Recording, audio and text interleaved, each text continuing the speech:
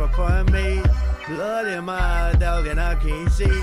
I'm trying to be what I'm destined to be. And niggas trying to take my life away. I put a hole in a nigga for fucking with me. My bad, hang along, now you gon' see. Better watch how you talk when you talk about me. Cause I'll come and take your life away. Many men, many men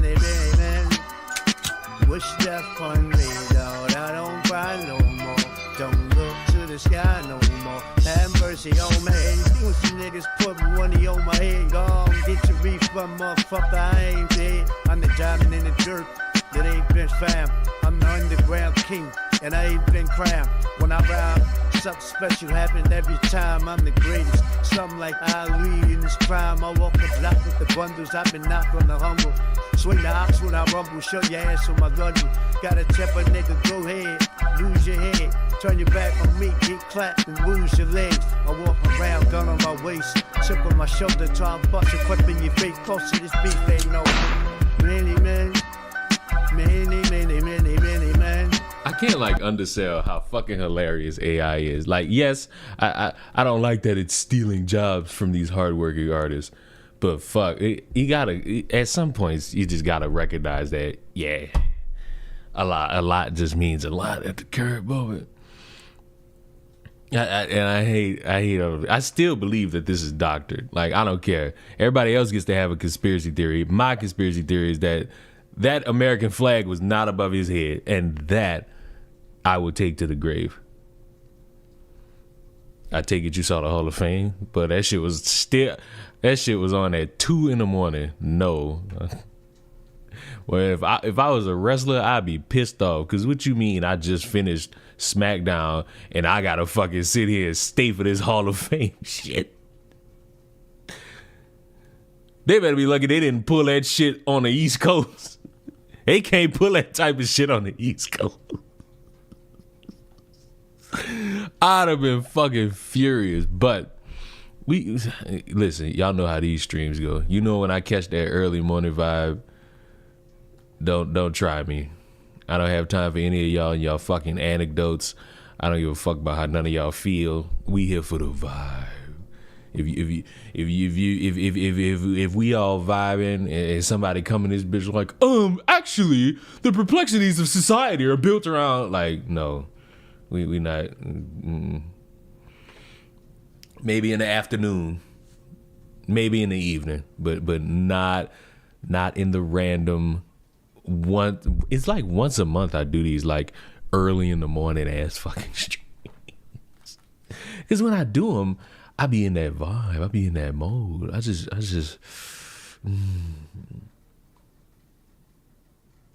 I'm not vibing, I'm vibrating. See, meeting, tread lightly.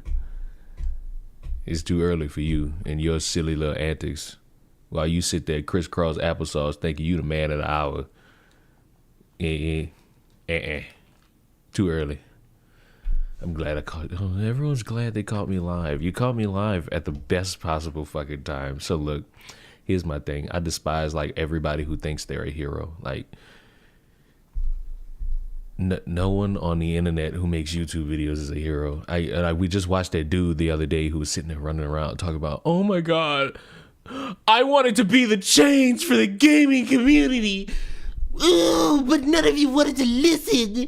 None of you wanted to be what I wanted you to be. Ooh. And it's like, it's pathetic.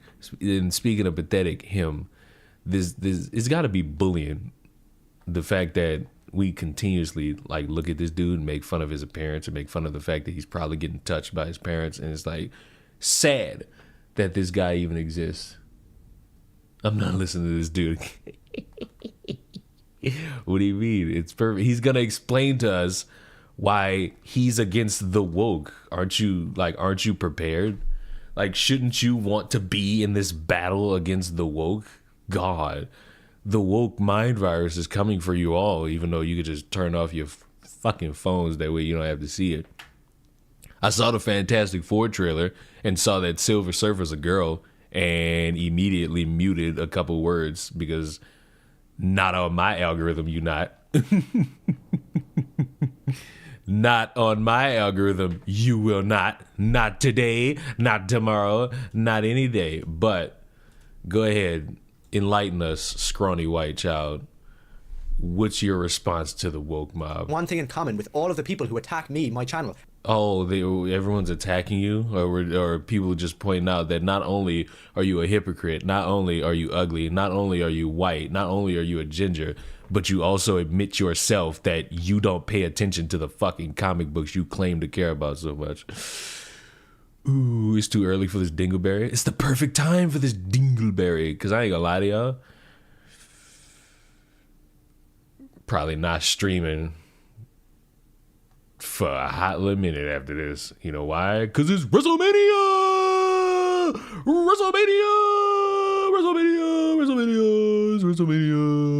WrestleMania calls to me! He looks like that girl from Recess. See, that's foul. And the people who agree with me. It's that they all just so happen to be degenerate, mentally ill freaks. And I'm not going to do it. I don't really take kindly to that from some white dude who has 4 eyes and the glasses are misshapen. Like, do you see that? Do you see his glasses are being misshapen? Also, it's about that time. I'm bored. We need a game. Do anything big today. It's probably just going to be a short video, but I'm going to have to respond to one of them because this prick just keeps on showing up in my Twitter feed. And to be honest, whoever you are, I could probably kick your ass. But before we get into all this nonsense, if you want to help me out, you don't have to. You can support me on Patreon. So there's tons of people out there who have attacked me and my channel. And to be honest, all of them could be exposed right now for being mentally ill nutjobs. It's not just woke, left, right, Democrat, Republican. These people are sick and probably belong in prison. I find it comical, really. Man, it's just something about... It's just something about that type of rhetoric that come from people like this. They spend all their time bitching and calling shit woke and then making fun of motherfuckers for this reason, that reason, and another reason. But as soon as the heat get a little bit too much on your ass, oh, they're attacking me.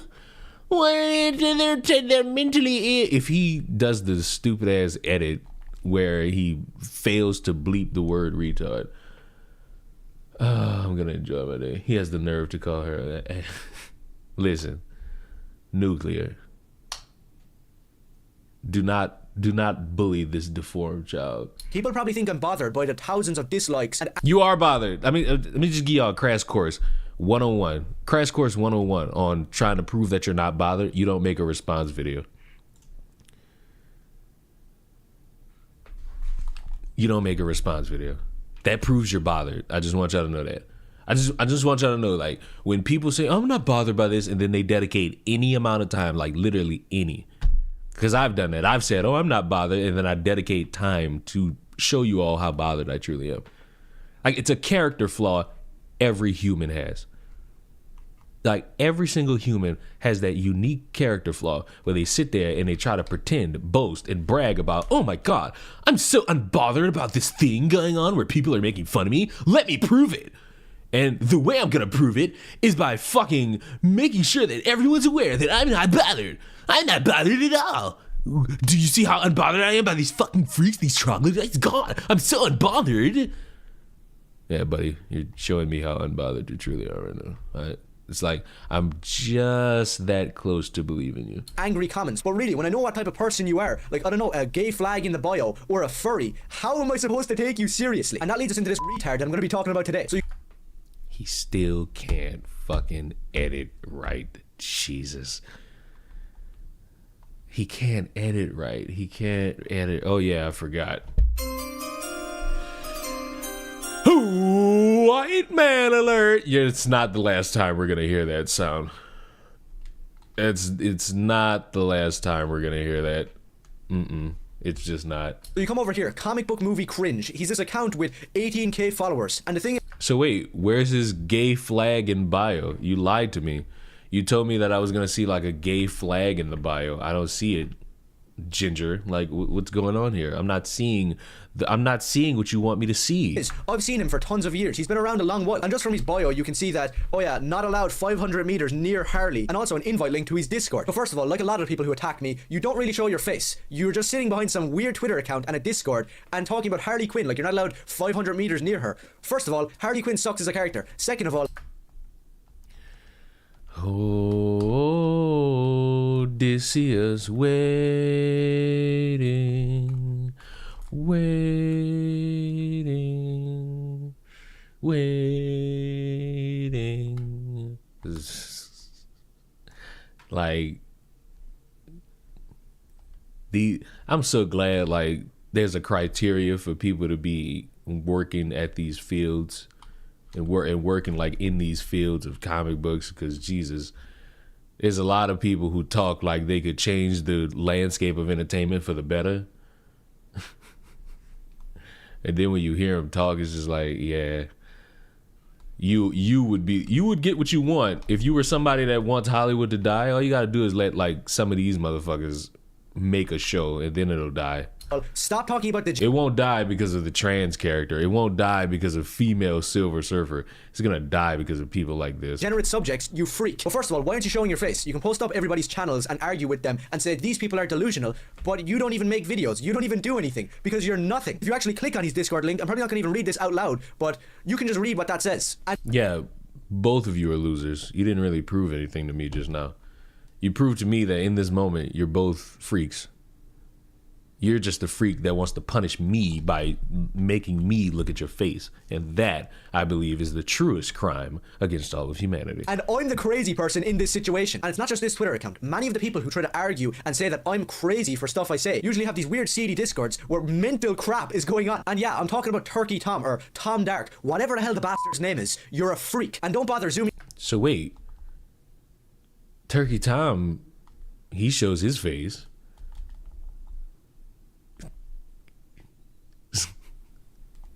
So I'm sending this to Chris because he's gonna enjoy this. Chris is gonna enjoy learning that one of his fucking friends on YouTube gets made fun of by this ginger. It's almost a wonderful sight. Almost a wonderful sight to see. In on me, a 15-year-old kid's face, looking at it on your computer screen, then talking about all these weird subjects in your freaky discords. Because you're not going to win. This channel isn't something where I apologize and come out and say, I'm so sorry, you degenerate gooner, because I said something. Can somebody teach this motherfucker how to like bleep out audio? I'm begging somebody gotta teach this dude how to do this shit. Because this is just getting sad at this point. That offended you. If you think I'm ever gonna do that, then stick it up your ass, because it's not happening. Now all you have to do is just scroll through this guy's account and he's posting up just some... So wait, you just glossed over the Turkey Tom part because you didn't have a stance. You went back to the faceless motherfucker, but the named motherfucker is the one that you ducking? Oh, pussy. That's pure pussy. Random stuff, but then he posts up this. Why are you watching The Racist Hamburglar? Because it's 5 in the fucking morning. Don't tempt me. Ryan Cannell, RK Outpost, a great channel. He might not go that hard as he should most of the time, but he is doing some good work. And how is this cringe in any way? John Bernthal saying, what are your pronouns? Oh, it's a big joke, is it? Then what about the true story behind that video? John Bernthal was at some fan convention and all these trans mentally ill freaks came up to him and he was taking pictures like some tough guy, standing next to him like, yeah, pulling a big tough face. They're freaks, John. You're the Punisher. Those people are... And guess what? He's being nice to fans who brought a flag with them and wanted him to take a picture with it. Ooh. Like, ooh. And then you sitting there like, what are you doing? You're the Punisher. How could you sit here and do it? Gay. G-A-Y. This is gay. This is indeed gay. All I can tell you is that he's gay. Are insane, and they believe that there's something that they're entirely not. You come down here, he's posting about the new fantastic flop. That Star Wars girl, another good content creator. Everything Hollywood makes now is a cheap downgrade of what we had before, and it shows. A perfectly coherent and normal statement. That makes perfect sense. But somehow it's cringe, and these retards think that it's delusional. Again. I feel like he's just doing it on purpose now. He done heard so many motherfuckers. He's heard the comments are not roasting him. He's seen so many motherfuckers at this point complain about this fucking poor ass editing. It's a bit now. It's gotta be. You come down again. Another thing about fantastic flop. A Mexican, old lady, probably gay guy, actual gay guy, laughing my ass off. This post couldn't be more accurate. It's just the truth. And after many... That's not accurate. That's not an accurate depiction of a fucking thing. Motherfuckers are just tweeting. The only thing accurate on here is that one of them's Mexican, and you just assuming one of them's gay. What the fuck are we doing here? Gay guy, actual gay guy, laughing my ass off. This post couldn't be more accurate. It's just the truth. And after many more spasticated posts, all you have to do is scroll down and you see me. Why Spider-Man 4 will be woke propaganda. It's entirely true. Did you not watch the video? I'm not making it up. It's just the truth. And you're so sad that you can't even accept it. I ain't gonna lie. I think I watched this shit with Chris. You can't call something the truth if you're taking from an article that specifies it's a rumor. Like you can't do that. And the reason you can't do that is because that's not true. That's like me saying it's a rumor that Joe Biden's dead and he's well alive, but for the next week I say it's the truth. That don't correlate. That'll never correlate in any pick dumbass motherfucker. Like that'll never correlate. Why? Because Joe Biden, I mean, he might be dead in the eyes, but he's not dead. Down here and you see someone looking like this should have no rights calling Zendaya an ugly black chick who looks like a boy. Sorry to break it to you, but I can call anybody whatever I want to. And I'm gonna call you an idiot retard, and I'm gonna call Zendaya an ugly black bitch. Sorry to break the news to all of you, but this channel isn't supposed to be a feast for your eyes. I'm not some model here to look good. Oh, at least you know. It's good when people are self-aware. Like, you know what? I could appreciate him being self-aware that he looks like a victim. For you. I'm here to deliver a message. It's not a nice one and you're not gonna like it. So you can post my face on my thumbnails all across the internet, Twitter or YouTube. It doesn't really change anything. I'm going to continue to keep pissing you off. It isn't rage bait. It's not that I don't believe anything that I say. I believe everything I say 100%. This channel is 100% authentic. I don't lie to anybody. I'm gonna... You called a rumor the truth. So that was one lie. That was one lie. Call you out if you're speaking some bullcrap. I don't care if you're on my side or not. This ties into a bigger issue that I've covered in other videos that you can watch if you want. But I'm talking about these people who call themselves comic book fans. To see what I'm talking about, all you have to do is look at who this guy is following. In one of these videos that me and Chris watched, he's bitching for about 10 minutes in regards to something with some fucking comic book rendition of something, and he admits he don't even know if the shit comes from the source material. He's not a comic book fan. This is one of them disheveled, creepy looking fucks who got inspired by barely anything, and he's mad that his adaptations are not fully encapsulated the way he wants. It's a sad, really pathetic cycle. And this is a teenager. So just imagine when this fuck gets older, he's doomed. He's fucking doomed.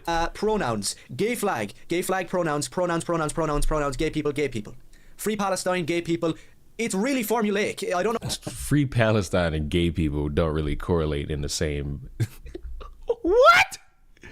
Those two things don't correlate the same. What to say? Every single person who you follow is a freak just like you. Anybody who isn't living in your sick world of degeneracy and self-righteous liberalism, you just can't handle. But here's what I'm gonna say. I'm never gonna change anything, and I'm never gonna tone down my channel for anybody. It's just not gonna happen. If anything, I'm gonna do the opposite, where I keep on getting more extreme. I'm not doing it for clicks or likes. I'm doing it because... Oh God, Harley, why are you up? I specifically started the stream early so that we could be away from each other. People are gonna start thinking I have a black audience. And we don't. Dog, I am the master at just like picking and choosing when to be a troll for no fucking reason. It's midnight? Where the fuck? It's 5 in the morning. What the fuck do you mean it's midnight? Gee. I'm what's known on the streets as like a very hilarious troll. Why? Because I wake up and just like see shit for my own amusement. So when somebody can't spell white, I make sure to point out that, you know, illiterate is how some of these people are. Why don't you pay attention? What the fuck is WYT? What happened to YT? Now motherfuckers are trying to prove that they know how to spell in different forms, all these different words, and this shit not working. You fuckers are illiterate. God. Because it's pure. It's not this fake crap of... This shit's not pure. It's the most insecure fucking babble I've ever heard from anybody of any age. And honestly, I would say you should be ashamed, but you get a little chuckle out this shit. You enjoy this type of shit, you weird, decrepit, bullied victim. And it's like, I hope the people at school know who you are and they just stuff you in a fucking locker. And that shit that happened on 13 Reasons Why, I hope it happens. I'm done. Next. We still got a white man alert. Listen. As you all know, there's a fucking mass shooting, school shooting, whatever fucking word you want to call it, 2 days ago. And the sick part, I've noticed this, and I've noticed it with conservatives. If the fucking shooter is trans, fucking conservatives go balls to the walls. Everything about the fucking everything about that shooter. Oh, it's important information. It is true, and it's something we gotta consume.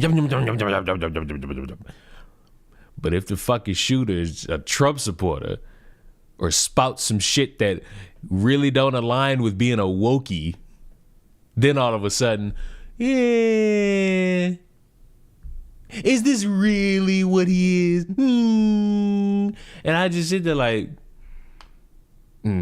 motherfuckers and your biases. They strike while the iron's hot. I love the first comment. The media has been lying to me for 4 decades. Why would I believe them about this guy? Well, fuck, if that's the case, Carmelo Anthony did operate in self-defense. Fuck. I guess. Didn't Leon advertise coffee brand coffee for this man's very company? Yep. And now what gotcha do you think that is? I'll wait. I will not make another move. I will wait for your explanation of what type of gotcha you think that is. Don't keep me waiting too long. I'm a very impatient girl in my fucking summer eve dress. The way it bristles upon my kneecaps makes it all feel so fucking... I hate how I just made that fucking sound.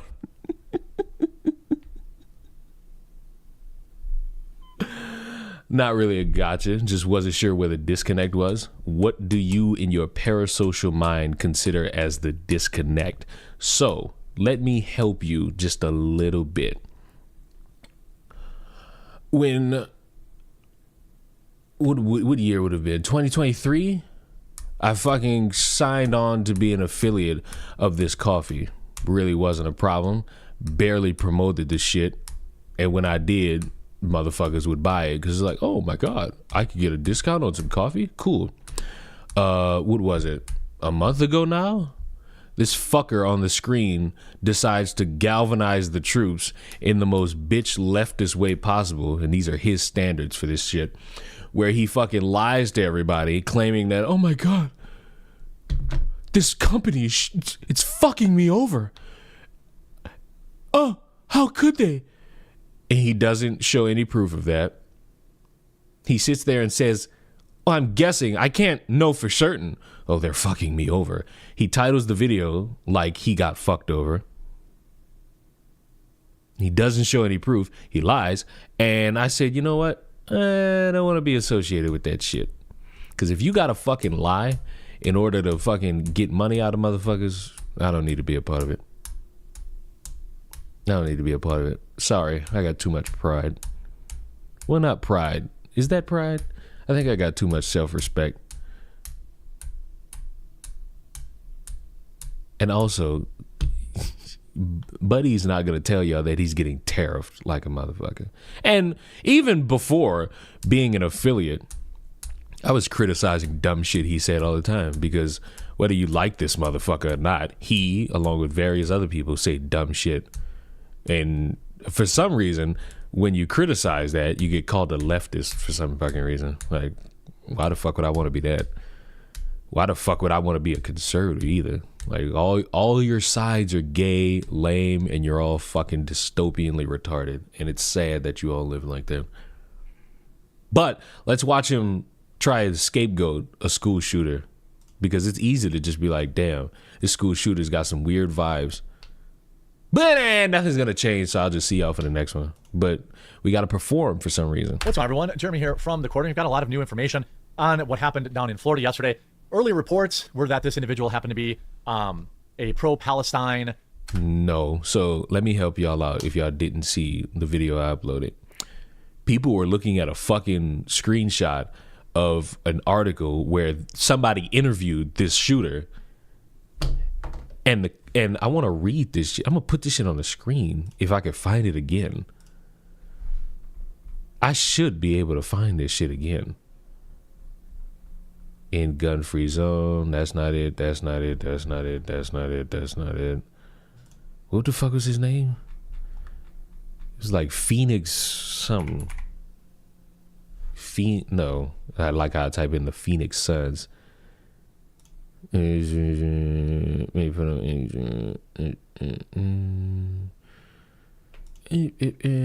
is the shit that people were screenshotting.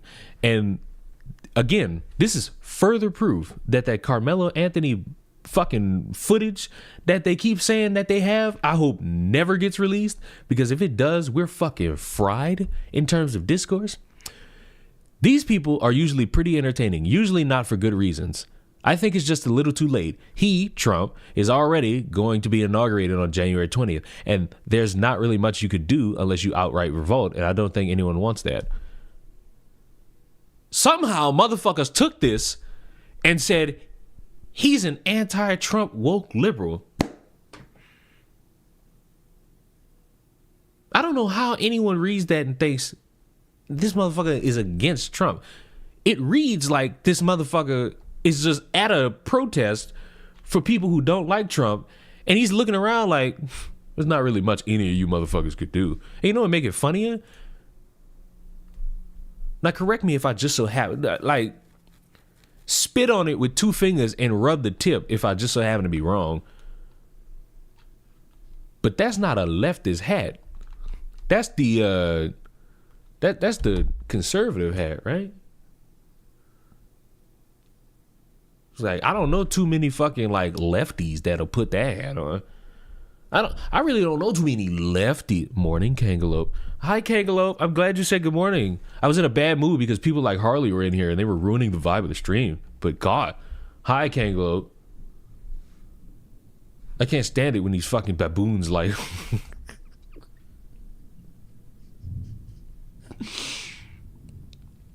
I gotta stop. You know what it is though, Harley? You're a new person to bully. You're the new person I bully.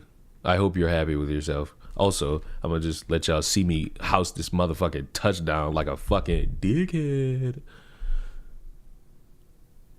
That's how you house a touchdown, ladies and gentlemen.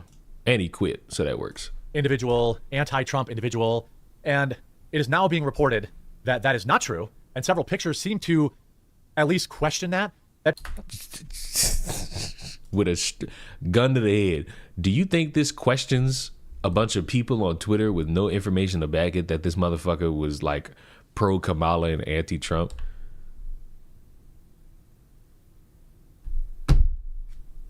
Like, what do you mean, bro? That doesn't necessarily mean anything. That means a shit ton. You know what that mean? You know what that mean? That mean that's a fucking Trump supporter who shot up a college. Cause if that don't mean nothing, then guess what? All these fucking conversations y'all been having about trans school shooters, they don't mean shit either. Given the way the media lies about everything, but you know, he has been pictured in a Make America Great Again hat. That doesn't mean anything. That could mean You know what? You know what?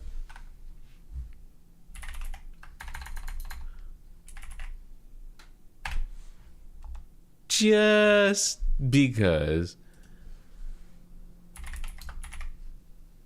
just because I feel like we're gonna be in that vibe today, I'm gonna have this queued up and ready.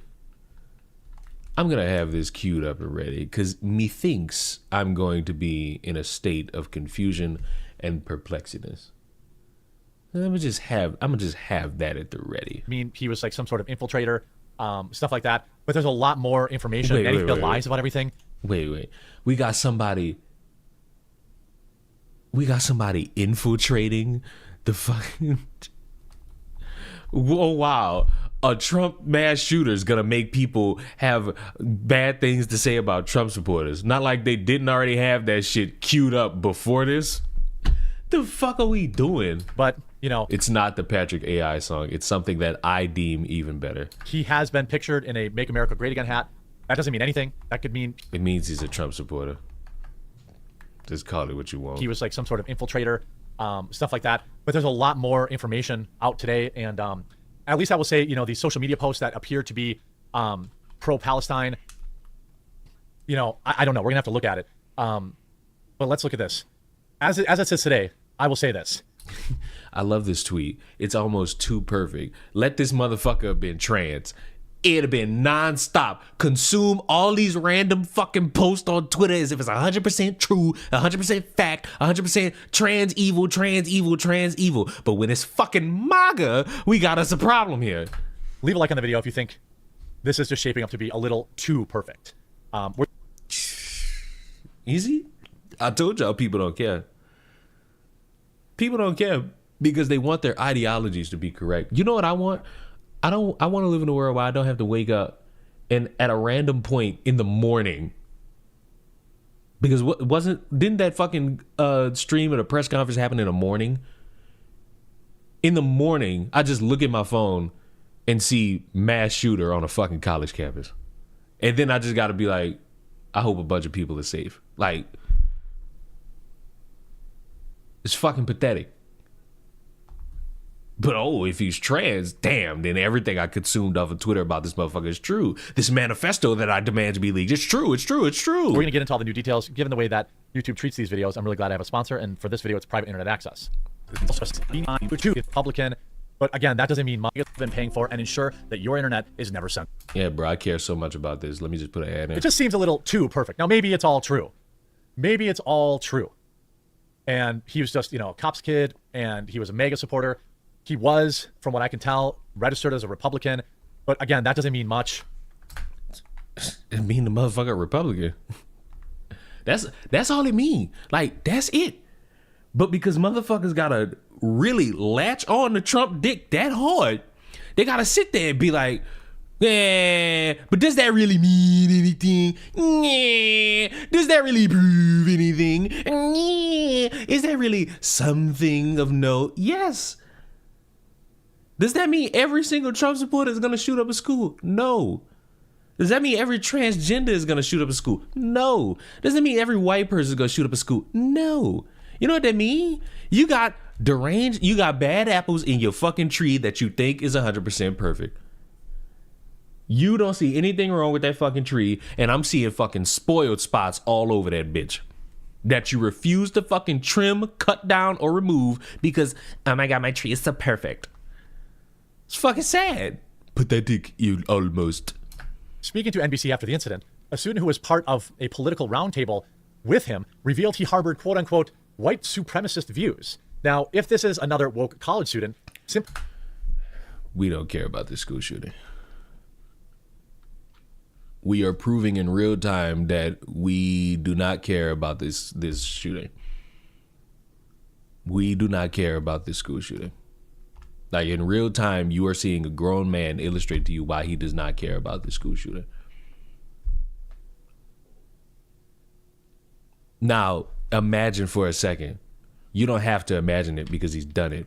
When the fucking shooter's trans, every crumb that he could fucking find from anywhere on social media, this fucker consumes it as 100% and goes balls to the walls over it. Why? Because, oh my God, it's more trans violence. It's more trans debauchery in our lifetimes that we have to deal with as a society, and we shouldn't have to deal with it because how dare this fucking transgender come and shoot up our fucking school? Simply wearing a Trump hat would be enough to have some wokey say that about you. So, you know, having some college kid say that just because he may have been a Trump supporter, that doesn't actually mean he had any, you know, of those particular views. We also are now finding out that he was kidnapped at a young age. There's a lot of don't care about that weird stuff coming out. I'm not going to show any of the video or any of the incident stuff, but we do know now that, where is this? This says he promoted these views and spewed vitriol against black people. Report. Now, it's curious. Just like how it's reported that there's a manifesto of a trans shooter, just like how it's reported there's a manifesto of the black shooter, just like how it's reported that there's video of Carmelo stabbing Austin Metcalf.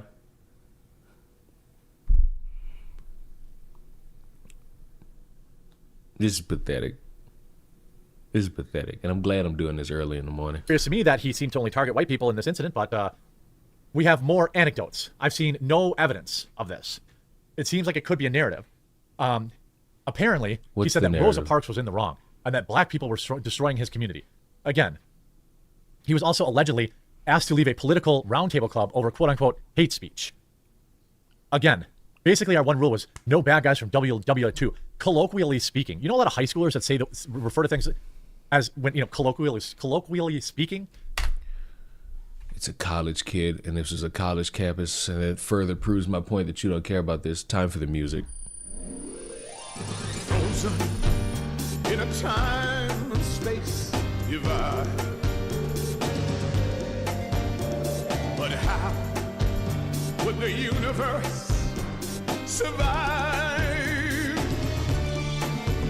Dark daughters of the 24th and 1/2 century. Protecting the powerless and the weak. Dark daughters, he's fighting tyranny. In the 24th and 1/2 century.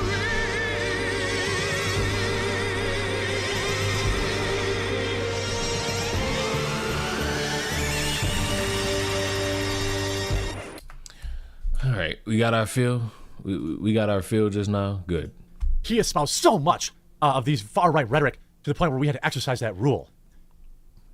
Another classmate said Iker was vocal in their federal politics class, promoting his disturbing views about black people, as well as far-right conspiracy theories, such as former President Joe Biden was fraudulently elected. Again. I don't need to transition back to music so fast. Please don't. It's just, no one cares. Biden was the president. Now Trump's the president. It's over. It's literally over. Please. I just lost the game, but please, it's over. All of this is wild hearsay. He may have been just a run-of-the-mill Trump supporter. I'm not seeing, these are just people saying things after the fact. Just like how it's a trans shooter and we find out shit after the fact and you just eat that shit up. I got in arguments with him in class over how gross the things he said were. I don't see any of it posted on social media. It's in a class, you dumb fuck. It's in a class. It's in a class. How many motherfuckers are recording their college class on fucking interracial studies, gender studies, fucking economics? Like, what? This is the worst type of code because you sitting here defending a mass shooter. What the fuck am I listening to? But it's awfully convenient. It's awfully convenient. Now, maybe it's all true. Months before the incident, Eichner was quoted in an FSU student paper, article about anti-Trump protests at the school, and was identified as a poli-sci major. These people are pretty entertaining, usually not for good reasons. See, he's talking about the protesters. I think it's a little too late. It's a little too late. Trump's already going to be inaugurated on January 20th. There's not much you can do unless you outright revolt, and I don't think anyone wants that. It sounds to me like he may be making fun of the protesters. I don't know. Niggas used that to say he was anti-Trump. By niggas, I mean you. It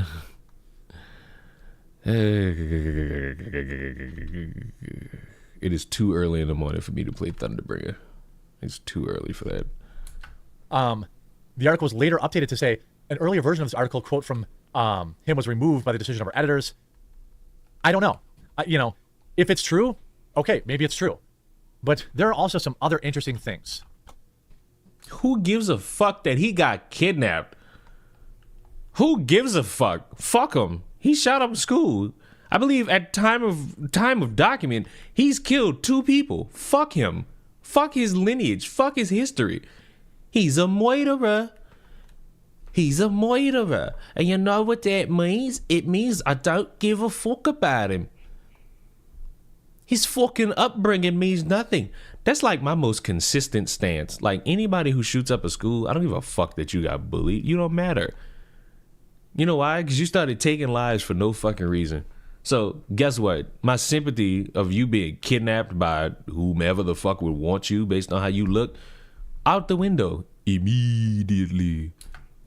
He was kidnapped by his quote-unquote biological mother and fled to Norway amid bitter custody battle years before this incident. The biological mother... I wonder how you're going to tie this to this current fucking day thing. Because if this happened years ago, why the fuck would I care? Why would I? Pick, stupid motherfucker. I'm him. Pick. That's a fucking pick, guy. I can't use the play again. Damn it. Apparently kidnapped him and fled to Norway amid a bitter custody battle a decade before the incident, court documents reveal. Annie Mary Eriksson took her then 11-year-old son to the Scandinavian nation in March 2015 in violation of the custody agreement that she had had with her father after telling the father that she was taking him to South Florida for spring break, according to a probable cause affidavit. So wait a minute. The media is probably lying to you about this motherfucker being a Trump supporter, but you believe that he was kidnapped by somebody? Like, huh? What the fuck does 2 + 2 equal? Because it can't be 4 with this shit. David, so I don't know, what does that mean? Not much. Could it be, people are saying all sorts of stuff. Was he like MK'd? Was he groomed? I don't know.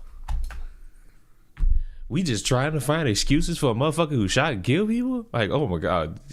He groomed people years ago, so now he's on a fucking rampage of a lifetime. I don't know. I just, it's like, wow, how convenient. I said that it's better for people to start saying, I don't know. I'm going to rescind that. Some people need to just shut the fuck up. Chris Eichner only discovered his son had been kidnapped when the 11-year-old spilled beans during a phone call with his dad. Eriksson, who had custody rights, thought the agreement stipulated that he could not take him from the country without advance notification and said that we would return the boy to the U.S. and his dad on March 27th, but never did so. Christopher Eichner then quickly became worried and alerted authorities, saying his son had, quote, developmental delays and special needs, which he feared would not be taken care of without access to his regular doctors. Affidavit later said that he was on medication for mental health issues, for several health and mental health issues, including a growth hormone disorder and ADHD. Well, there you go. The fuck you mean, there you go? What did that prove? Oh, God, yeah. He shot up a school and people are calling him a Trump supporter? Well, I have this story from 11 years ago. What? So he has mental health issues. Does anybody at this point suspect that perhaps he was on SSRIs? We went from school shooter to he's anti-Trump, then to he's pro-Trump, then, well, I can't believe that he's pro-Trump. I can't believe what the media tells me about this kid. To, I'm going to believe the media when they tell me he's mentally ill. What? How? How are you hopping through these hoops? Now, I don't know. He didn't say that he was or wasn't. He didn't say that, but here he's saying his 11-year-old had mental health issues. So, I mean, this guy probably was on some form of SSRIs. I don't know. But it would be basically about on brand. He had a hormone disorder, ADHD. They always say young boys have ADHD. They told my parents that I had ADHD. Who cares? And I'm sure they wanted me to get on drugs. And then the next year I was in the gifted and talented program and they wanted me to skip a grade. It's these teachers, I was a high energy kid. I was a class clown. These things were true. But they wanted to tell my parents, hey, he needs drugs. They never put me on any of that stuff. They never put me on any of that. And guess what? The next year they wanted me to skip a grade. That's a true story. The reason I didn't skip a grade is because I had a twin sister and I think they wanted me to skip 4th grade. Or 5th grade, and skipping a grade would have been like, it would have created a huge problem basically because I would have been going to middle school a year before my... God, a story about kids, fucking young adults dying at the hands of a fucking mass shooter. But instead of that, we're getting people in denial that a Trump supporter could be deranged. And on top of that, we're getting a boring story about a motherfucker skipping a grade of school.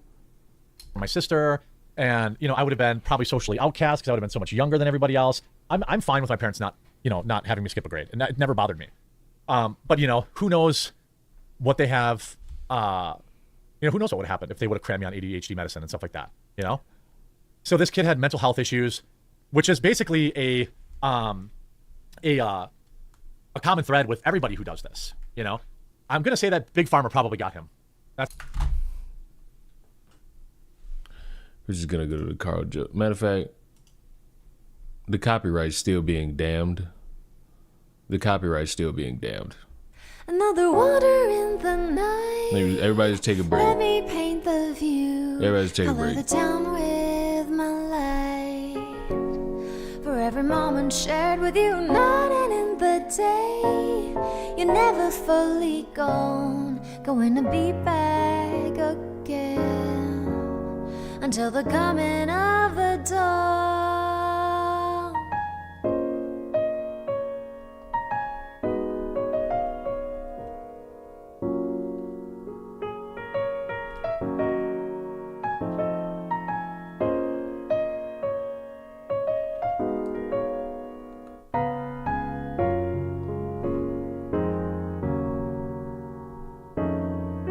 2 ends meet at zenith.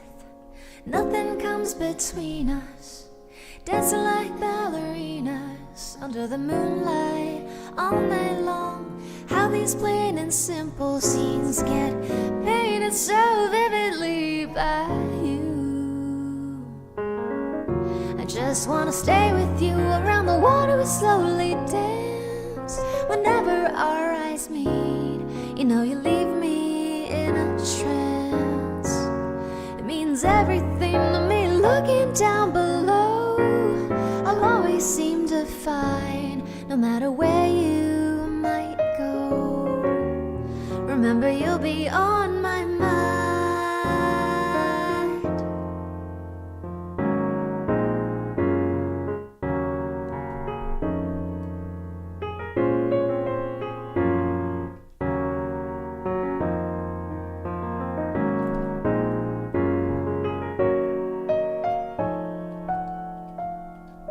Within the inner heart I plead for you to talk to me. I wanna hear all the good and bad, the new stories you had. As I drift across the sky, the hour hand turns high. So good night, let me sing a lullaby. I'll be singing.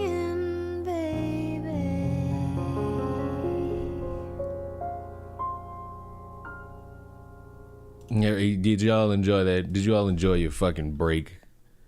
Did you all enjoy your break from our our journalistic integrity professor over here? So to recap, just to bookend this fucking dumbass conversation, guy shoots up a school. People are having different conversations about what his affiliation to politics is. He's white, which is the most important aspect of the story, despite what anybody will tell you.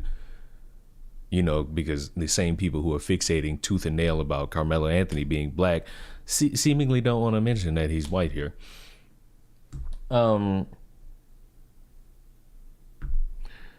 we can't believe that this motherfucker is a Trump supporter, but we're going to believe that Big Pharma got him. Right.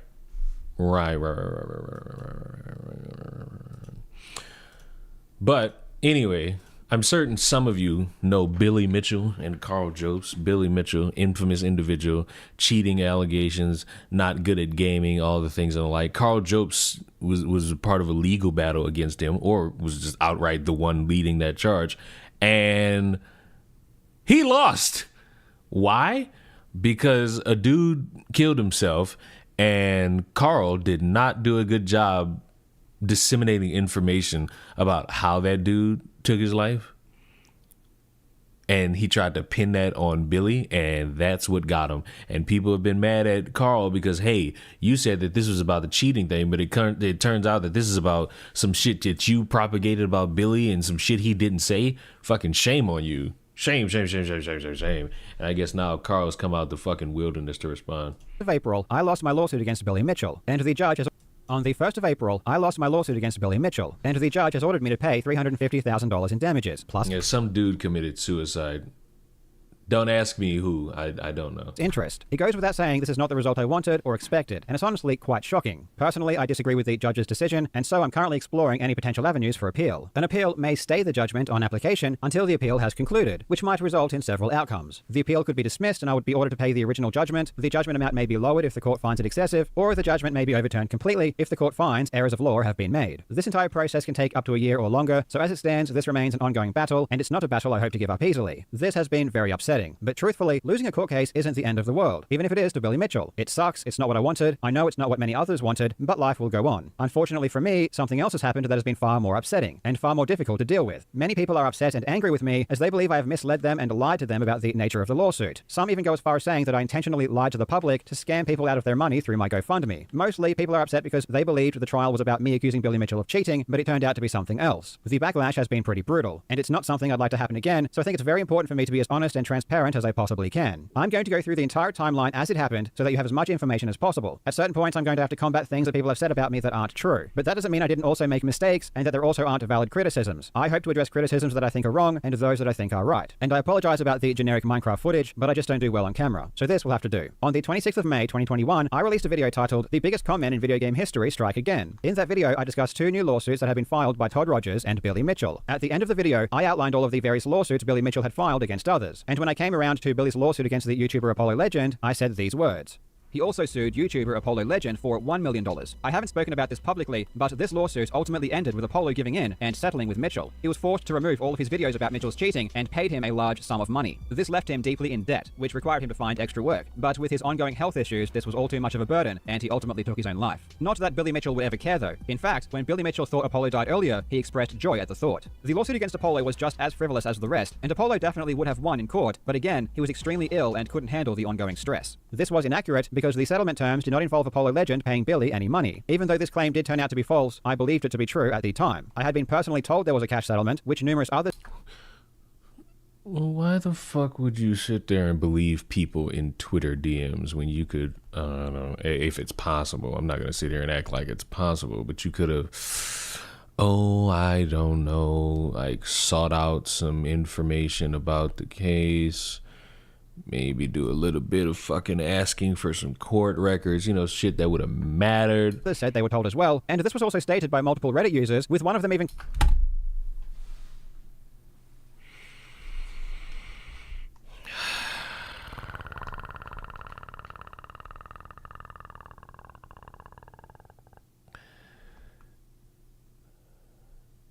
Please excuse my dear Aunt Sally. Now, I'm not a lawyer. I'm the furthest fucking thing from a lawyer. I'm the furthest fucking thing from a lawyer. But if I was to pull any fucking information about anything from anywhere, the last fucking place I'm doing it is fucking Reddit. And yes, that was me that made that noise. It's not hard to do. All you gotta fucking do is just think about it and...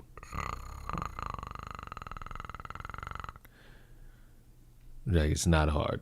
Been claiming to have spoken with Apollo directly. Obviously... He also asked ChatGPT if he was gonna win the court... Oh my god. See, gay. All I can tell you for certain is that he's gay.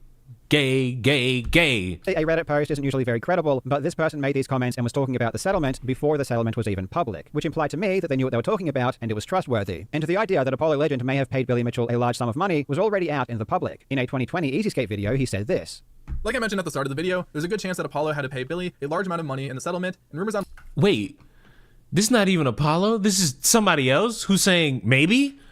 Oh, you daft cunt. Don't you understand that that's not how you fucking do business? You understand, love? Bruv, do you get on any logistical level, you're going to have to fucking understand that word of mouth from another fucking uncredible fucking source really doesn't amount to anything but a fucking headache, bruv. This is fucking ridiculous. You can't sit here and do this, isn't it? This is fucking sad. He's fucking deranged as well. I like how it kind of went from whatever the fuck that first accent was to fucking the movie with the girl. If you had the chance to change your fate, would ya? Would fuck? I've never watched that movie. What is that? I know it's a Disney movie though. Online suggests it to be anywhere from $10,000 to $50,000 if this is what happened. The important distinction, however, is that Easyscape did not claim this as a fact, but rather that it was just a good possibility. And I will need to point out that despite Easyscape thanking me in the description of this video, which people have then used to falsely claim that I went after Apollo Legend in some way, I had absolutely no input on anything he Brave. If you had wait a minute, I forgot. White man alert. If you had no intel on this, why are you speaking on it if it's fact? Why would you do that? Doing that is wrong. Doing that is bad. Doing that creates the conversation that you're going to be sued and held to that fucking standard. I'd argue for defamation, and Billy won. Billy wins. Billy pwns. Regular. How do you fucking lose a court case to a regular show character? Like, the fuck is wrong with you? Said regarding Apollo Legend, and I had no idea what he was going to say prior to the video's release. I had only simply provided him with some legal documents and information regarding the Todd Rogers and Billy Mitchell lawsuits, and Easyscape proactively reached out to me and allowed me to post his statement confirming this was the case. With all of the corroborating evidence I had, I believed at that time that Apollo Legend did pay Billy Mitchell money in the settlement, and this was not something that... Wouldn't this be something to where, I don't know, because I don't know this Apollo Legend character. If he was alive at the time, could you not ask him? Now, that's me under the assumption that he was alive at that time of everyone saying all this shit. That I merely fabricated or constructed myself. In Apollo Legend's goodbye video, which I won't replay here out of respect, he confirmed that he had health issues and that he had unpaid debts which he did not want to pass on to his estate. And he asked people to donate to his GoFundMe because of this. As a fellow YouTuber, I also know how much money Apollo was making on his Billy videos, which was money that he would also stop making due to having to remove these videos from his channel. And of course, you don't need to be sued to realize that being sued is an extremely stressful thing. And especially now after being sued myself, I can only say that you cannot imagine the stress this puts on you until it happens. Apollo himself even admitted this in a Discord message. And I can only assume that the other things he's referring to included his health issues. To be clear though, I never said Billy caused Apollo's suicide, nor have I ever believed that. No one is responsible for Apollo's decision other than Apollo. If you read my words carefully, I simply laid out a sequence of events that happened one after another. I said there was a lawsuit, Apollo settled, he was in debt, though I was incorrect about the cause of the debt, he needed extra work, and he had ongoing health issues. Then I said this was all too much of a burden, and he ultimately took his own life. Well, I want to see the words. I feel like I can't trust you on those. You've shown me screenshots of everyone else's DMs. How come I'm not seeing? I want to see your DMs right now.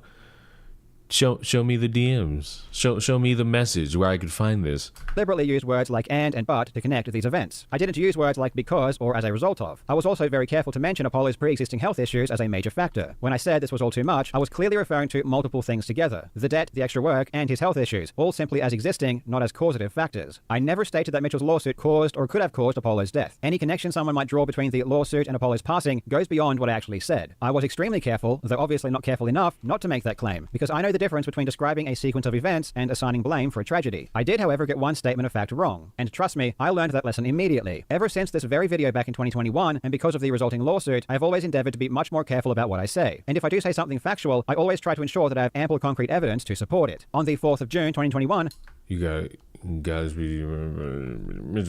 was contacted by Keemstar, who on a call advised me that Billy was very unhappy with the comment I made regarding the settlement, and that it was false. In response to this, I removed that section and advised Keemstar to tell Billy that I had removed it and that I would make a retraction if Apollo's brother or Billy provides evidence that the claim was false. I then sent Apollo's brother an email explaining the situation, and asked if he could confirm if my statement was incorrect. Several hours after I removed the statement from my video, Billy posted to his channel a response video. In it, he stated that my claim was wrong and that I was accusing him of murder.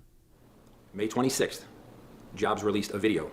Wait, so you uploaded something and Billy caught wind of it, got mad because of what you were insinuating. You edited it out. This is no. And how come I still haven't seen the documented words? Why am I still hearing, oh, well, I didn't intend for this, I didn't intend for that. He's putting everybody else's fucking messages as evidence. Where the fuck is his messages of evidence? Downright loaded with false defamatory statements. The most heinous accusation related to Apollo's passing. In the video, Jobs outright states that I drove Apollo to suicide. In his words, he may as well have just said murder. Several days later, I received a concerns notice from Billy's lawyer. This is a legal document that you must send to someone before you sue them for defamation. It's the first step in the process. It needs to outline the words of which they complain, what they imply, and why they are false. I didn't take this seriously when I received it, because it wasn't the... You out of your fucking... You're out of your fucking mind. You, at that exact moment, are out of your fucking mind. You don't take a legal document seriously. You listen, again, I'm no lawyer. Take every legal document you get in the mail seriously. First concerns notice that Billy had ever sent me. A year earlier, Billy had sent me a concerns notice after I called him a cheater in a video about Guinness World Records. This was just after they reinstated his fake world records. The concerns notice was ridiculous, as obviously Billy is a proven cheater and everyone knows this, and it falsely claimed that I implied he was a criminal because I suggested that he may have paid Guinness to reinstate his scores, even though paying Guinness to adjudicate world records is literally their business model. And during this time, Billy was suing multiple entities for telling the truth that he is a cheater. So there was no reason for me to believe that his second concerns notice regarding Apollo Legend was any more trustworthy, and I assumed it was completely bogus and an attempt to silence me, just like all of his other actions. A couple of days after I received Billy's concerns notice regarding Apollo Legend, I re-edited my video to add back in my claims regarding the settlement. Again, I believed them to be true, and my efforts to avoid legal action by taking them down had failed. So you didn't believe this motherfucker was gonna sue you if you kept this going.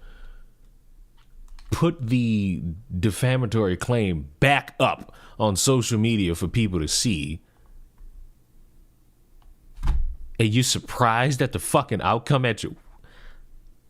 Huh? No. No. In the pinned comment of Billy's response video, he even said that removing the words or making a retraction would make no difference. Several days after I reinstated my claim, I received an email reply from Apollo Legend's brother. He confirmed that originally, Billy had tried to get money from Apollo, but this greatly upset Apollo because he simply had no money to give. And ultimately, they adjusted the settlement, and in the final version, there was no money transferred. As soon as I received this email, I removed my claim from my video, and it has been gone ever since. After I removed the claim from my video, we responded to Billy's lawyers advising them that the segment was removed and that I would be issuing a retraction. Billy said this was not sufficient, and in the response from Billy's lawyer, they stated that proceedings were necessary. Despite this, I still planned on releasing a retraction, and in my video, The Greatest Feat in Video Game History, I included this segment at the end. Now, before I finish the video, I would like to take this opportunity to correct something that I... This is bogus. You got to do that shit in its own video. What fucking pointless babble of, oh, well, I could just make a video about something else, and then at the end, I could just sit it there very neatly. I could sit it there very poignantly, and I could just mention, yeah, you know what I said about Billy Mitchell all them fucking videos ago? It wasn't true, my bad. Like, no, you scum. Said in a previous video. Back in May, I talked about the new lawsuits filed by Todd Rogers and Billy Mitchell. In that video, I made the claim that Apollo Legend paid money to Billy Mitchell as part of their settlement. I would never make such a claim unless I had very good evidence to support my position. In response to this, Billy Mitchell released a video accusing me of lying and claimed that no money was exchanged. He didn't provide any evidence to back up this claim, nor did he attempt to get in contact with me to clear up any misinformation I may have had. However, I didn't... But he fucking said you're lying. He said you're lying. And you making me defend Billy Mitchell, bro? Like, what the fuck? Yeah, you suck. You making me defend Billy Mitchell. Like, now my head's starting to itch. Like, fuck you. Investigate further, as I would never want to provide false information to my viewers. I reached out to a member of Apollo's family who graciously agreed to clarify some details. According to them, despite Mitchell's best efforts, Apollo Legend would not pay any money, and in the final version of the settlement, there was no clause indicating that he was required to do so. Therefore, the statement I made in that video was almost certainly incorrect. I sincerely apologize for providing false information. What do you mean, almost certainly? It is. I hate motherfuckers who try to sound like a linguistic engineer, but they just walk themselves into a fucking rake for no fucking reason other than they have to grandstand to the nines about how I'm not that you got me this way. Information. And no matter what kind of relationship I have with Mitchell, I do not believe that it is ever justified to lie or mislead. Mitchell also claimed that I was accusing him of murder. This is certainly not the case. I do have my opinion regarding the impact of the settlement on Apollo's decision, but ultimately, it was no one's responsibility but his own. The only reason I mentioned it in that video was because I felt like it was important to let you know what happened, as I know many of you enjoyed his videos. My standard of evidence has changed dramatically since I made this original claim, so of course, now I disagree with my statement that I had very good evidence. But I was just trying to say that I didn't just make this up out of nowhere, and I didn't consider Billy's legal threat against me as him trying to get in contact with me, which is why I said that he didn't. After I released my retraction, my lawyers contacted Billy's lawyer to let them know, though we never heard back. I've heard a lot of people say that I never made a retraction, or never attempted to correct the record, or was trying to hide my retraction, and that if only I had... I mean, fucking putting the retraction behind a fucking video that was about a whole different topic, and you just at the end is like, oh, by the way, before you all go, like, bro, that's scummy. Had just made a retraction, this entire thing would have been avoided. But that's just not the case. I wanted the retraction to get as many views as possible. I even said as much to my... You could have just made a video, titled it, My Retraction About Billy Mitchell. Could have been just that easy, just that quick. It's just that simple. Lawyers at the time, and ultimately it did. My retraction got far more views than the original video, but it was clear from Billy even before I made the retraction that it wasn't going to affect his actions in any way. Then in September 2021, Billy filed his lawsuit against me. Those are the events that led up to the lawsuit. But if the lawsuit was apparently just about my claim about the Apollo Legend settlement, then why did many people believe that it was about allegations of cheating? There are multiple reasons, and yes, I am one of them, but it wasn't just my YouTube audience who thought that. It was even news outlets. In fact, they were playing... So I hope in the next few minutes, you try your best to explain, hey, I tried to reach out to these people and get them to correct the record. Because if you just let that go on, if you let news outlets sit there and say that shit and you didn't reach out to them to correct that record, yeah, this is all on you. God, this is all on you. You stupid mother...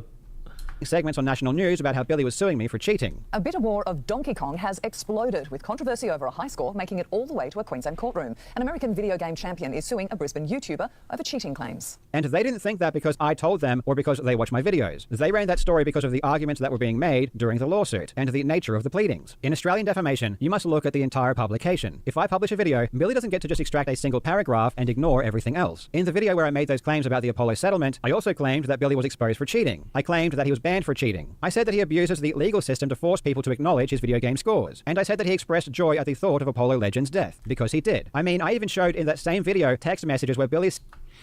My wife found online Apollo Legend is dead, no joke. What? Oh my God. If it's not true, I will not shed a tear. I will not shed a tear. Shed a tear! Fuck! I would try my very hardest not to smile or giggle.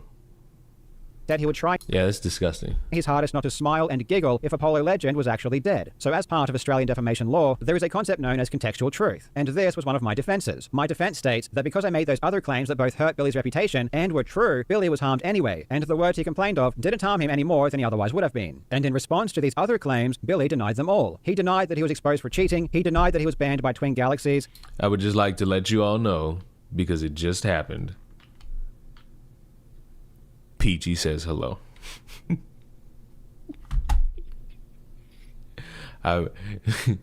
Just happened 3 minutes ago. I just looked at my phone.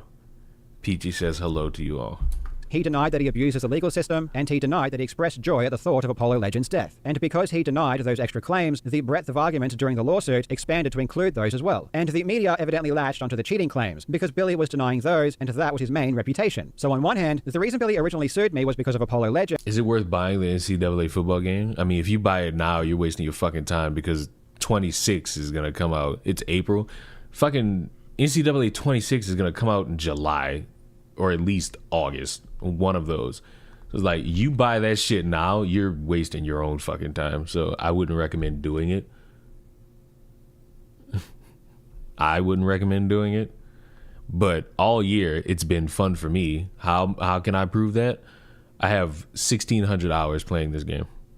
But on the other hand, because he doesn't get to just isolate that one paragraph and ignore everything else in the video, the cheating allegations, along with other more serious claims, became involved. And ultimately, the judge did agree that those other claims were made and that they were substantially true, though in his opinion, they weren't more serious than the claim Billy was suing over, which I personally don't agree with. In my personal opinion, I think expressing joy over Apollo Legend's death is far worse than any implication that the eventual settlement of Billy's $1 million lawsuit against a young YouTuber who had major health issues and no money and who was just expressing the truth might have contributed in some way to his decision to end his life. After Billy filed his lawsuit, I released a video in September 2021 titled I'm Being Sued and Cancelled, where I announced that I was officially being sued. In that video, I specifically state that I'm not going to talk about what the lawsuit was about. Normally, I'd give you a full breakdown of this kind of thing, but because this one involves me, I'm going to keep my cards a lot closer to my chest. What I will tell you is that I am being sued for defamation, and the amount of damages being sought is $450,000. I will definitely be giving you updates as we go, but I don't want to give out too many details or strategies before I use them in court. After this, I didn't talk about my lawsuit at all for over a year, and during this time, news outlets were posting articles about how Billy was suing me for cheating. Again, this wasn't because I said this. I'm still not hearing like that key detail. Like the key detail being, I reached out to all these news outlets to say, hey, it's not happening. That's not why I'm being sued. I'm not being sued over the fucking cheating thing. I'm being sued over my statements that, based on what you're saying right now, clearly indicate that I'm a fucking moron and I was trying to bookend a motherfucker for causing someone to kill themselves. Like, that's the vibe of the shit. That is indeed the vibe of the shit.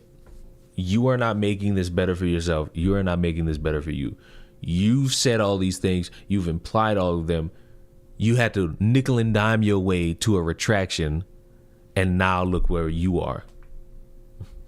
Not even talking about my lawsuit at all. These articles were being written because and I'm almost...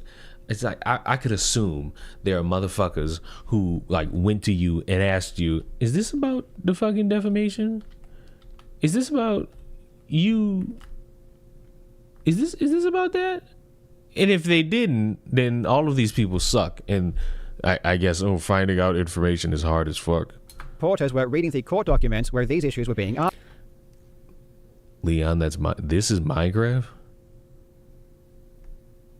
I didn't know what the fuck bro was playing. I was just like, this shit looks terrible. The fucking game looks terrible. That's Minecraft? Argued, and I wasn't going to go out of my way to draw attention away from the cheating allegations either. Part of my defense was that Billy, more than anything else, has a reputation as a cheater. And when you think about... time.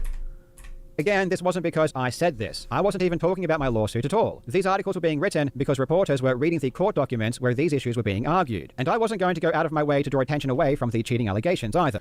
So you on the hook for defamation about you making a claim that somebody caused another person to take their own life. You seeing people, news publications talk about what you're not being sued for, and you just decide to let that permeate because, hey, it's still people talking about him cheating. You dickhead. Ooh, this motherfucker sucks. This motherfucker sucks, bro. This motherfucker sucks. And his dumbass audience that fucking ate this shit up, they suck too. Part of my defense was that Billy, more than anything else, has a reputation as a cheater. And when you think about Billy Mitchell, people don't think about that one brief claim I made in a video in 2021 and then retracted. They just associate him with cheating and abusing the legal system. The fact that so many people didn't even know about the Apollo Legend settlement claim is evident of that. Then in 2022, Billy sent me a third concerns notice because of a video I released in April regarding one of Billy's witnesses accusing him of extortion. And he followed that up with another lawsuit, of which he sent to my lawyers and told them he was going to file it against me. And then he sent me a fourth concerns notice, saying he intended to sue me because I put a 10-second AVGN meme in a video completely unrelated to Billy. Billy was now threatening me with 3 simultaneous lawsuits. The first one had already cost $200,000 in the first year alone. So if Billy filed the second and third lawsuits, there was no way I could afford to defend myself. I had Billy Mitchell, the guy who had already sued multiple people for exposing his cheating and who had already sued me once before, telling me he was going to sue me 2 more times. And the reasons were insane. They were obvious abuses of the legal system. I felt I had no choice but to create a GoFundMe, and I advertised it in a video called called Billy Mitchell Has Gone Insane and I Need Your Help. In that video, I clearly explain what is happening and why I'm creating the GoFundMe. Every single word I said in that video was true, and all of this is explained in the video. I understand that this was several years ago, so I don't blame anyone for not remembering the video or why I created the GoFundMe, but it wasn't in response to the first lawsuit that ultimately went to trial. It was because of Billy's constant legal threats against me, most of them having nothing to do with the Polo legend. This video got a lot of attention at the time. Even Moist Critical made a video about it. This is one of the most baffling reasons for a lawsuit I think I've probably ever heard in general. Now, as I understand it, the second lawsuit hasn't been fully filed yet. Right now, it is still in the letter of intent stage, where they are intending to sue Carl and have sent him the documents to indicate such, but it looks like it is going to be sent in the coming days. And the GoFundMe raised 150,000 Australian dollars immediately. If anyone came away from that video thinking that Billy was suing me for saying he cheated, it's because he had started the process for doing exactly that, on top of everything else. Ultimately, these extra actions never made it all the way to trial, but there was no way for me to know that at the time. And it was possibly even because of the success of the GoFundMe that Billy ended up backing down. People are now using the fact that Billy didn't go all the way through with his threats to say that the GoFundMe was a scam. But I was just responding to actions taken by Billy and protecting myself. And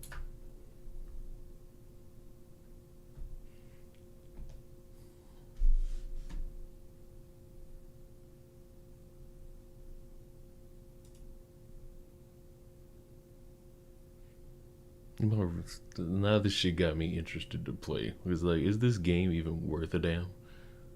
Is this game even worth a damn? Let's find out. The money was used exactly for the purposes that I said it would be, which was to help cover legal fees. This narrative that this whole thing was only ever about Apollo legend, which ironically is a narrative that started with Billy Mitchell, is completely false. And if that were the case, Billy would not have taken action against me on 4 separate occasions, with 3 of those having nothing to do with Apollo legend. That is why I never thought this whole thing was actually about Apollo legend. I had been threatened and was dealing with so many actions from Billy that were— This shit looked terrible. What the fuck?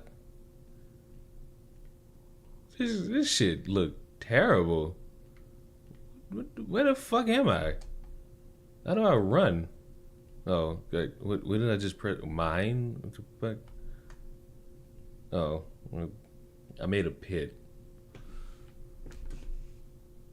I made a pit.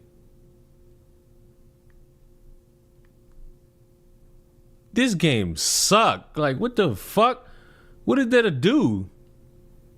And why the fuck am I in this big ass fucking, I guess, nature hole? Like, what the fuck? What the fuck is this? What are you? Are you a pig? Or it lets me emote. Oh, I can't emote. I don't have emotes. What? Is this a pig? This be the shit y'all tell me to play instead of the shit that I enjoy. What the fuck is that? Is this supposed to be a fucking backup? Is this supposed to be a fucking cow? Why are you following me? Back up. Fuck. Build something for peace. I don't know what the fuck. I don't know how to do nothing in this fucking game. Inventory. What the fuck? I got all this shit. I don't know what.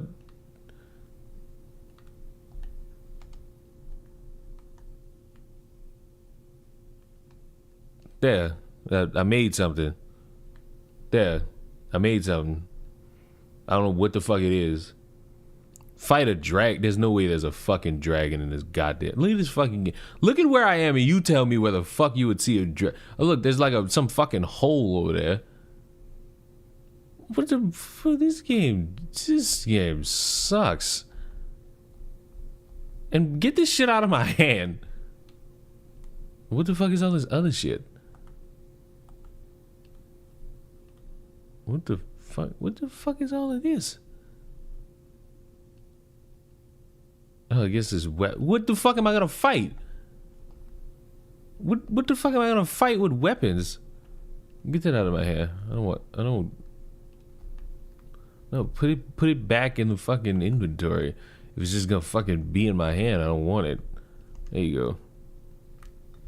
This sucks. Related to cheating, that from my perspective, this Apollo legend lawsuit was just Billy trying to capitalize on a mistake I made. But wrong or right, I was under the impression that Billy was suing me because they kept talking about his cheating and talking about him in a negative light in general. Otherwise, those other actions. Man, I'm sending this shit tomorrow.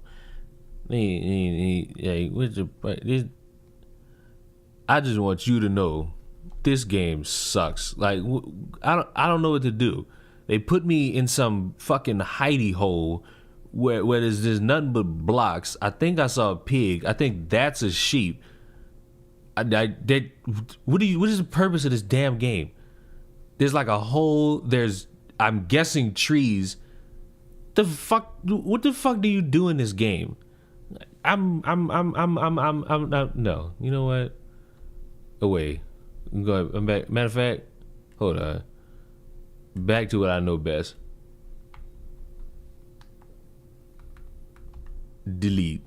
Off of my console. Off is the direction in which you all can fuck. Spawn shit and see. Like, I know how to spawn shit in a fucking game. Made no sense whatsoever. It was clear to me that his goal was just to silence me, especially when it came to the Apollo Legend claim, as I had already removed the words and made a retraction. The only other time I mentioned the GoFundMe was at the end of a video I released in August of 2023, where ironically, I was responding to Billy saying that my GoFundMe was a scam. However, in this video, I allow Billy to fully explain why he's suing me, and I even say myself that the lawsuit relates to Apollo Legend. Okay, but time went on, and eventually to the Apollo Legend claim, as I had already removed the words and made a retraction. The only other time I mentioned the GoFundMe was at the end of a video I released in August of 2023, where ironically, I was responding to Billy saying that my GoFundMe was a scam. However, in this video, I allow Billy to fully explain why he's suing me, and I even say myself that the lawsuit relates to Apollo Legend. Okay, but time went on, and eventually, without a single source, after stream, he's gonna get real invested. Oh no, he's not. A now deleted post on Reddit. Now deleted post was his only source, where he blamed me for taking the life of another human being and for what I did to him. And I said, that's it. Billy Mitchell is referring to the YouTuber Apollo Legend, who tragically took his own life in December of 2020. I won't go into specifics about this particular point because it does relate to his ongoing lawsuit against me. Of course, I do pick apart a lot of Billy's lies, and I deny that I actually said Billy took Apollo Legend's life, because I didn't, but I wasn't trying to hide the fact that the lawsuit was related to Apollo Legend. Otherwise, I wouldn't have even made this video or say directly that it was. And of course, I do also say that the allegations of cheating are relevant, because they were being argued as well. After I promoted the GoFundMe in this video, it quickly reached $200,000, at which time I closed it and stopped accepting donations, which was almost a year before we went to trial. So throughout 2024, as I began talking about the trial more and more, the GoFundMe was already closed and I wasn't accepting money from the public. I have seen people point to the description of the GoFundMe and say that it didn't provide enough information or exact details about what the lawsuits and threats were about, and in that regard, I totally understand if people think that was bad practice or an issue. I can only apologize and say that I didn't give the description much thought. As I said... So it's back to being on you. What I'm getting from this is being like an outsider looking in. You had people on your side because they don't like Billy Mitchell, and you lost, and people found out why you lost and how it's not tied to anything of note as to what you were fucking claiming the entire thing was about, and a bunch of people are now mad, and you're trying your damnedest to make like a valid reason as to why it's everyone else's fault, but it's all coming back on you.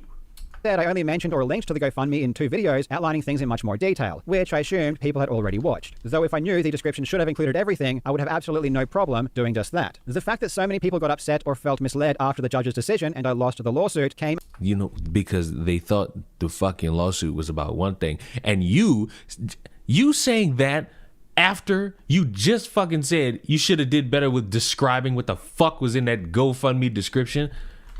This guy sucks. As a huge shock to me. There was a lot of reporting being done around the time of the trial, and no backlash occurred then, when it was also very clear what the trial was about. And I've had many people tell me they always knew exactly what the lawsuit was about, and they don't feel misled. So it would be very easy for me just to claim that people are only upset because I lost and Billy won, which is not the outcome everyone wanted. But I don't think that's entirely true either. I never said that Billy Mitchell sued me for cheating, but I also did not repeat or draw attention to the original claim that got me in trouble. Nor did I constantly remind people that the lawsuit related to Apollo Legend. Not because I was trying to scam anybody or mislead people, but because I believed it would have been detrimental to my case. I was very happy to talk publicly about Billy threatening to sue me for calling him a cheater, and to go into detail about how much of a cheater he is, because all of that is true. Despite the fact that he had threatened me multiple times for calling him a cheater, I was not afraid to continue making that claim. And I was happy to discuss his cheating, even when it related to my currently ongoing lawsuit, because it was one of my defenses. When it came to Apollo Legend, this was a different story. I made a claim that included information that was not true. I didn't accuse Billy of murdering Apollo or causing his death, so I don't think I should have lost the lawsuit, but at the end of the day, I said something that was not accurate, which I admitted to and corrected years ago, and I was never going to repeat it because the internet doesn't work like we want it to work. If I drew more attention to Billy's claims about what I said, more people would have repeated it, and it would have been used against me in court. For example, Billy's team crawled through thousands and thousands of comments on Too Moist critical videos about Billy Mitchell, which were released years after my video. They found a handful of comments that related to Apollo Legend, and then without any causal link, claimed that they were a direct result of my video. Even though there was no mention of me or my channel, and we don't know who these people are or why they are making these comments, the judge ruled that I'm responsible. Essentially, it didn't seem to matter if people may have come to this conclusion independently, and it didn't seem to matter if there was no evidence linking their conclusion to my original video. The blame for every single comment was entirely placed upon me. Because it started with you and it ended with you, you daft fucking idiot. You made no effort to get the word out that this lawsuit is not about X, Y, and Z. You made no effort to fucking tell people in a fucking GoFundMe description in full detail. And now you're with this clairvoyant mindset that the world is on your ass to be like, well, fuck, I should have done a little better with that. This is all your fault. This shit is making me want to cheer on Billy Mitchell more. Which is probably not what I'm supposed to fucking do. But because I live in a fucking world where the motherfucker who's supposed to be responsible for disseminating information is doing this shit instead, it's fucking pathetic. The judge even flat out stated that no comments of this nature were ever made before my video. And not only is this one of the reasons the damages might have been so high, but it seemed to be used as proof that every comment was because of my original video. But I disagree with this statement, as there were plenty of comments well before my video ever came out saying that Billy was responsible. So you can see how dangerous even mentioning Apollo Legend would have been. That was my reasoning for not repeatedly bringing up Apollo Legend, though evidently my behavior of talking about the lawsuit so many times without reminding people explicitly what it was about led to many people being confused. And if you're one of those people, I sincerely apologize. I just hope that you can consider that it was not done intentionally to mislead you or for nefarious purposes. I also made the mistake of reposting news articles covering my lawsuit, because all of the reporting... Dumbass. It's still your fault! You got a bunch of people thinking one way because you're actively posting... Wait, you're posting the shit that you say shows that it's not about what you were being sued for, and you're openly updating people by using these same articles? What the fuck, bro? Like, what the fuck? This is stupid. He's so stupid. Like, what the fuck, brrr? Like, what the fuck, brrr? This is so stupid. How could you even think that this is a smart thing to do? This is no smart thing. This is never a smart decision. It's just a little stupid. Because you're so stupid. You didn't think. You didn't use your mind to actually accumulate what would it mean to actually be viewed as a stupid. You're such a stupid man. You're stupid and you're dumb and you're stupid and your voice really sounds like you're trying to sound like a well-intelligent man, but you're not. You're fucking... You can tell how tired I am. You are not a smart individual. You are a dumb dummy. And you should be ashamed at how dummy you really are. That was done before the trial, focused... I'm not sorry about any of that. Not one bit. I'm glad that I just sat here and had at least one of you raise an eyebrow as to what the fuck you're watching. I'm happy. It's a beautiful day. Did you get any sleep? I'm not explaining myself to you, black. On the cheating allegations, and that wasn't the full...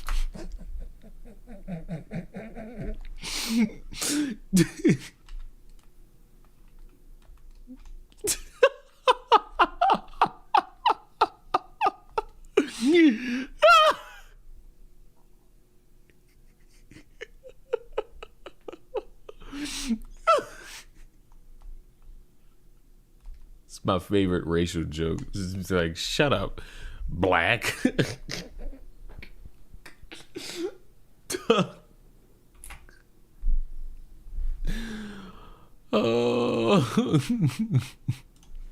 Full story. As I said before, I had so many threats regarding the cheating allegations that I believed Billy's true motivations were to shut me up about the cheating videos. And the lawsuit did actually... So you keep thinking that this could be like your way out, but in reality, this shit is not good. It's not good. Involve Billy denying those cheating allegations ever happened. However, I should have made it more clear that the lawsuit wasn't mainly about cheating. I just didn't know how to do that without jeopardizing my... You say it's not about cheating. You say that the fucking lawsuit is about videos and claims that you made about fucking Apollo Legend, and it didn't fucking pan out the way you fucking wanted. Like, what? That's how you do it.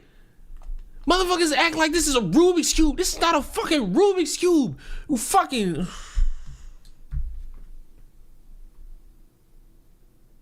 It is WrestleMania Day.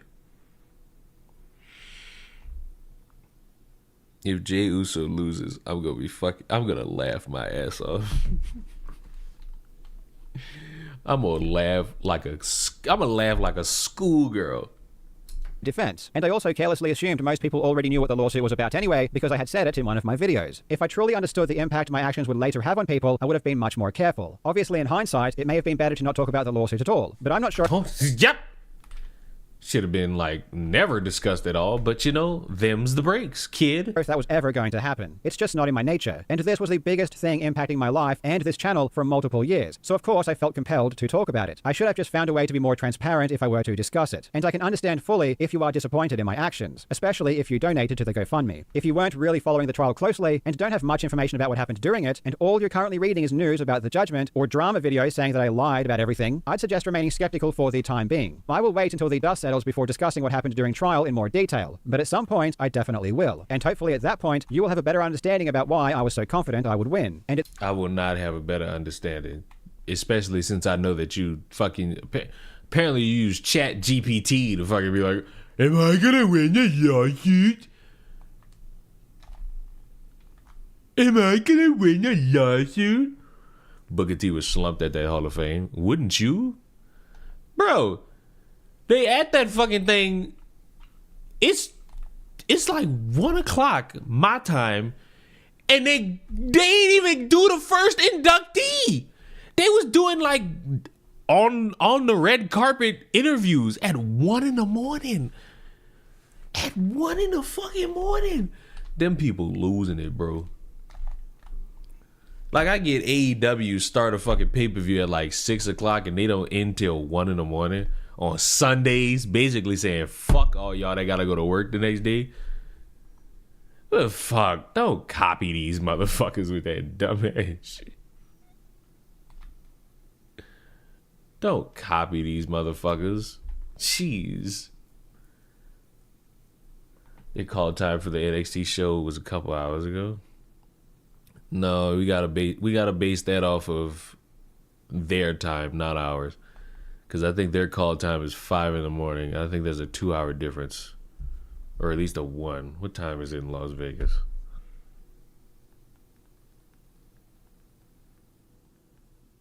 What time is it in Las Vegas? Their call time is an hour from now.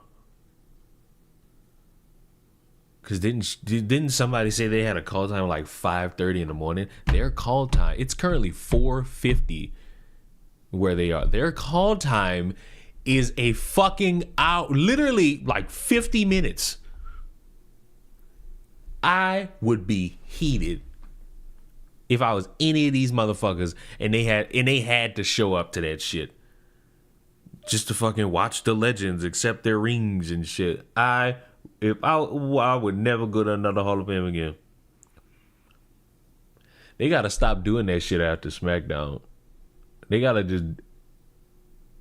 Part of me don't want it to be like, fuck y'all, just be out there on the stage for like the 10-minute thing where they introduce y'all names and shit. Because they want to fucking like get them to have one last hurrah speech in front of fans, and I understand that. I don't do it after SmackDown. Do it on Thursday. I feel like that would make sense. Like, do it on a different day. You do it on a different day. We like, people could be energized. People would show up, and I ain't gonna lie to you. I think fans were in the fucking arena with them. They was trying hard to get them fucking fans to react, but the problem is, it's going on like at least 11 o'clock at night where they're at, then people are tired. But they wanted to stay to see all the fucking Hall of Famers that they grew up watching. Like, they wanted to see that. They wanted to see them.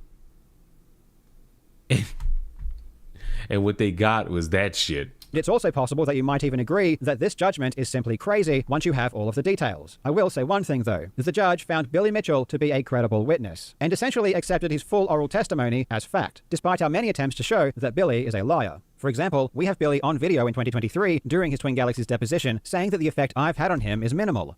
Did the actions that Carl Jobson, David Race, and Jeremy Young and Jeff Harris take also cause you emotional distress? That is minimal compared to this. Why?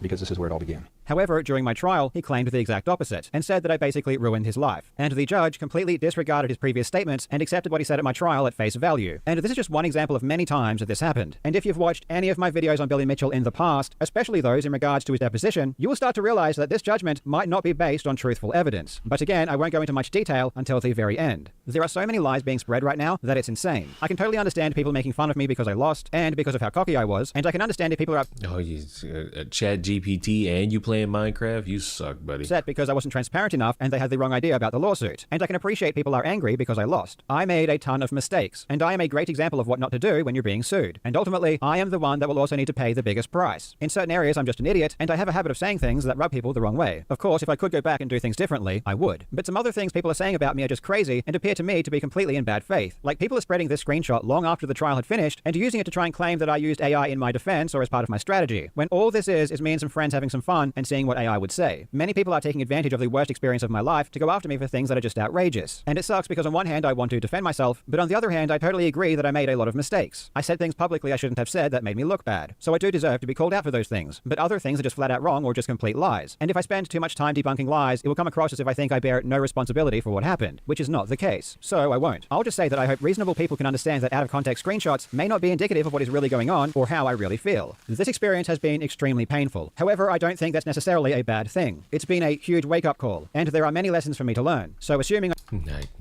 Next time, tell everybody in full detail what's going on. I do adequate self-reflection and I grow from this, I think it will ultimately be good for this channel. I'm more motivated than ever to move on and focus on producing good content and keeping myself out of trouble. So if you never really cared about this Billy Mitchell stuff and to just want to watch some entertaining YouTube videos on cheating and speedrunning, this will be great news for you. Thank you so much to everyone who has supported me for the past few years. I can assure you that you have made this process much easier than it would have been, not only for me, but for my family as well. And I'm truly sorry to everyone I let down by not handling this as well as I could have. Thanks for watching, you legends. I hope you're having a fantastic day, and I do hope that I get to see you in the next video. I will not watch another video from you. This sucked. This was like, hey, I know you're all mad at me, but did you think about the possibility that it's not my fault? As I barely fucking explained to you how it's not my fault, but also at the same time, really explain to you how it is my fault. Like, I do such a good job of fucking explaining to you why this is indeed my fault. Oh my god. I made such a colossal fucking failure. I want to watch this guy. I want to watch this fucking MS-13 shit. Kilmar Abrego Garcia has never... Because it's like, the more this goes on, the more I'm interested as to how in the fuck. Because I said it in a fucking video. It's the funniest fucking thing to me that they ship a guy out just immediately, no due process, no fucking investigation into who this motherfucker is, just none of that. They just grab him, nab him, and ship him. And everybody in like a legal aspect is like, hold on, what are you doing? Stop. And they just get him out. And then I think 2 weeks go by, if not a week. And they ruled that they gotta bring this motherfucker back. And the entirety of the Trump administration just said no. Like, what banana shit? Not a speck of due process for this. And wouldn't it be like, if they got the evidence to prove that he's in a fucking gang, not game, produce that shit in court, you win the case, and he rots in a jail. Like, if you trying to get rid of all the migrant crime, as it was.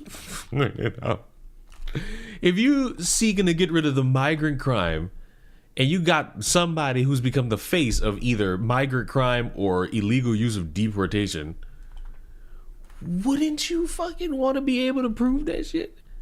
Because to me, like them like fighting tooth and nail to not prove it, make it seem like this motherfucker might not be in a fucking gang. And I saw some fucking tweet where motherfuckers are like looking at tattoos, and the secret message in the tattoos is he's a part of the MS-13 gang. And it's like, where did you go to school to decipher that? Because what's the horse? Matter of fact, I think I could find them fucking things. I think those things exist. Who was it that had him? It's our greatest source for journalistic integrity, I swear. It's our greatest source for journalistic integrity. You're gonna love it. You're gonna love it. You're gonna love it. You're gonna love it. I know it. It's the first fight. It's Tim Pool. We have a fucking image. I don't even know whose hand this is. It's supposed to be an indicator that this dude's a part of this gang. Now look, I don't know how a weed symbol equals to an M, a smiley face equals to an S, a cross equals to a 1, and a skull equals to a 3. I will accept that I am not educational in the vernacular.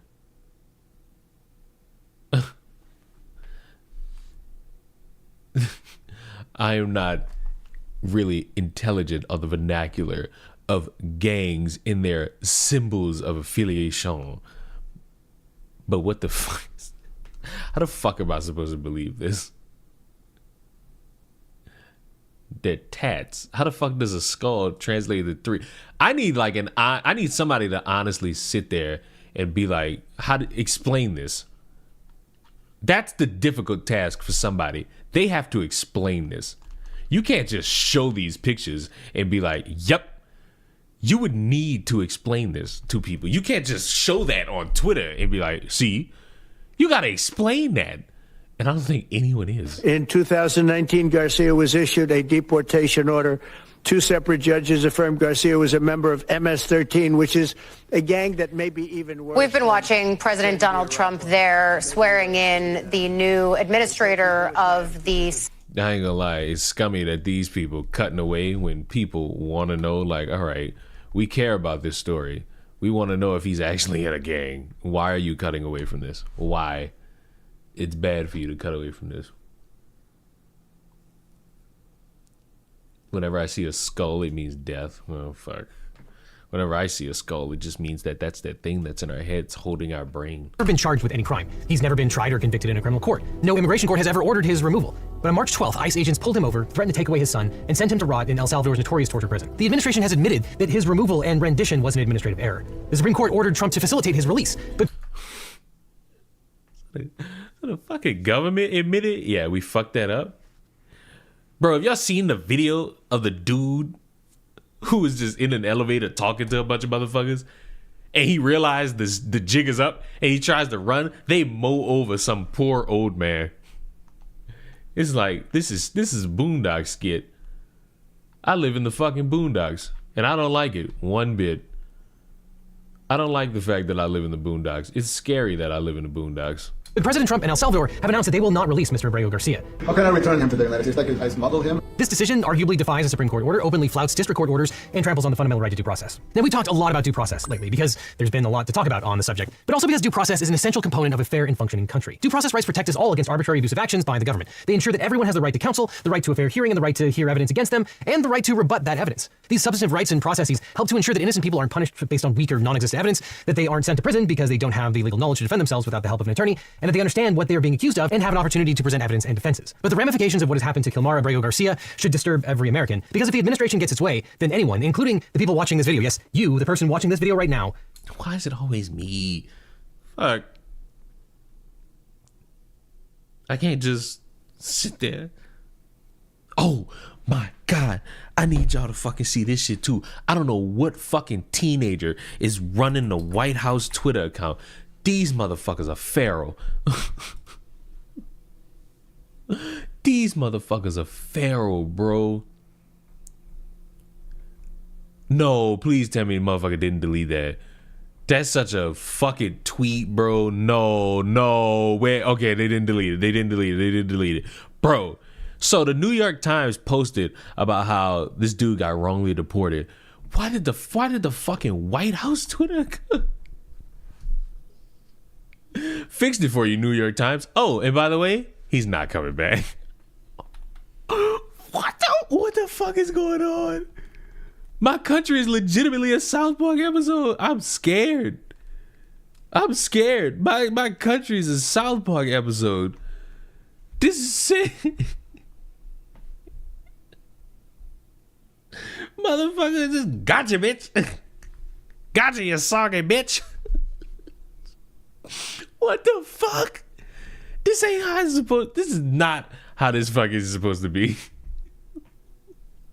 This motherfucker's got the ego of a YouTuber. Could be renditioned to a foreign country as long as the government renditions you fast enough before the courts can kick in. Now, Mr. Abrego Garcia grew up in Los Nogales, El Salvador, where his family ran a pupuseria out of their home. And according to findings by an immigration court judge, David Jones, for years the Barrio 18 gang extorted and threatened the family. The gang regularly threatened to kill him and his brother and rape his sisters if his parents did not pay regular bribes. Gang violence has reached its peak. Like, what? What am I hearing? Thought this was going to be a calm story about deportation. It has not been that. Day when Mr. Abrego Garcia was around 12 years old, Barrio 18 gang members arrived at the home and told his mother that they were going to take Kilmar and force him to join the gang because his family had not paid the bribe money. Kilmar's father managed to save his son by giving the gang members all the money that they demanded, but the gang continued to stalk Kilmar whenever he left his home. His father, a former police officer, paid them off, but the threats persisted. The police could not help. The gang infiltrated the police. After repeated moves and increasing danger, Kilmar's family sent him to live with his U.S. citizen brother in Maryland. In Maryland, Kilmar apparently lived quietly, working construction and raising a family with his partner Jennifer, a U.S. citizen. Oh, I'm glad they showed that picture. I don't mean to deviate too much. Who's the dude on Fox News? I'm certain one of you knows. I don't know his name. I'm gonna just type this in and hope I find what I'm looking for. Also, I just need y'all to know I'm about to house a touchdown right now, and I just want you all to watch it happen. That's how you get a dub, folks. Quick and easy. But oh, him. I need y'all to watch this. I need y'all to hear what this motherfucker says.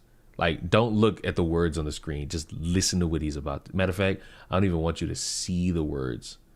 I don't want you to see the words. I want you to listen to this. In a hoodie. Garcia's a Bulls fan, but he's from El Salvador. Hold on. I need better audio. In a hoodie. Why is there no better audio of this shit? Like, what the fuck? I don't want to turn my volume up. Hey, I was reading that. No. You can't read it. No, I don't want you to read it. I want you to just listen to what's about to be said. And I want you to understand, like, how cooked we are as a fucking country. I want you to listen to this. In a hoodie. Garcia's a Bulls fan, but he's from El Salvador. And he lives in Maryland, not Chicago. The Bulls lost 60 games in 2019, so why the hat? You can't be a fan of the Bulls unless you in Chicago? Can Garcia name anyone on the team? Anyone on any Bulls team besides Jordan? Derrick Rose, Jimmy Butler, Carlos Boozer, Kirk fucking Rick, Nate Robinson, Aaron Brooks, Paul Gasol randomly, Mike Dinwiddie. Fucking Bobby Portis was on this fucking team, and I forgot that.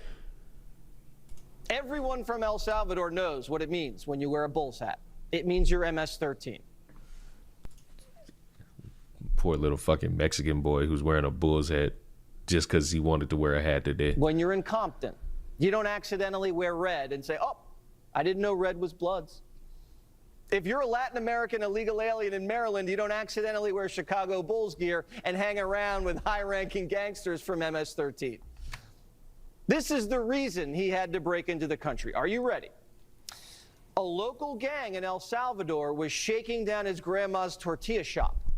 And his lawyers say if he gets sent back to El Salvador, he's a dead man. It's a tortilla blood vendetta. Seriously. We're cooked as a fucking country. We are ungodly fucking fried, bros. It ain't never been more easy to spot. We're fried. We're fried. But I didn't want anyone to read any of that shit. I just wanted you to see it for your own fucking well-being, because that's the shit that matters, baby. In 2019, while seeking day labor at a God damn Home Depot, he was arrested with 3 other men despite no charges or known gang ties. The only evidence offered by ICE was a bull's hat and a claim by a confidential informant linking him to a New York-based gang he had no ties to. Local police had no record of any charges against him. Mr. Abrego Garcia applied for release on bond, and ICE opposed his release, claiming that he was a dangerous gang member based only on the Chicago Bulls hat and hoodie, as well as the confusing confidential informant testimony. And on the basis of ICE... All you gotta be to be dangerous is where the Bulls... Like, I know the Bulls suck, but damn...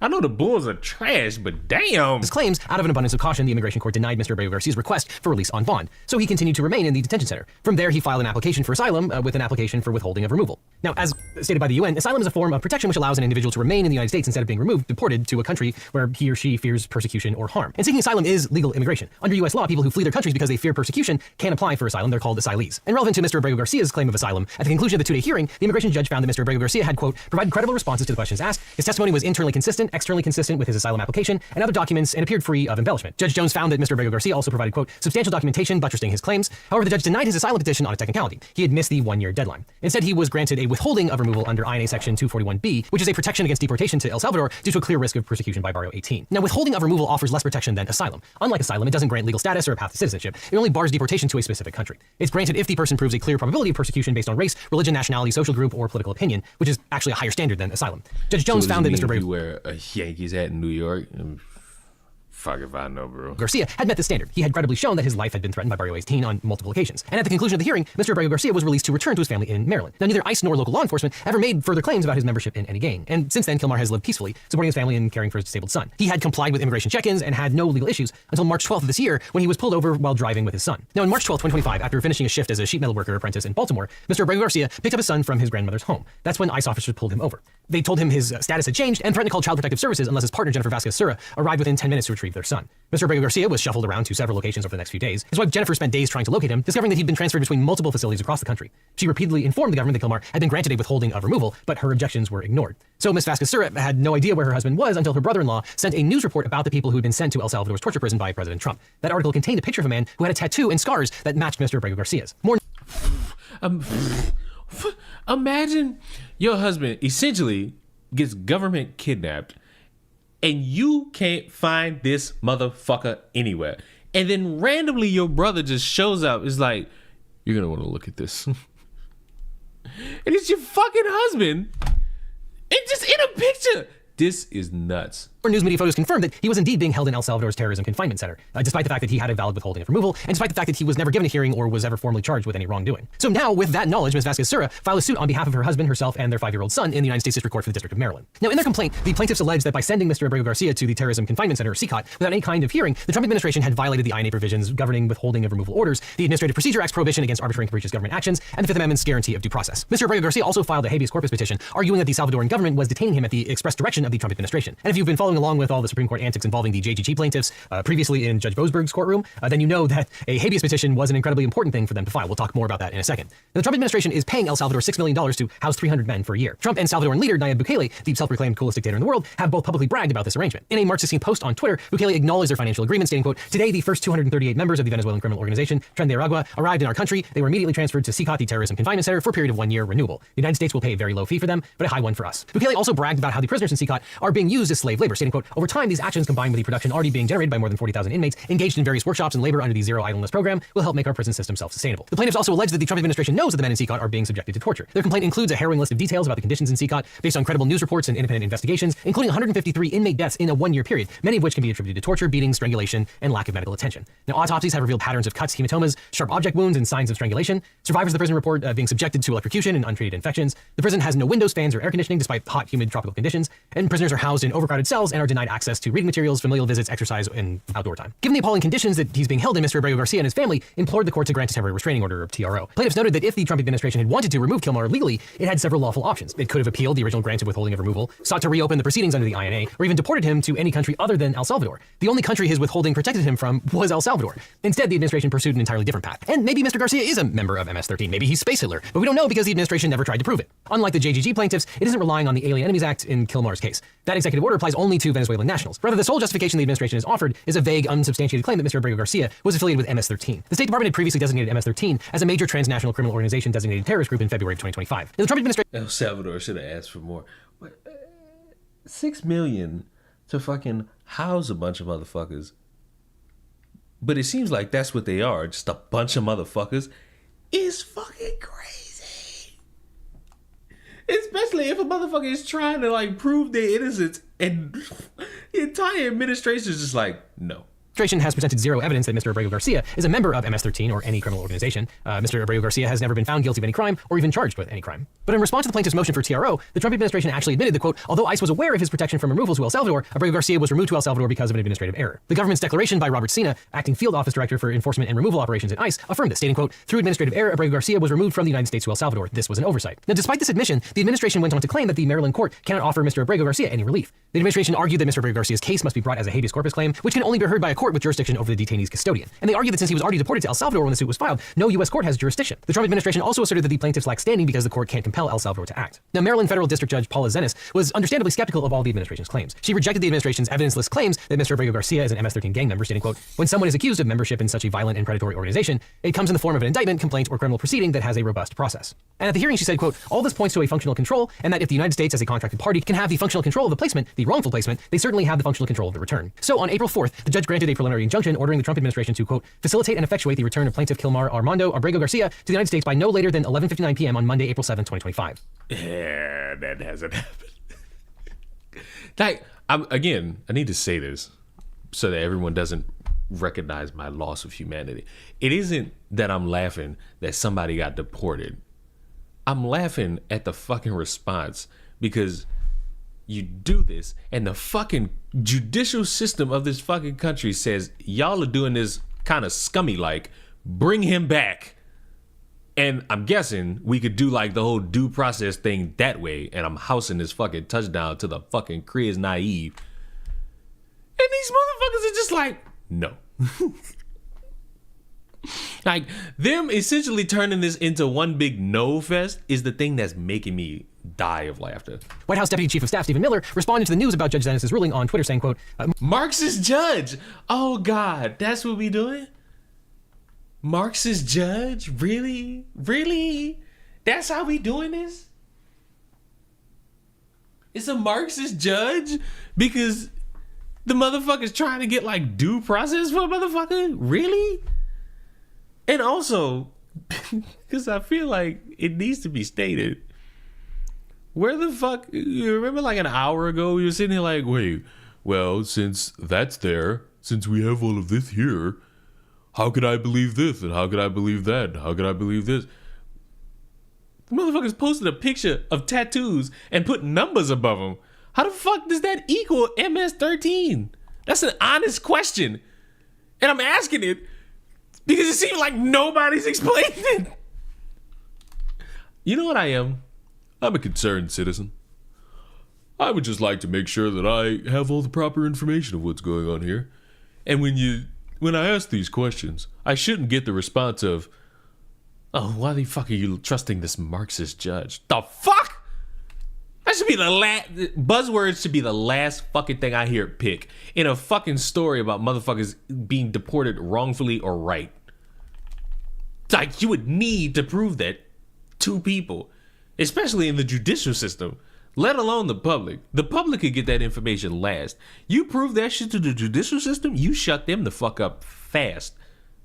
Because all they'll have at that point is and that'll be it. But the fact that they going this hard for this motherfucker makes it seem like somebody made an oopsie. Marxist judge now thinks she's president of El Salvador. Bukele posted on Twitter with his usual level of gravitas and maturity, and White House Press Secretary Caroline Leavitt issued a statement that, quote, "We suggest the judge contact President Bukele because we are unaware of the judge having jurisdiction or authority over the country of El Salvador." And so the administration immediately and predictably appealed Judge Dennis's order, begging the Court of Appeals of the Fourth Circuit to please allow them to send people to the gulag immediately with no questions asked. And predictably, all three judges in the Court of Appeals were unconvinced by the administration's arguments. Judge Thacker, an Obama appointee, wrote the opinion of the court saying that, quote, "The United States government has no legal authority to snatch a person who is lawfully present in the United States off the street and remove him from the country without due process. The government's contention otherwise and its argument that the federal courts are powerless to intervene are unconscionable." She also noted the government, quote, "screwed up and must, quote, clean up the mess it has made." And so the Trump administration asked the Supreme Court to vacate the district court's ruling. And on April 7th, the Supreme Court granted a temporary stay, pausing Mr. Abrego Garcia's return while it considered whether Judge Dennis's order should be vacated. The court allowed the district court's temporary restraining order to expire, which is how the Trump administration got out of the whole JGG debacle where Judge Boasberg had ordered them to turn the planes around, which is not a great pattern. And finally, on April 10th, the Supreme Court unanimously ruled against the Trump administration's motion to vacate Judge Dennis's order. And this decision by the Supreme Court is a complete mixed bag. But all 9 justices, including 6 Republican appointees, 3 of whom were appointed by Trump, found that the lower court's order to facilitate the return of Mr. Abrego Garcia should stand. The justices found, though, that the portion of the order that commanded the Trump administration to actually effectuate Mr. Abrego Garcia's return may have exceeded Judge Dennis's authority and would need to be clarified by Judge Dennis with, quote, "due regard for the deference owed to the executive branch in the conduct of foreign affairs." And the Supreme Court indicated that Judge Dennis's order that the government effectuate Mr. Abrego Garcia's return might exceed judicial authority. The court didn't spell out a specific reason for that, but a typical reading of the term effectuate would indicate that it would require the government to ensure a particular outcome, as opposed to requiring the government to simply take steps to facilitate an outcome. And there are reasonable separation of powers issues here. Ordering the administration to guarantee Mr. Abrego Garcia's return could mean effectively ordering some kind of military action if El Salvador outright refuses to return him. And everyone agrees that a judge can't do that. Now, facilitate is a much looser term, which has led to a series of disputes in this case since the Supreme Court's holding. The Trump administration is reading the order to facilitate Mr. Abrego Garcia's release from the Salvadoran custody in the most minimal fashion possible, claiming that when Judge Dennis and the Supreme Court ordered this, all they really meant was removing any domestic obstacles that would otherwise impede the alien's ability to return. And the Supreme Court also instructed the government to, quote, "Am I senile for being one of the people that..." Yeah, I guess I am, because when I mentioned this, I think years ago, people tried to jump down my throat about it. I've never understood why we call them illegal aliens. Like, is immigrant thrown out the window when we say this shit? Like, because in my head, in my weird little head, like, what's wrong with calling a motherfucker an immigrant? Why are we stretching it to illegal alien? Because regardless, like, the gimmick is that they're illegal. Cool. Not refuting nor disputing. My fucking problem is that we're sitting here playing this really weird game of chicken about the terminology of these motherfuckers. And motherfuckers got mad because, well, what the fuck? That's what they are. They're aliens. It's like, they're Mexicans. They're humans. Like, what the fuck? How did we get that far so quickly? Be prepared to share what it can concerning the steps it has taken and the prospect of further steps. But Justices Sotomayor, Kagan, and Jackson took the Trump administration to task for its illegal action, stating the quote, "To this day, the government has cited no basis in law for Abrego Garcia's warrantless arrest, his removal to El Salvador, or his confinement in a Salvadoran prison, nor could it." And the 3 justices raised alarms about the Trump administration's due process violations, warning the quote, "The government's argument, moreover, implies that it could deport and incarcerate any person, including U.S. citizens, without legal consequence so long as it does so before a court can intervene." The concurring justices admonished the administration to comply with due process of law and provide Mr. Abrego Garcia with all the process he should have been entitled to, including notice and a hearing. But the Supreme Court's ruling also opened the door for Trump to argue that he has no power to actually effectuate Mr. Abrego Garcia. It didn't come from outer space. Janet, how are you? You're late, Janet. We missed you. Garcia's release. Now, unless you're the U.S. You fucking mistake. government, if you're kidnapping immigrants, you're going to want a good lawyer. But if you want a great lawyer, let my law firm, the Eagle Team, help. No! And she gave the administration until 9:30 a.m. the following morning to provide her the relevant details. After they failed to meet this deadline, Judge Dennis granted the Trump administration extension until 11:30 a.m. that day, a deadline that they once again failed to meet. But instead of providing the required answers, the Trump administration filed a motion whining about the impossible deadline and claiming that they simply could not share any of the requested information with the court at this time. But Judge Dennis wasn't having it and ordered the Trump administration to respond daily with the following information, quote, "The current physical location and custodial status of Abrego Garcia, what steps, if any, defendants have taken to facilitate his immediate return to the United States, what additional steps the defendants will take and when to facilitate his return." She scheduled a follow-up hearing for Tuesday, April 15th. Now, the government's first status update was a 3-paragraph insult, and the only actual information contained within it was that Mr. Abrego Garcia was alive and imprisoned at CCOT. One wonky thing is that when you file a status report like this, it must be backed up by a declaration, which is a written statement that's made under oath. This particular statement is about as wishy-washy as you can get. It was filed by a member of the Department of State. I'm trying to get up and get shit done. Well, who the fuck told you be productive on a Saturday? It's WrestleMania day, baby! It's fucking WrestleMania. We catching a vibe all day. It's the best time to wear a striped shirt. Gym day, mac and cheese, getting a new card. You ought to be ashamed of yourself. And it says, quote, "It is my understanding, based on official reporting from our embassy in San Salvador, that Abrego Garcia is currently being held in the terrorist..." Didn't they fucking announce that aliens existed and were on the planet and the world was just like, bro, we can't afford to live. Fuck that.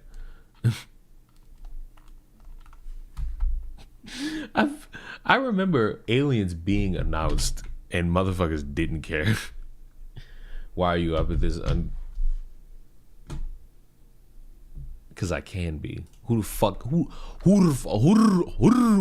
gonna stop me, huh? Terrorism confinement center in El Salvador. He's alive and secure in that facility. He is detained pursuant to the sovereign domestic authority of El Salvador. Now, to me, as a litigator, given the several layers of intermediation before that person actually signed their name to something under oath, that sounds like someone who doesn't want to be held in contempt for actually making factual statements that may or may not be true. But notwithstanding, the next status update was even less substantive. The government representative simply stated, quote, "It is my understanding that the defendants have no updates for the court beyond what was provided yesterday." Again, this means the administration is simply deciding not to answer the court's questions, or that it's simply not taking steps to facilitate Abrego Garcia's return. Now, in light of this non-compliance, plaintiffs filed a motion with the court requesting additional relief, including expedited discovery against the Trump administration and a potential contempt finding against the administration. The Trump administration responded, claiming that when the Supreme Court and Judge Sinis directed them to facilitate Mr. Abrego Garcia's return, all that really meant was that they should, quote, "take all available steps to remove any domestic obstacles that would otherwise impede the alien's ability to return here." But as luck would have it, because we live in the worst timeline and everything is kayfabe, on April 14th, Trump and Bukele actually had a televised meeting at the White House where they mocked the court system. On the same day, Stephen Miller claimed that Abrego Garcia...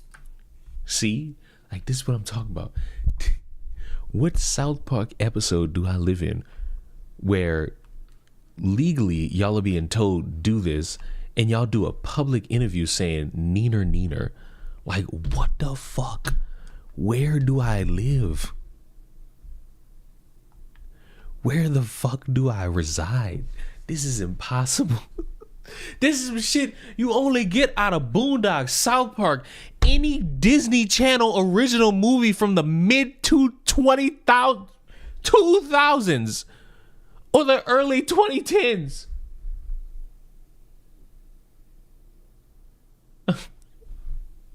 When the fuck did we get to this point, bro? Garcia was not sent to El Salvador by mistake. He was not mistakenly sent to El Salvador. So do you still He's an believe illegal he is a alien member of from MS? El Salvador. But as we've talked about, it's important to note that the administration has admitted their mistake to the court at least 3 times. First by Robert Sina, acting field office director for enforcement and removal operations at ICE, and twice in briefs filed by the Solicitor General, D. John Sauer. Attorney General Pam Bondi has also falsely claimed that 2 courts ruled that Mr. Abrego Garcia was a member of MS-13. He was illegally in our country. He had been illegally in our country. And in 2019, 2 courts, an immigration court and an appellate immigration court, ruled that he was a member of MS-13 and he was illegally in our country. And Bukele even labeled him a terrorist, but no court has ever concluded that Mr. Abrego Garcia is a terrorist or a member of MS-13. And as we talked about, a court issued the withholding of removal the last time Abrego Garcia had been in court because he had in fact been a victim of gangs in El Salvador. But according to the Attorney General, what the Supreme Court meant when they said that the government has to facilitate Mr. Abrego Garcia's return is just that if President Bukele decides to return him, the United States has to, quote, provide a plane. This is international matters, foreign affairs. If they wanted to return him, we would facilitate it, meaning provide a plane. Now, in the same meeting, President Bukele confirmed that he has no intention of returning Mr. Abrego Garcia to the United States or releasing him within El Salvador. How can I return him to the United States? Like, I smuggle him into the United States? Or whether... I mean, fuck. You flew here on a plane, I assume. That could be one way, wouldn't it? Of course, I'm not going to do it. And to add injury to the insult to the injury, Trump says he really does want to send American citizens to the terrorism prison in El Salvador. I said, homegrown's are next. The homegrown's built. You got to build about 5 more places. Yeah, that's right. All right. So we are not in a good spot. In this case, the government has told 3 courts at Kilmar. Wait. Time out. Want to send American citizens to the terrorism prison in El Salvador. I said, homegrown's are next. The homegrown's built. You got to build about 5 more places. Yeah, that's right. Think about it. Start shipping us out. We're fried. Oh my God.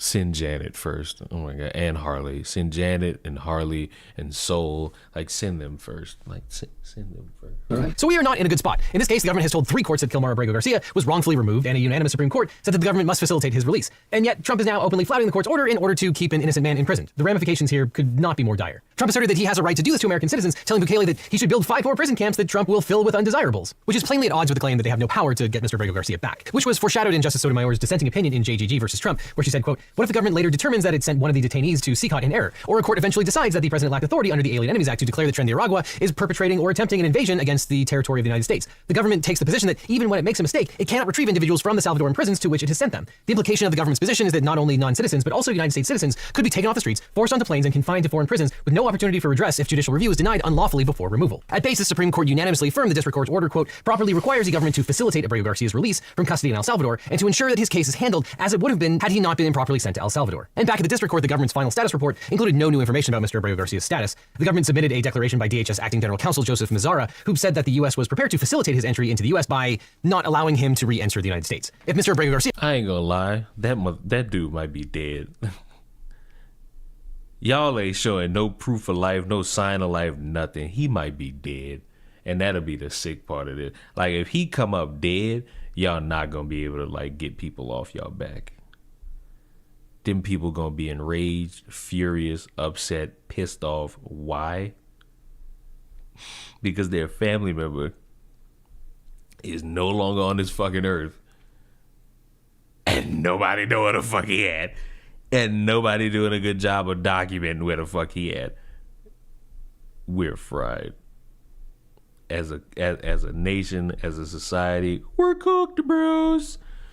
We're cooked, brodies. It's over. Garcia presents to a port of entry, the United States will, quote, remove him to a third country or terminate his withholding of removal because of his membership in MS-13. Again, no mention of the regular immigration process. The Supreme Court has yet to say what facilitate means in this context, but the government is stating for the record that it believes it can send Mr. Abrego Garcia somewhere without any due process, and that's within the meaning of the word facilitate. Now, you might be wondering whether the government can get away with that without being held in contempt of court, and so am I. And in another contentious hearing before Judge Zenas on April 15th, the administration tried to argue that it had taken steps to fulfill the court's order to facilitate Mr. Abrego Garcia's return. The only evidence that the administration could offer, though... I'm awake. Chick tries out too for not playing motherfucking repo with me yesterday. You are a fucking horrible individual. Poseidon was right. Ruthlessness is mercy upon ourselves. Was the White House meeting with President Bukele the day before, which Judge Zenas found wholly insufficient. The government apparently showed up with a transcript of the meeting and asked for it to be considered evidence that the government was up against a foe that was impossible to defeat, Trump's pal Bukele. But Judge Zenas was not amused. She said she would not accept an out-of-court transcript of a YouTube video as evidence, and instead she would build a record using the rules of evidence, you know, the way we've done this for hundreds of years. And Mr. Abrego Garcia's counsel argued that the government has done nothing to facilitate his release, and asked for the deposition testimony of someone with authority to explain what actions the government has taken to comply with the Supreme Court's order. And in response to the administration's recalcitrance, Judge Zenas left open the possibility of a contempt finding and granted the plaintiff's request for expedited discovery. She indicated that she would be reviewing the government's discovery response to evaluate whether or not the administration is in compliance with her order. She told the government's lawyers to cancel your vacations because she intended to do this on a very tight 2-week timeline. Now, that may not sound like a tight timeline to non-lawyers, but it is extremely fast for a case of this magnitude. The government's lawyer, Drew Ensign, stopped short of saying that the government would comply with the court's discovery orders. He indicated that he would probably object on the grounds that attorney-client privilege applied, and therefore someone like Mr. Mazzara could not be expected to testify. And Ensign repeatedly told the court that there was no factual issue here, and according to Anna Bauer, who was in the courtroom, Judge Zenas wasn't having it. She said, quote, to what SCOTUS said was squarely... Get with the gaming program. I want her deported. How the fuck do I get people from the UK deported from America? How do we get this done? You ought to be ashamed of yourself. Treating me like this is unconstitutional. The next time we play Repo, I'm not playing Repo unless we're planning to beat Repo. I will not participate in this malarkey unless we fucking play it to beat it. You understand me? I'm not playing it for fun. I'm not playing it with mods so that you can get your little har moments in. I want to win. I want to win. And I won't stand for anything else. In my power, and in my view, you have not fulfilled the mandate I've issued. Discovery will bear that out because the affidavits are insufficient. Then you may see the government try to appeal the court's discovery order. Ensign argued that Judge Zenas first needed to clarify her TRO, and the judge said no additional order was necessary. And as Bauer reported, paraphrasing, quote, not that difficult, the Supreme Court has spoken. Let's talk about what the Supreme Court has unequivocally deemed to be lawful. You made your arguments there, and this is now about the scope of the remedy. And Judge Zenas' order following the hearing addressed the dispute over the meaning of the word. Get mods, I'm not doing it. Put it like this, if we beat the game normally, I'll get your fucking mods for the game. You hear me? Now we're at a standstill. Facilitate. And she points out, quote, Merriam-Webster defines the term as to make it easier or less difficult to free from difficulty or impediment, whereas the Oxford English Dictionary defines facilitate as, quote, to assist a person to enable or allow a person to do something, achieve a particular result. And the judge wrote that the defendants know what the word means and they failed to live up to any of these definitions. Quote, the defendants therefore remain obligated at a minimum to take steps available to them toward aiding, assisting, or making easier Abrego Garcia's release from custody in El Salvador and resuming his status quo ante. But the record reflects that the defendants have done nothing at all. Instead, the defendants obliquely suggest that facilitate is limited to taking all available steps to remove any domestic obstacles that would otherwise impede the alien's ability to return here. here. The fallacy in defendant's argument is twofold. First, in the immigration context, as it were facilitating return of those wrongly deported can and has included more extensive government efforts endorsed in prior precedent in DHS publications. Thus, the court cannot credit that facilitating the ordered relief is as limited as defendants suggest. Second, and more fundamentally, defendants appear to have done nothing to aid in Abrego Garcia's release from custody and return to the United States to ensure that his case is handled as it would have been but for defendants' wrongful expulsion of him. Thus, defendants' attempt to skirt this issue by redefining facilitate runs contrary to law and logic. And in a footnote, the judge references the other part of the Supreme Court's order, which says the district court must still give due regard for the deference owed to the executive branch. But in this instance, Judge Zenas says, quote, deference does not mean the court must ignore the defendant's repeated refusal to provide even the most basic information as to any steps they have taken to facilitate Abrego Garcia's release from custody in El Salvador and to ensure that his case is handled as it would have been had he not been improperly sent to El Salvador. But first things first, the plaintiffs will be allowed to conduct expedited discovery. And remember, we talked about the government declarations and not wanting to get subjected to contempt or discovery. Well, Judge Zenas is all over that. According to Anna Bauer, during the discussion about discovery, the judge said depositions will be completed by Wednesday, April 23rd, any impedient. The government lawyer Ensign said, quote, we understand court's position. The judge said, so that means no impediments? Ensign says, we don't know at this time who will be deposed. Zenas says, no, I'm saying the people who you've put forward as affiants. Ensign says, I'm not prepared to put forward objections at this time. One of the affiants is acting general counsel. To which the judge says, you should have considered privilege when you put them up as an affiant, but if you have privilege objections, you can get them to me. In other words, the government made lawyers sign factual sworn statements for which they may or may not have personal knowledge. And if you have someone sign a declaration under oath, the court is allowed to test the veracity of those statements, and you've arguably waived privilege. Unlike, for example, when a lawyer has signed a brief, which isn't under oath, though it does have its own obligations. This is the most finicky way to go about how you're going to actually deport somebody. This is a bad precedent set by a lot of motherfuckers in regards to how anyone's supposed to go through due process. This is impossible. Like this is impossible. And a bad look for a lot of motherfuckers who view like this administration as competent, because it is not. This is deranged.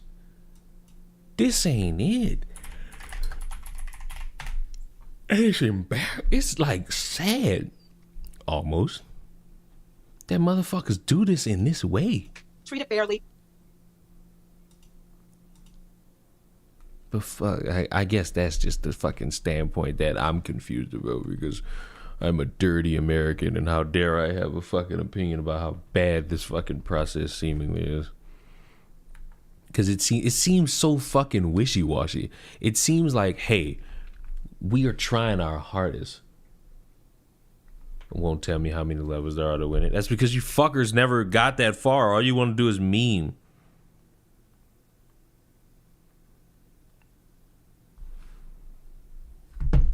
All you fuckers want to do is meme all the fucking time instead of winning. What's the point of playing a game if it's not to win?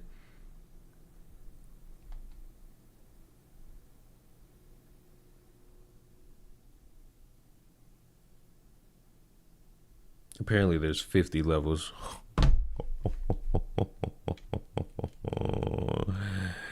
Yeah.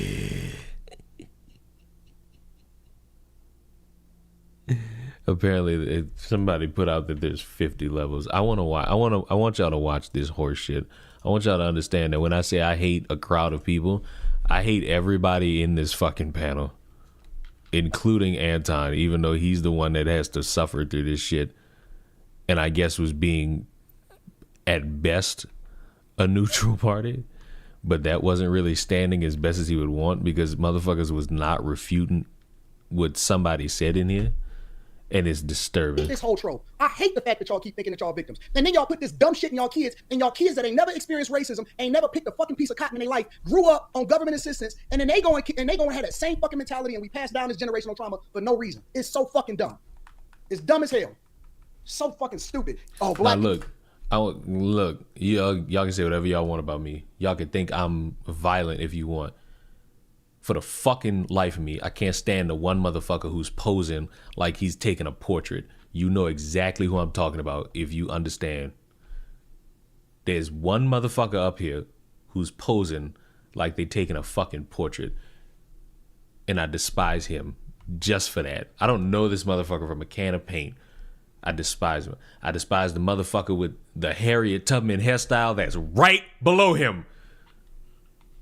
That's right. It's too fucking convenient that they're both like right on each other. It's too convenient. I hate it.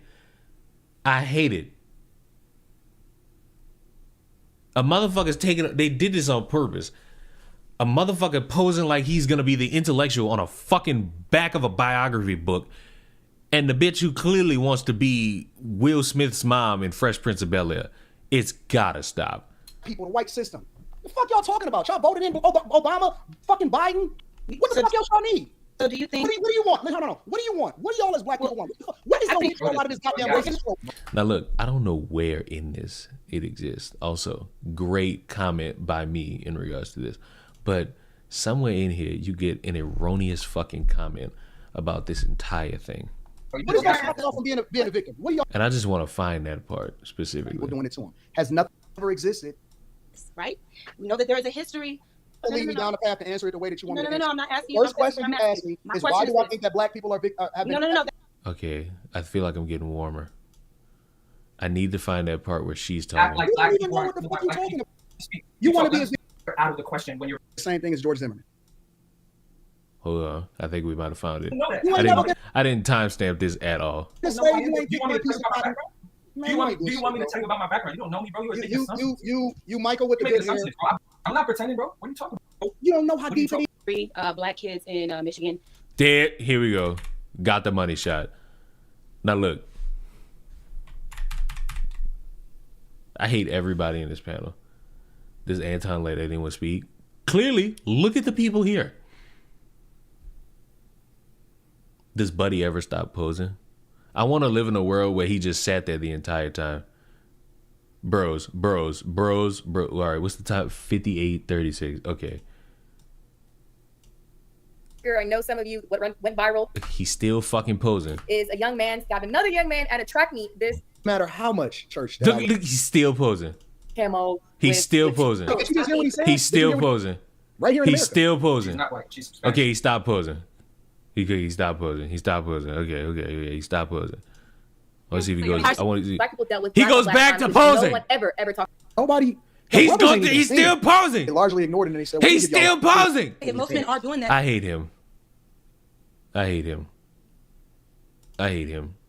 But here's the money shot. You fake pro-blacks. All you do, people like you keep black people down because you had them thinking that it's a victim mentality, and y'all ain't even been through shit. Black people up, bro. You don't know me. You don't know me, bro. You don't know me, bro. I work with black people, bro. What are you talking about, bro? That's nice. You don't. That is wonderful. I'm so proud of you. You don't know me, bro. You don't know me. Respectfully, bro. That's You don't know me. So don't, right. don't speak on. You can't speak on what I've done. You can't speak on what I've been through. You don't know who I am. Nice. That's facts. I think Listen, I only say you were raised in the church because that's something I heard you say. No, did I lose the part? Am I dumb? Was that not 58? Was it 56? No, that's what I'm saying. No, we don't use a system. We don't. He's not even white. Zimmerman is not even white. You don't know what the fuck you're talking about. You don't even know what you're talking about. George Zimmerman is not even white. That's another thing. Are you telling me this motherfucker said George Zimmerman was white? Man. We really getting rid of the Department of Education for this shit? Impossible. Impeccable. I haven't seen this one before. What am I reading? My foreskin is so cute. What the fuck?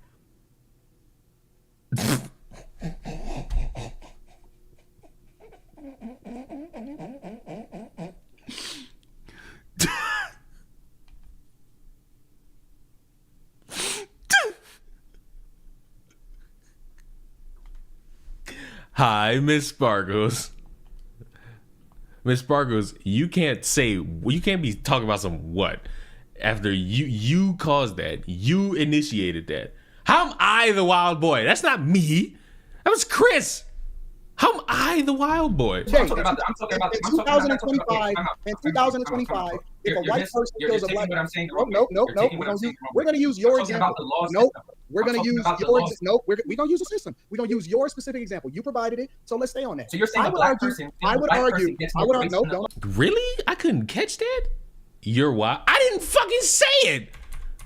Where's this part where this bitch says this shit?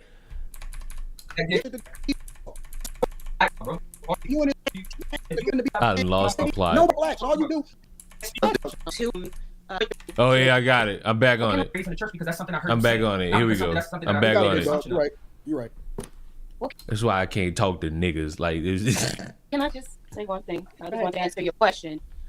you know, who killed who or whatnot. Kyle Rittenhouse was 17 years old, white boy that murdered two or three black kids in Michigan.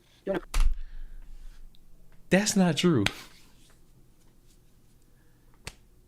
That's not even close to being true. Kyle Rittenhouse is a substance of white on white crime. Like, that man killed white people. But he took out white people. Why do y'all keep trying to throw my niggas into the mix? We ain't part of none of this. We ain't part of none of it. And these motherfuckers won't be viewed as like intellectuals in a conversation. This is why we set back. Protest. He was acquitted on all charges. Jordan Penny, I think that's his name. He choked out that black homeless man on a train in New York recently. Was also acquitted of charges. So, and I guess what. So look, on that one, I hate how motherfuckers see. This is why. Hold on, let me give you a little bit of ASMR going on there. This is why I say no one cares about this. Because on the white side of the story, you got these unverified, proven false claims about the family buying cars. And then on this side, you got people yelling, Kyle Rittenhouse killed black people. Daniel Penny just woke up and said, I'm gonna get on the subway and kill a black person. Daniel Penny was dealing with somebody who was viewed by public and witnesses on the train as an erratic motherfucker who was threatening people.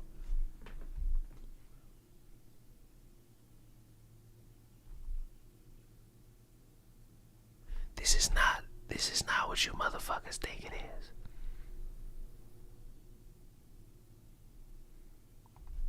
And that woman right there in the top right corner, she's a fucking idiot. She's ill-informed on the subject. She was ill-informed on the fucking subject. And she just proved it. She was ill-informed on both fronts. Cause how in the fuck do you say this shit and think that you sound smart? You dumb fuck. Holy forehead, Batman. Yeah, there's a couple long heads in this one. There's a couple long four-headed motherfuckers in this bitch. Like, it ain't good.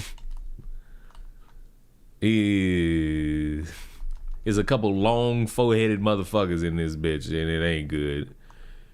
I'm not feeling Chris Breezy from these fucking pictures. That motherfucker got a 6 head. God, that's some shit you just won't smack. Clean off the hinges. You won't smack his shit clean off the hinges. A lot of Mega Minds is crazy. It's sick that the two biggest foreheads are right up and down of each other. Cameron and Michael got some of the whoppest fucking foreheads in this shot, and they got a bald motherfucker in the room. That's bad. That's funky. Neither one of those was killed in stop.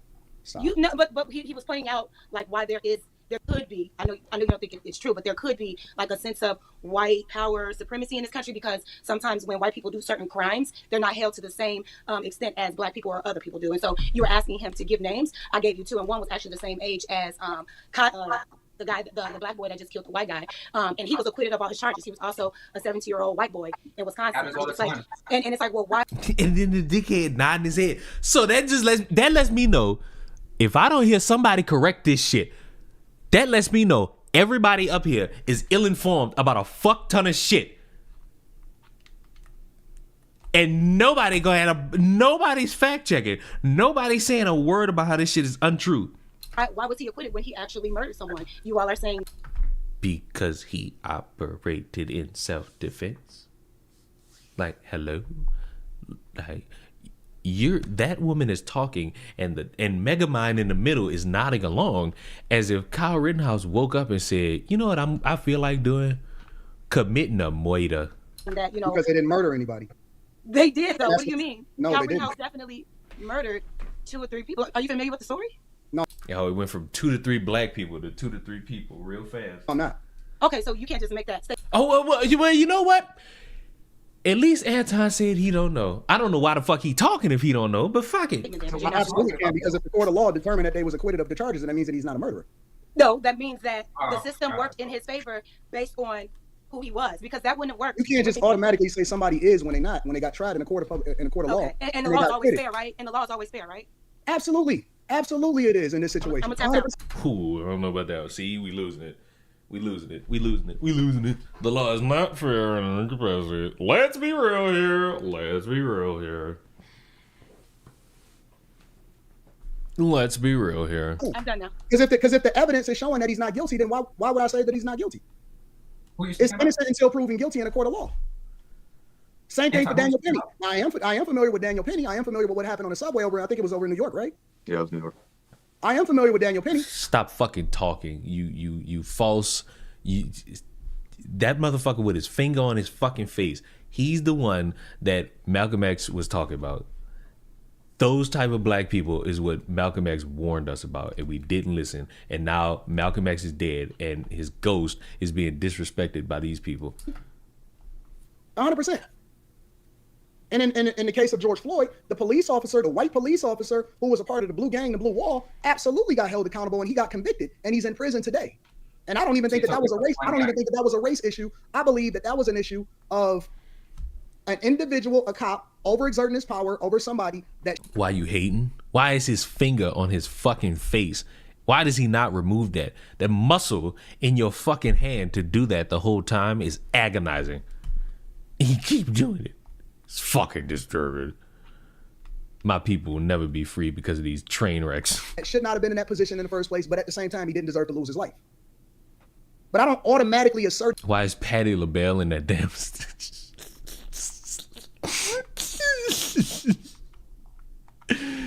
Oh God! To be a race issue every single time that somebody does something that's black versus. That's his wife under him. Damn, I like that. Explain it.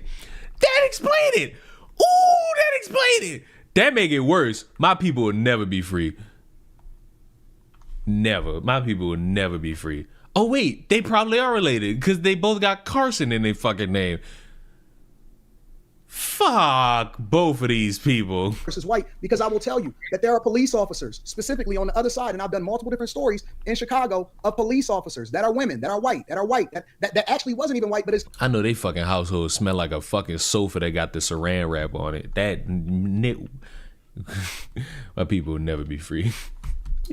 A white complexion that got killed by young people, and nobody even spoke about it in the community. We don't even talk about it. We don't even bring it to the front page of the news. It hit the news one day, and then it went away the next day. Of them serving a warrant to somebody that was poisoned in the community, and then nobody had no conversation because those cops, that same cop that lived, worked, and played in his own neighborhood was killed by a black guy that opened fire on him when he was serving a warrant in order to get him arrested for the guns that he was peddling in the community, and nobody said anything about it. Every single day, people die. Overwhelmingly, white cops and people that are on the police force get killed by black people at a much higher clip and a much higher rate than any white person that is perpetuating a crime and killing a black person, and nobody has anything to say about it.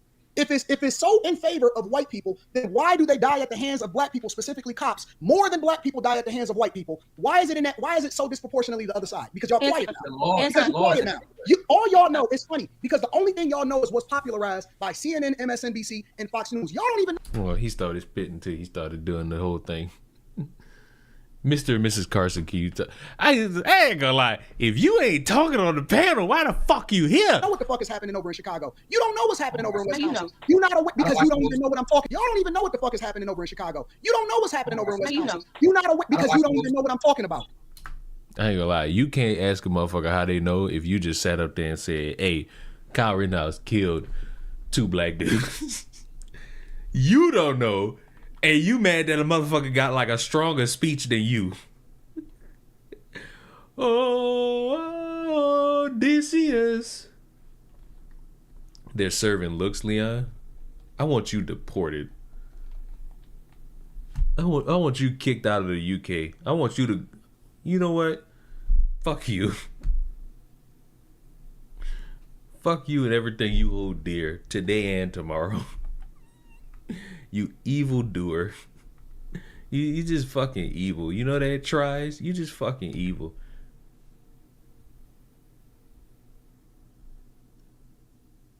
I'll make my ass over to you. No, the fuck you won't. I'm gonna stand my fucking ground. Shoot you. You better not go nowhere near me. I'm not friendly. I'm the worst thing you could ever interact with. A paranoid American. And I will launch every fiber of my being and bullet. Especially at a woman. I'm going to hell one day. But not today. You have no clue about the woman that got killed, the off-duty police officer that got killed. But we could watch Epic the music videos together. Fuck you! You didn't know about that shit until I indoctrinated you, and now you're supposedly gonna indoctrinate, I guess, like a Discord chat with this shit. It's amazing, and I know you didn't get your musical taste from anybody but me. Oh my god, you get your musical taste from anybody but me. Killed in Chicago and got maimed and got killed, and their family was trying to figure out basically, what was going on over in Chicago. you're not black. You're white. No. Just.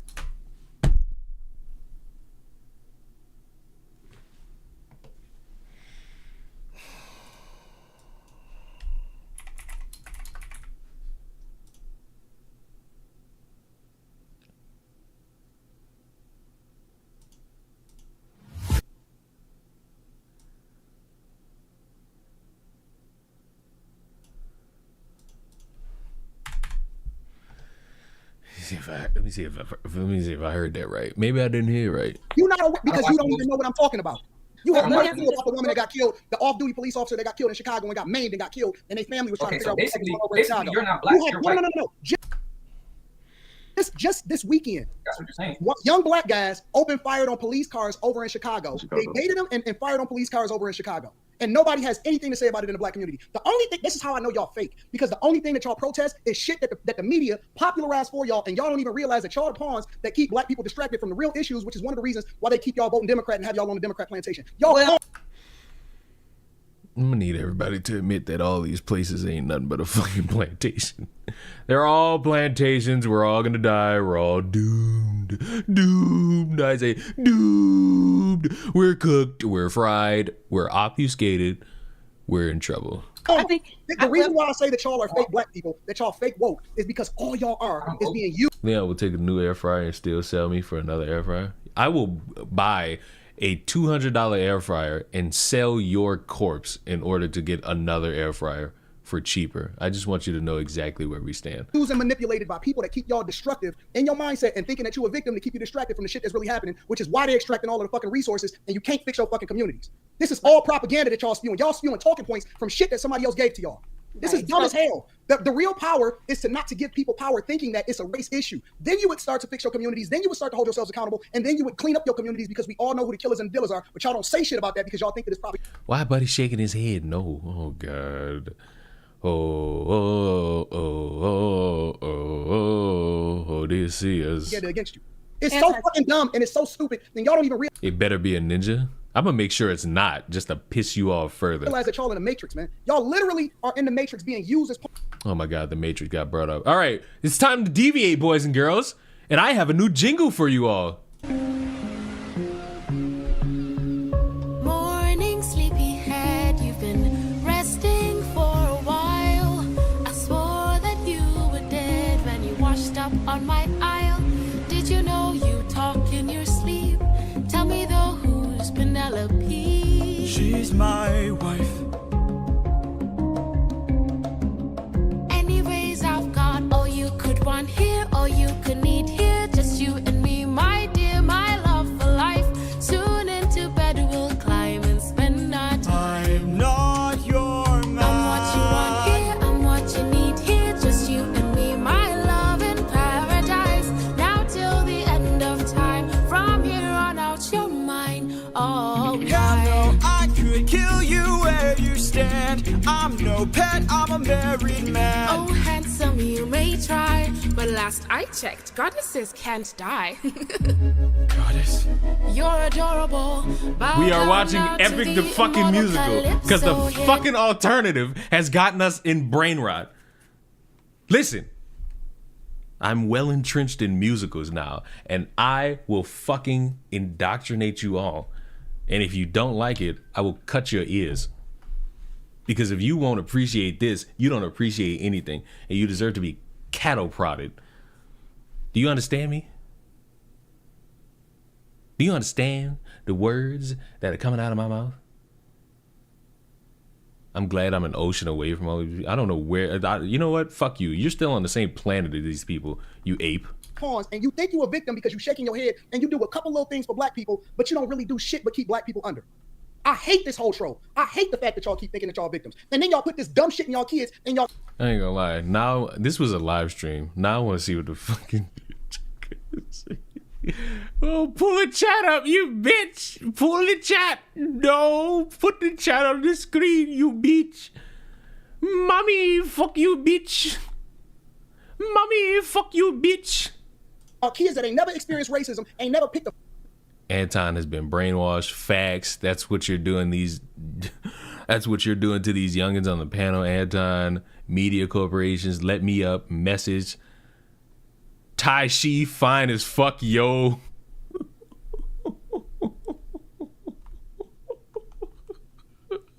Now look, specifically to the ladies, I have a question.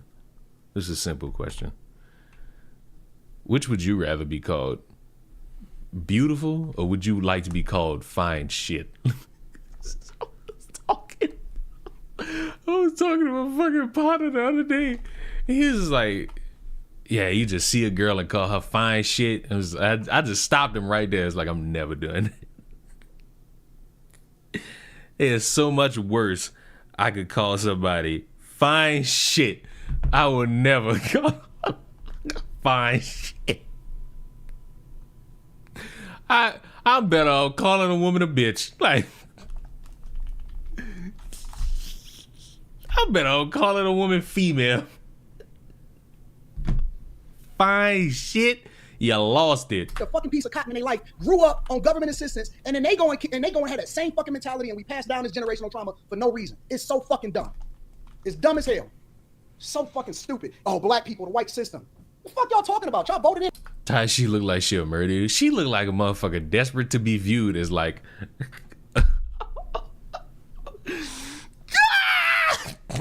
I got tears in my eyes, dog. I can't look at this. I can't look at this outdated... wait in order ass fucking hairstyle. Now look, I want to say something, but I don't know how it's gonna go over with you all, because you know sometimes I be making jokes and y'all rock with me on my jokes, but then sometimes you're like, whoa, that's too far. So you know I'm a reserved judgment. I haven't heard her say any fucking thing yet, so it's like I don't know what she's gonna say. Obama, fucking Biden. What the fuck else y'all need? So do you think? What do you want? No. What do you want? What do y'all as black people want? What is going to get out of this goddamn racist trope? What is going to stop y'all from being a victim? What do y'all want? Can I ask a question? Why do you think black people kind of feel they have this victim mentality? Do you feel that black people have always been treated as fairly as everyone else in this country? Y'all have a victim mentality because it was... No, Anton, please. No. You asked me multiple questions. Please. I mean, fuck. The nigga was about to answer the question. You asked me multiple questions, and then you tried to get me... You asked me a question. You asked me two questions. You asked me 2 questions. No, I want to... And then you tried to lead me down the path to answer it the way that you wanted to answer. No, I'm not asking you. First question you asked me is why do I think that black people are... No, that's not my question. That's not my question. My question is... You asked that same... You asked the question. Give me a second. What I'm saying is this. Do you feel that she looks like my mama in her yearbook? Black people have always been treated as fairly as other people have in this country? No. Okay. So if we haven't been treating fairly, right? Always. We know. Let me walk with me now. We know that there is a history. We know this, right? We know that there is a history of black people being mistreated in this country, specifically by white people, and specifically by white lawmakers and white judges and white police, right? And here's the thing: the mistreatment was never earned, right? They just clapping like a fucking seal. You need to clap for some fucking headline replacement surgery, you simple-minded... So they just look at us and say, you know what? We don't like you because of your skin color, and we don't want you to have the same access or opportunities as we do. So we're going to put things... That's wrong. Pause, and I want you to prove what I'm saying. It's not true in 1 second. Let me finish, love. So what I'm saying is, because they have put these type of... This Anton channel, who the fuck is hosting this shit? I'd have kicked everybody out of this bit. My head wouldn't be in this shit at all. my head would just be straight. Like, you know what? You out, you out, you out. It's fuck with his hand on his fucking mouth out. Forehead, team forehead, you out. The only people that stand, Jerry, Q, Courtney, Edgar, and Brandon. The rest of them, get out. Systemic type of issues that specifically were designed to keep Black people as a collective. Team, bro, they put the two motherfuckers with the whoppest fucking foreheads up and down of each other, bro. They put the two whop foreheads right on each other. It's like, that ain't right. At a disadvantage, right? All Black people have ever wanted in this country was to be left alone, treated fairly, being able to have access the way others do. And every time that we did, right, and every time that we thought we had the opportunity to thrive and to mind our business and to pull ourselves up from the bootstrap, what did history show us? They destroyed it all at every time. So here we are in 2025, still kind of dealing with some of the same things. And you're saying, with it in 2025?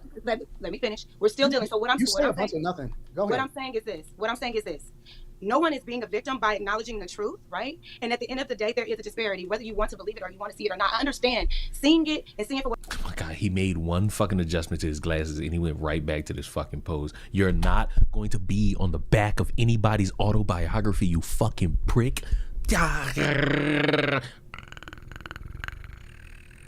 But it is maybe a disadvantage for you because of what you decided to assimilate with in this country. So you believing that none of this is the worst form of mewing ever. This is like uneducated. Never mind. Ever existed, and that we have no reason to be, fighting for our basic human right, which we always have. I understand that works in your favor, but the truth is the truth. And so at the end of the day, even though I acknowledge that it existed in the past, me believing that because you be saying false stuff. But go ahead, get it off. You just agree with me you just agreed with me that Black people have never been treated as fairly as anybody else in this country. So how do I believe that it's never existed if I agree with you on that point? You said what? How do I believe that it's never existed if I agreed with you on that point? So when did it end? When did it stop? When were we treated fairly? When were we treated as people? When were we given back all of the things that were destroyed? Because when they destroyed other people's what the fuck, my 48 acres in a legacies, they got their repair and their reform. They did. It's a fact. It's a fact. I know you don't want to believe me, but it's a fact. It is. I know you love Google. Maybe use it when it comes to these things, so you don't think The lady that said Kyle Rittenhouse killed 3 Black people is telling somebody else to use Google is rich. Is rich. Is rich. Is rich. And this is the sick part. Not a nigga up there, not 1, 2, 3, 4, 5, 10. They got 10 motherfuckers in front of your face right now. Not one of them give a fuck about Carmelo Anthony. Not one of them give a fuck about Austin Metcalf. I'm gonna tell you this with a straight face. I don't give a fuck about them either. But you know what's sick? I can acknowledge that. This is a story in the news. And the only people affected are the families of these motherfuckers. Everybody else, you a motherfucker on TikTok, YouTube, Twitter, or Instagram. I haven't really seen anyone talk about this on the old Insty-Winsty. My algorithm is just cooking videos and like babies getting scared on the old Instagram. It's just fucking. Everybody is just saying things and pulling it out the air. So all I'm saying is you saying it. Damn, I'm late. Jesus for fucking Christ. Maybe I was early and it was like 5 in the fucking morning or whatever the fuck I turned the stream on and I just said, you know what? Let's just rip it. What's true? When did it change? What year did racism end? What year did systemic racism end? What year did white people say, you know what? What we did to this community, because you just agreed that we weren't treated fairly, right? So what I'm saying is, when did they decide, you know what, we are going to treat them fairly? After we destroy them all and destroy their legacies and burn down their towns and flood them out, you know what? We were wrong about that. Let's make it equal now. When did that happen? If you said today, you are not today. This country has done its best. Unfortunately, it actually ruined y'all by overcorrecting and trying to make y'all feel a part of, because there is not anything today that you don't have access to. And as a matter of fact, I ain't got access to my fucking 40 acres and a mule and my Lambo that's blue, nigga. Overwhelming majority of anything that Black people go through is as a result of other Black people doing it to them. Has nothing to do with the KKK. Has nothing to do with. That's not our history. That's not what history says, though. Yo, how old are you? It doesn't matter. Were you born? No. Were you? You're not supposed to ask a woman how old they are. It's very offensive and rude. But I almost cursed my mom out when she told me that dumbass shit. I'ma always ask a broad how old she is. That fucking conversation will never fucking continue. If you don't tell me how old you is, like if I'm chopping it up with a shorty, first sentence, how fucking old are you? And if I get that's real, pack it up. Bye bye. See you later. I wish a bitch would. Not tell me how old they is. Were you born before? All right. Wouldn't want to run into a cougar? Flip that. I would absolutely love to run into a cougar. Y'all might not ever see me again. If I get a cougar, y'all never see me again. I'ma be G-O-N. Gone. You don't have to say your exact age. Hold on. Were you born before 1990? Yes, I was. Okay, so I know you wasn't born before 1980. I will tell you that in your lifetime, nigga said ain't no way, Leon. I just said shawty. Or do you know who I am?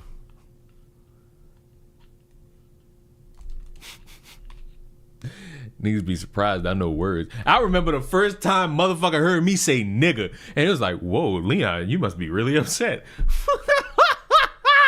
I was devastated. You have not experienced any level of racism. Rape?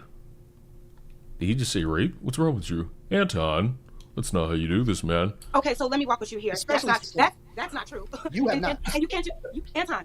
I understand that what you think, what you believe, you think is the truth, but what you think and what you know. Again, this is somebody that said Kyle Rittenhouse killed 3 random black people. Didn't happen. But again, this is what she thinks she knows is the truth as compared to the actual truth. So are two totally different things. So I'll let you believe that as a black woman of my age, and I've never experienced racism, but you're wrong about that, love. But believe what you want. But at the end of the day, just because I wasn't in shackles and I wasn't, getting tore up by dogs in the street during Jim Crow when I was just trying to go to school as a black woman, as a young black, doesn't mean that I'm still not affected by those things that happened before. What is preventing you from being successful right now? So I'm not talking about me. I'm talking about the collective. I'm talking.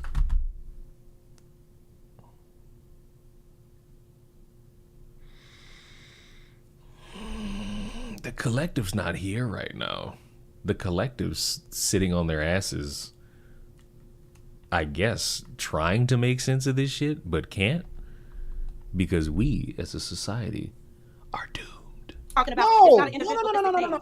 Okay. No, but that's what it is. I'm not an individualistic mindset when it comes to. So now you want to add other people. You want to add other people into it in order to be able to justify the way that No, because I'm not justifying. You haven't truly experienced any systematic racism that prevents you from doing anything that you want to do. But you don't. I want to put a weave on and show motherfuckers like Chick Tries how you really strut your stuff. Got Mr. Man down here saying, let her cook. And he don't even know shit about you. We're not talking about being successful. He don't even know shit about you either. Yes, it is about being successful. Because slavery in itself was a capitalistic act. It had nothing to do with disliking black people. The reason why slavery existed and the reason, listen. Are you serious right now? When slavery came forth as a part of the transatlantic slave trade. That's going to be it for me tonight. That's cool. You can leave. I don't give a fuck. But when slavery started taking place as a part of the transatlantic. Why do you fucking overtalk people when they start to make their point? Well, you've been doing that to me all night, but all I'm saying is you're lying. Let this be a reminder. I'm glad. See, remember like 2 weeks ago, I said like maybe one day I'm gonna let y'all come on the channel again and like air whatever grievances y'all got out. See this shit here? I'm never letting you motherfuckers in on a panel. Never. I'm never letting you motherfuckers house a fucking place where you could sit and speak. Not on my. You better go do that shit on your own fucking platforms. Though. Don't bring none of that shit to me. Me no care. Me no like. Me no set up. No. I'm glad shit like this. I be heated. Everybody be kicked off that bitch fast. It'd be no issue for me. Slavery existed as a part of the transatlantic slave trade. As a matter of fact, the Carsons got the same pose. I want them to get divorced. I'm gonna wait 5 minutes. If this bitch at the bottom don't say nothing, I'm gonna have thoughts. I'm gonna say what I wanted to say originally. It is proven that some of the most racist people were actually black slave owners. It wasn't all black people that were enslaved. And as a matter of fact, the majority of the slaves that was sold over here, not born into slavery, but was sold over here, were straight from people that were capitalistic over in Africa that sold them over into the United States of America. And black slave owners absolutely 100% was in existence. They capitalized, they did business. What? with other white people in order to look at other black people as slaves and as cattle in order to continue to build up their wealth, which is one of the reasons why you had the division between the North and the South in the Civil War that ultimately led to the freedom of slaves. It didn't even have anything to do with whether or not people actually believed that you needed to be free. It was a capitalistic, I want to win the war, I want to weaken the South. That's why slaves had got freed. And then they started to go through and started to make things right. No. Let's be very clear. Because y'all just talking. Explain what happened after slavery. You think you're talking to somebody that hasn't studied it inside and out and truly understand the capitalistic nature of what slavery was and how it came about in America. Okay, so understand it. What about a discussion one-on-one? Nope. None of that shit's happening, buddy. So that you know what type of weirdos watch your videos. The sick part is the last time I did like a call-in, I had a great understanding of like the IQ of motherfuckers. It wasn't y'all brightest showing.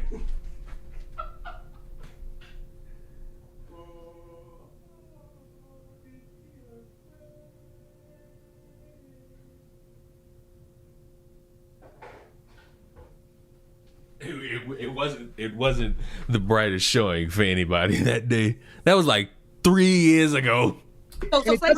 No, it was 2. Because that was 2023 the last time I did it. You're still a victim today, but you're doing so because you truly don't understand exactly what happened and who was really participating in this whole slave trade in the first place. Sure. Listen. At the end of the day, you guys today in 2025 have no excuse as to why you can't do what you need to do. You have no freedom that is limited to you. You can go where you want. You can drink out of whatever water fountain, whatever water. If you ain't got that star on your ID, you really can't go anywhere you want, especially by plane. You can drink out of, and you can align with any group that you want to align with. You are not a victim. You are so not. Can I ask you this? Okay, amen. And I'm done. And we so can after slavery, once they freed the slaves, did they leave black people alone? What happened after that? After slavery, were we left alone and able to thrive in our communities? Or was there other things that happened to keep us at disadvantages? Did they just say, slaves free, they good, let them have? I must just say it right now because the bitch got her eyes closed. This is a house slave hairstyle. The bitch got a house slave hairstyle on. Like, I don't give a fuck. I don't care. Her forehead is also long. She's now officially part of Team Forehead. And it's funny how 1, 2, and 3. 1, 2, and 3 are all that close to one another. Team Forehead, Faux Life is fucking ridiculous and embarrassing all at the same fucking time. Like, you need to be serving master his fucking Scottish scone before he sit there and beat you because it don't taste like the Patriot that he dreamed it was while he was whipping everybody on the outside. It's fucking sickening. You understand me? The same things that we do. What's the explanation of that? Okay, you want to say that we participated?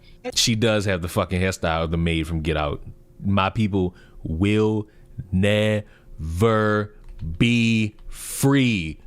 You think I'm saying that as a joke? You think I'm ha-haing with you motherfuckers? I am embarrassed. It's like, hold on one second. You want to say that we participated in slavery? Okay, cool. We'll rediscuss that another time. So now that we know that slavery is over, once it ended, what happened to black people?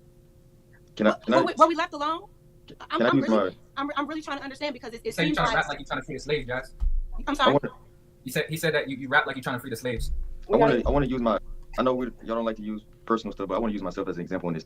I'm not going to be naive to the fact. Of course, we know racism exists. Oh my God, somebody talking. I can't tell which one he's talking about because they're all Team Forehead. I mean, now that you think about it, now that you brought that up, I think everybody except for the 2 with the hats on and Buddy who posed like he Malcolm X. Everybody is Team Forehead.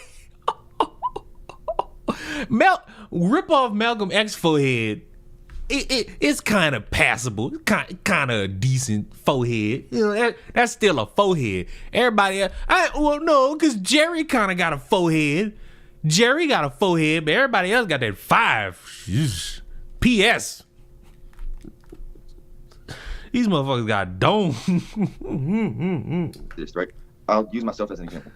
You know, I got into the corporate world when I was 18 years old. By the time I was 21, I got promoted to a manager. By the time I was 25, I got promoted to a director. And when I got promoted to a director, I got approached by a client that literally blatantly said to me, "Boy, ain't no way you're the manager." And he called me boy. He called me out my name. But instead of me taking that and saying, man, he being racist and flashing out and crashing out, what I did was I conducted myself and I told myself, I'm not going to let him trick me out of my position. I'm going to talk to him like a grown man. So what I did was I sat him down and said, hey, I'm not going to do business with you because you're talking to me a certain way, right? So either you're going to leave or we're going to sit down and talk like men, because at the end of the day, you're stepping the line, but I didn't let him trick me out of my position. And I think that's sometimes what we do is we want to lash out as soon as we see it. We can't pretend it doesn't exist, but instead of lashing out, we can conduct ourselves better. So that way we don't get tricked out of our position, because we're like, why can't we get this job? You're in a position in a white company? I'm not. No, I'm not in a white company. So Carson, are you saying? The owner of your company is black? No, the owner of my company is not white though. Michael, are you mixed?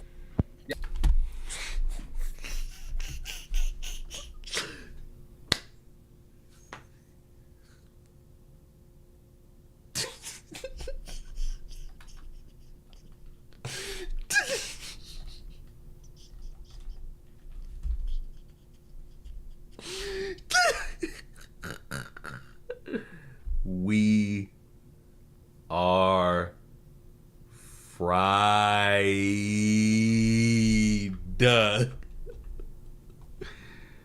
We're fried. I'm telling y'all, y'all don't want to believe it. We're fried, cooked, goose.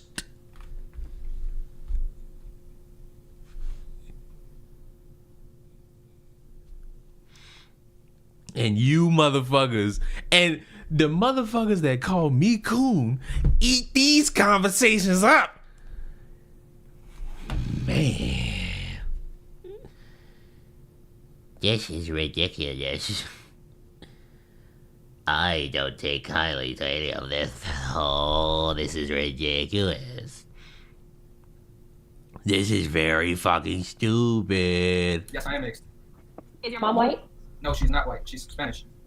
So you're mixed. So why is it every time a motherfucker mixed, somebody gotta be white and the other one gotta be black? Why? You know they got other races. And this what like them dumb motherfuckers want me to go to get like a great conversation about race relations. This is where I would go if I want to solidify my decision to join the fucking KKK. Like, what the fuck? We gotta move on. We gotta go to the next topic. Yeah, we can move on. I just had a question. Ask me the question, Jess. Go ahead, Jazz. Just real quick. So you saying that? Are you saying that it's best for black people to assimilate to whiteness in order to succeed? No. What I'm saying. Why is that assimilating them? What I'm saying is. Oh, because when we integrated, we couldn't really succeed. No. What I'm saying. Why is that assimilating them? What I'm saying. Oh God, another member of Team Forehead has spoken. It's fucking amazing, isn't it? Oh, because when we integrated, we couldn't really integrate and be ourselves. We had to monitor how we acted. We had to monitor our hair. But that's not today, though. I mean, fuck. I'm gonna need motherfucker. You know what? I'm gonna need y'all to assimilate with whiteness because of this fucking poor ass fucking hairstyle I see on Team Forehead. Team Forehead got some bad hairstyles. Team Forehead not representing their best right now in terms of like, oh, I hate that people tell us what to do with our hair. Well, fuck. Shit hitting the top of y'all fucking craniums. Y'all need retwists. Y'all need some lace fronts. In the house slave. Need I say more about the house slave? Or did everything get said in the way it should have been? So, Jazz, I'm not saying that it is. I'm just saying that. Motherfucker said, Leon, are you mixed? Not even close. You know what? Technically, I am. I got a whole bunch of Creole in me. What I'm saying is that we never got the opportunity to integrate and fully be proud of our blackness in these spaces. We had to kind of conduct ourselves a certain type of way. That's why it's always like, it's white people around act like this. They can act like any and everything, right? No, that's but not. When we go around, but when can I answer your question? You asked me a question. Yeah, so I just wanted to know if that's yeah, no, that's not what I'm saying. As you can see, I have a design. That's a nice haircut. So I'm no, definitely. Where the KKK at? I'm moving to Alabama. What is this fucking conversation?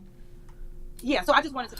I'm about to prove my blackness right now. Hold on. He's about to prove his blackness to everybody while his fucking wife still has her eyes closed. Gone. No, that's that's not what I'm saying. As you can see, I have a design in my head. That's a nice haircut. So I'm you clean. Thank you. Clean. I have a design in my head. So I'm clearly displaying who I am as a person, right? But what I'm saying.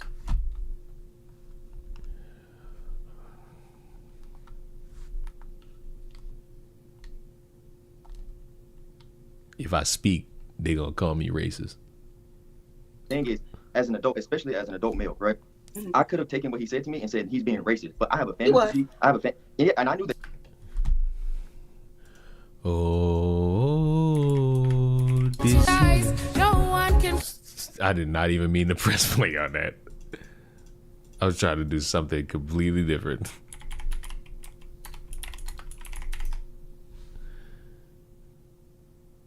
I was trying to do something totally different.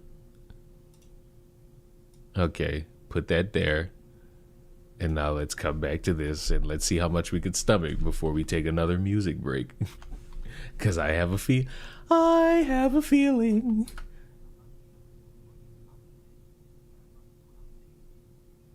None of these people have an actual personality. They got foreheads, though.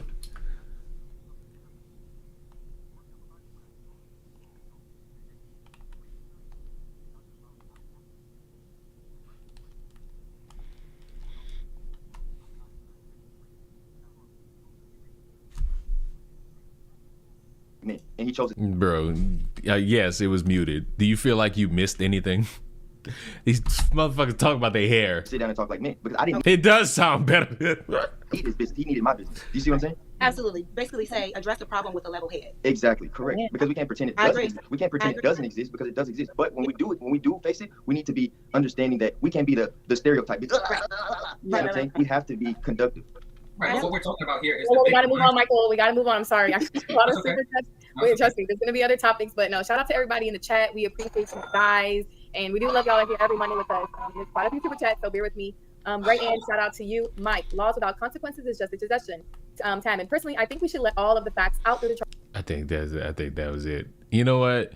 Just because we had to suffer, I think everybody deserves a treat. A song from only a certain amount of your fucking childhoods, because I'm certain all of you are heathens who weren't allowed to fucking watch great TV such as myself. And he wished on a dragon scale, and that's what started Dragon Tales. Around the room the dragons flew. Fuck copyright, I don't care. They climbed on the backs of the dragon friends. Now the adventures never end. Dragon Tales, it's almost time for Dragon Tales. Come along, take my hand. Let's all go to Dragonland.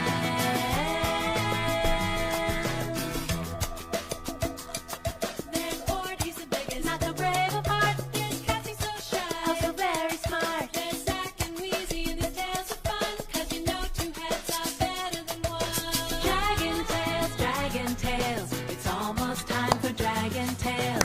Come along, take my hand. Let's all go to Dragonland. Life was better when I could just turn on my fucking fatter than the back ass fucking TV and just fucking consume PBS Kids. Now I gotta go through like different fucking applications to find this shit. Wait, is this shit on Paramount? No. Ow. Where can I watch? Where can I watch Dragon Tales? Oh, this shit's, I can only watch it on like YouTube TV or whatever the fuck it's called. Freevee? That sounds, what the fuck? Freevee may also be available on PBS Kids. Oh, God, I don't want that. I want to be able to watch it. I just look for it for free online. Well, I could also do that. But once I realized that I have Paramount Plus essentially forever, and I found out that on Paramount there's SpongeBob, there's Fairly Odd Parents, there's fucking Jimmy Neutron. I said, yeah, I'm keeping Paramount. Paramount staying on the phone there. Paramount's staying on the phone there. That's staying. It's a pretty good application you got there, buddy. Does anybody remember that long stretch of time period where you could watch like shows on YouTube and there was no 1080p, no cuts? Am I old? I know I'm older than probably like two of you, but I live in a time where that was commonplace. where if you wanted to watch a fucking show, you could just type it in on YouTube and the fucking episode would be there. That's how I was watching anime. Everybody, go, what about Kiss? Fuck Kiss Anime. Actually, no. Kiss Anime put me on some great romance anime for my fucking high school years. I will always hold Kiss Anime in high regard just for that, and for that only. I got you by 13. I don't give a fuck, you old fucking decrepit waste of space. You old decrepit weird looking motherfucker. You ought to be ashamed of yourself, guy. You ought to be ashamed of yourself, dude. You look wrong, buddy. You're old. Life's passing you by. You look dead on the inside and out. Happy National Poker and Garlic Day. What? Classic SpongeBob was the best era out of them all. I don't give a fuck. The reason I don't give a fuck is because SpongeBob is still going, and there's a whole new generation of kids that can enjoy like newer versions of SpongeBob and whatever this they can enjoy like their version of SpongeBob. And if Nickelodeon's doing it, they could watch like the old versions on rerun. So like either way, I'm happy that SpongeBob is still around producing new episodes for motherfuckers to watch and see. That's a good thing. In my view, that's a good thing. Leon, sing that old song from the SpongeBob episode.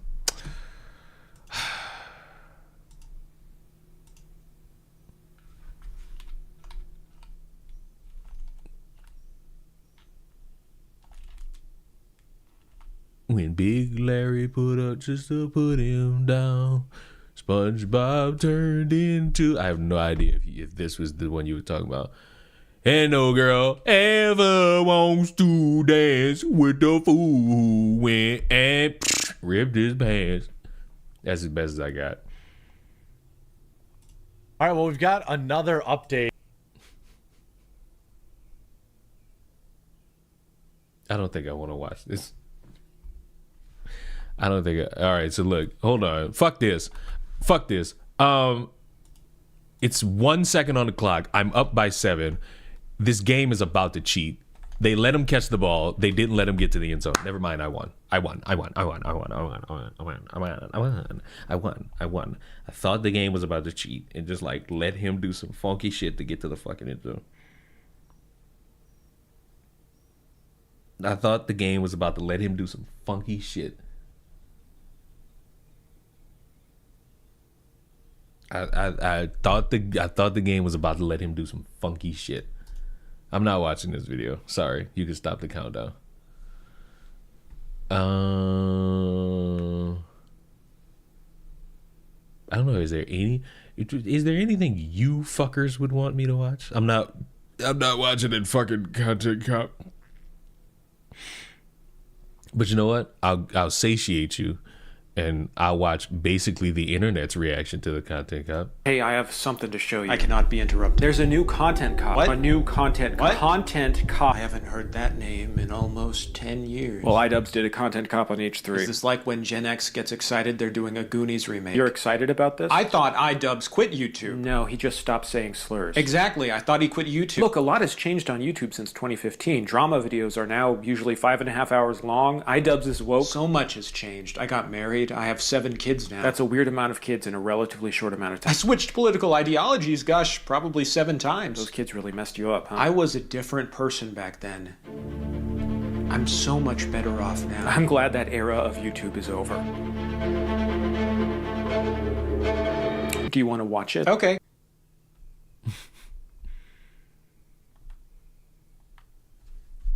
Oh God, stop before it shows copyright YouTube, whatever the fuck he... So here's the thing.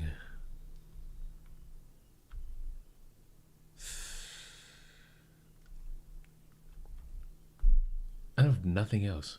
Oh wait, what's everyone? Oh, I already watched the fucking GTA thing. I already watched that. I don't want to watch it again. Would Trump really destroy the dark truth behind U.S.? Oh, what the fuck is this? Donald Trump along. Your face reminds me of a dying weasel. I don't know if that's a compliment. You're old, groaning like a geezer. Your mother wanted you to be aborted. I just want you to know that. She didn't want to tell you, so I'll fucking tell you. Anything Abbott preached? No, I don't want to. I'm sanguine in not watching that at the moment. Along with Elon Musk, have created a new government agency called Doge. And what I originally thought was just an older sibling giving a younger sibling an unplugged video game controller actually turned into a real thing. And their first order of business was dismantling USAID. Not nice, Leon. Did I strike you as somebody who could be nice? Face card never do. The Lotus Eaters video about Carmelo Anthony so you could get mad? Why? I thought we were all enjoying like just a calm breeze under the sun. Like, look, I'm opening a pack that's gonna lead to nothing. Look, I'm opening a pack and I got nothing out of it. Leon Cook's collard greens win. Never are you people beating the racist allegations. Never. Y'all never beating it. You understand me? You understand me? Y'all never beating it. 4-hour stream. Nah, I know the words to end all of this. Black women. You know what, Meaden? Every time you like try to be funny and you fail, we're just gonna ship you out for the rest of the day. You'll be back the next time I stream. But I just can't stand you trying to be funny and you fail. Fuck. Think about yourself. You gotta come with some heavy hitters, motherfuckers. If you want to be funny, be funny. Don't be like, let me say something that my fucking friends at high school would laugh at. Fuck.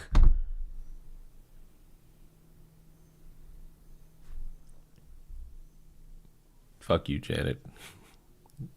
You suck as a person on the inside and out.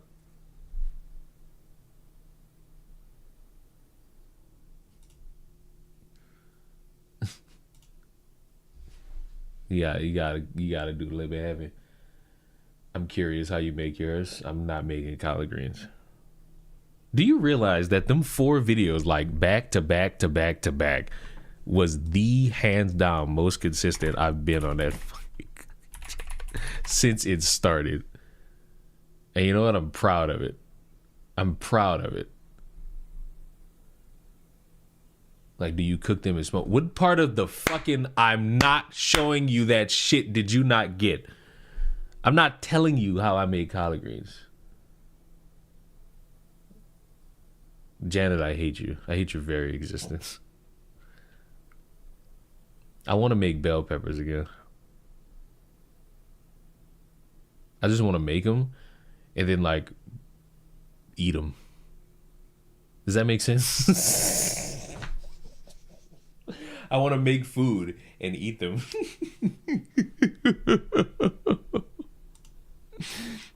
I want to consume food. I want to make food and then eat it.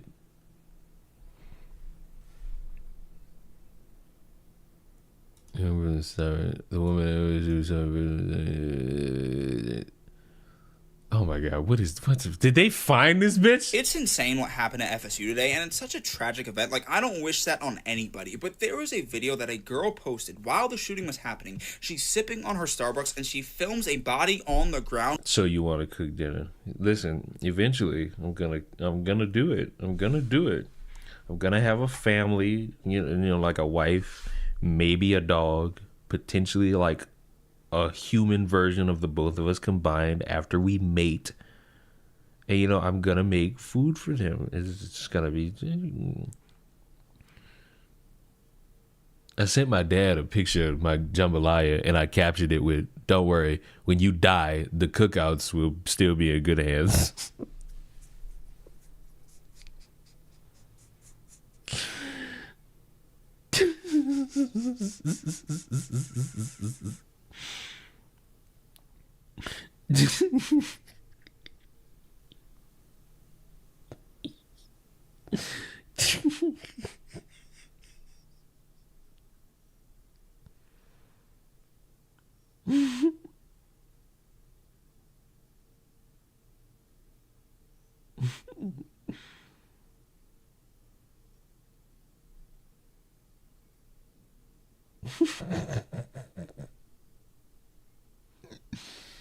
Fuck. Nice to know I'm not the only black that trolls their parents. I mean, it's not a troll. He's gonna die one day. And the sick part is him and his sisters, my aunts, are gonna have to live with the fucking realization that they've birthed a lot of people who then birthed other people who are not fit to survive without their guidance. And they're going to need a leader. They're going to need a leader to lead them. And it's gonna be me. Did you see that Nintendo isn't gonna lower the price of the Switch? So was it your dumbass that thought they were gonna lower the price? Cause I said that they were going to increase it and they didn't. You know what they did increase? They increased the fucking price of the Joy-Con straps.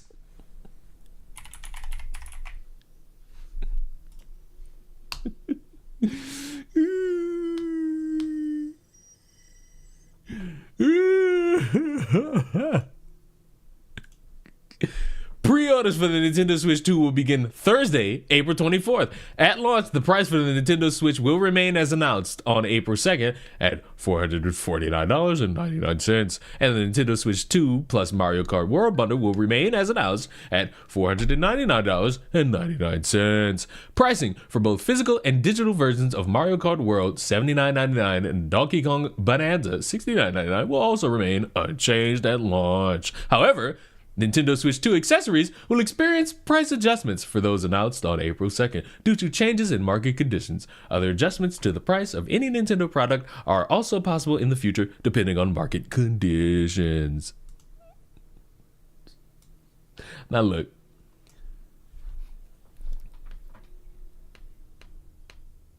A fucking pair of Joy-Cons being $94, stick drift better not fucking exist.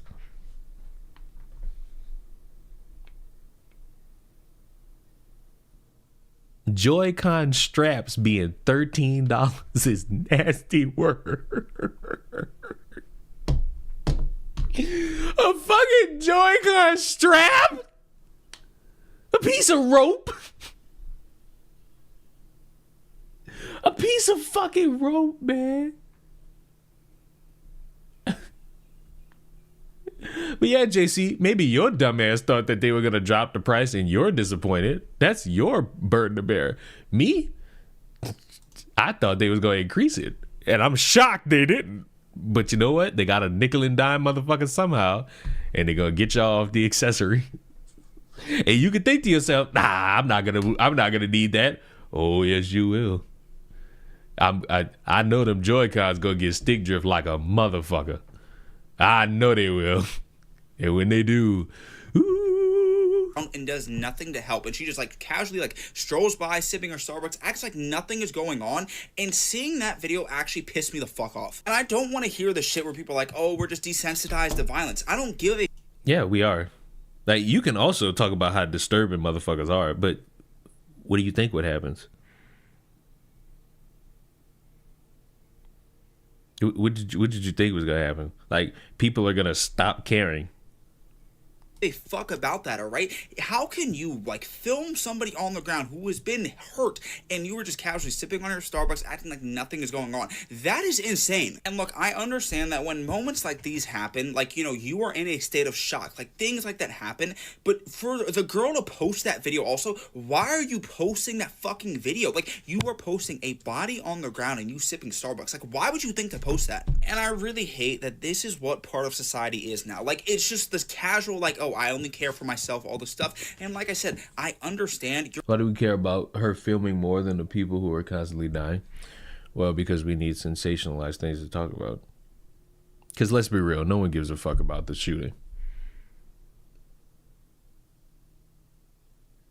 You want to know how I know barely anybody gives a fuck about the shooting?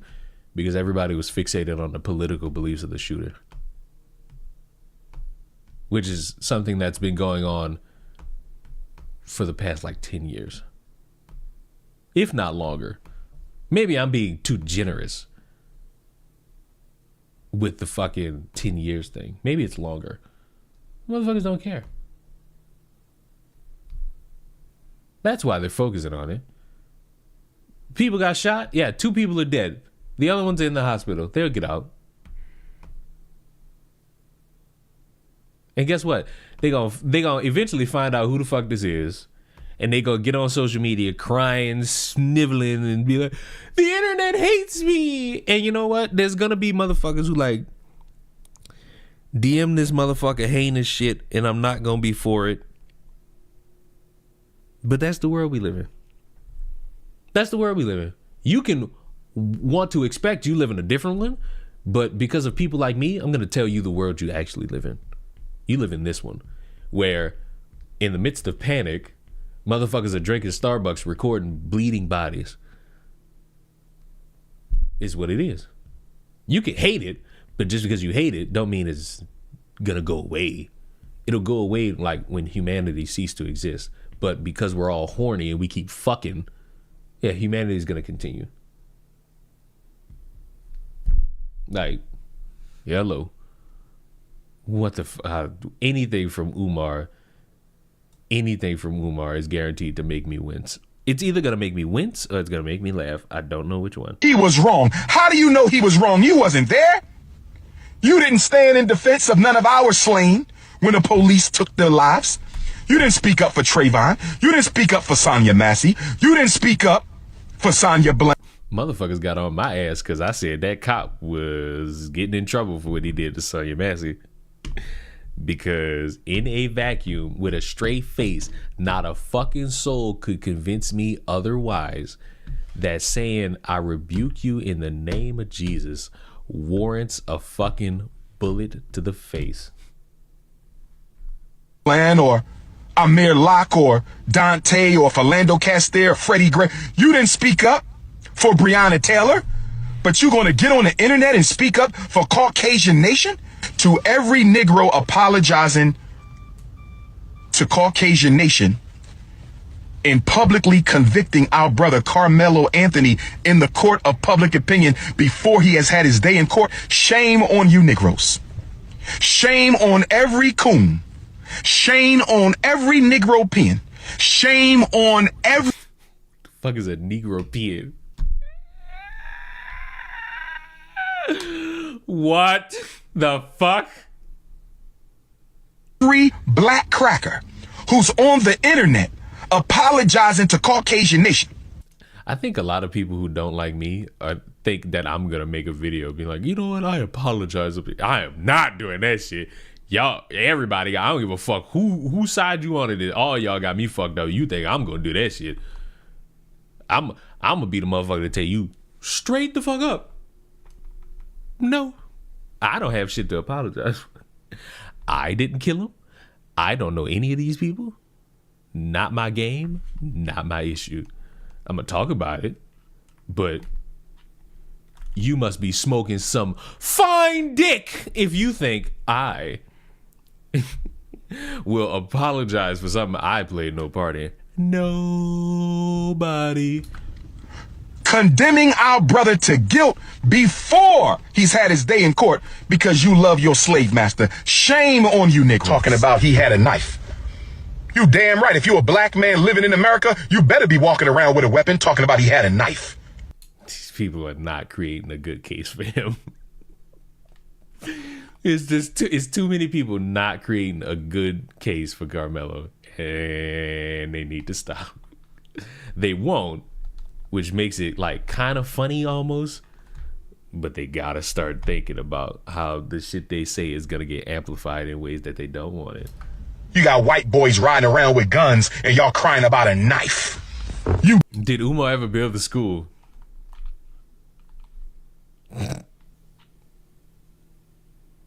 I mean, damn right. If you're a black man in America, you better have some kind of a weapon on you.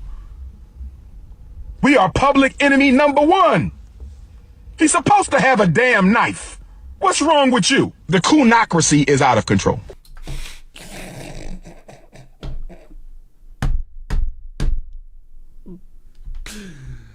I lived this life for 25 years. I ain't never heard the coonocracy. I've never one time heard the coonocracy. That's a new one. That's honestly a new one. An innocent government program that helped poor people all around the world. Or was it? I don't even care about what this is. Like, nigga, I've been indoctrinated by the coonocracy. Like, nothing's topping that. Like, I'm sorry. Nothing could top what I just heard. I just heard a grown man call a legion of people. First of all, house to the fucking end zone, buddy. This motherfuckers. The coonocracy. Y'all want to see what he's talking about? If you haven't already. Where's it fucking? I know somebody's reposted it.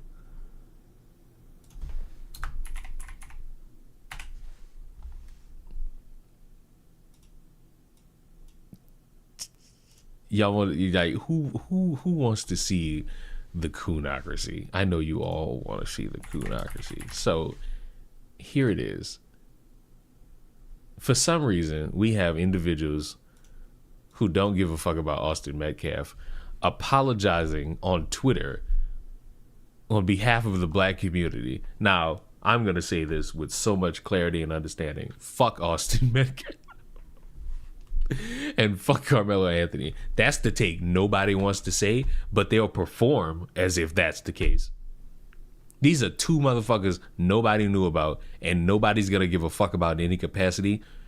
Come 2 years from now, they're just gonna use their fucking names as like an antidote to talk about whatever current race relation topic is going on at that point. And that's a fact. You can be mad at it all you want, but it's true.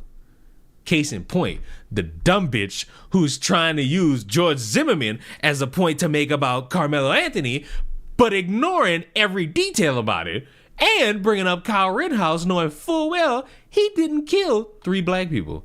But according to her, she did. He did. So he does this fucking video, and as I've stated, as I'm certain many others have stated, he's the same man that tried to fit in with a bunch of people that called him the N-word. Like, he tried to fit in so bad. He tried to fit in.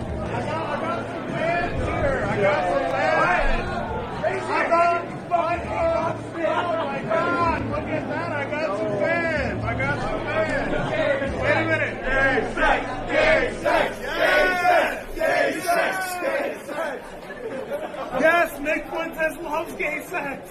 No, he doesn't. Faggot. Whoa. And the video goes on. He gets called slurs that are of the gay variety. This is some weird gathering. It is, you know what it is? It's what motherfuckers who hate me think I do. They think I would go to some event mainly housed by white people and let these motherfuckers say this shit to me. When in reality, no. It's given I'm not black, I'm OJ. See, that's how you be funny. And this dude, I'm sorry, this dude will never be able to live this moment down. Like, this was 2 years ago. He will never be able to get away from this. Never. You understand me? Never. How drunk are they all? Don't give them excuses. Stop finding excuses for people doing dumb shit. It's people's worst trait to look for excuses for motherfuckers who do dumb shit. Don't do that. Bad you. Bad you. Matter of fact, flag on the play. Looking for excuses for dumb motherfuckers doing dumb shit. 50-yard penalty. Automatic first down.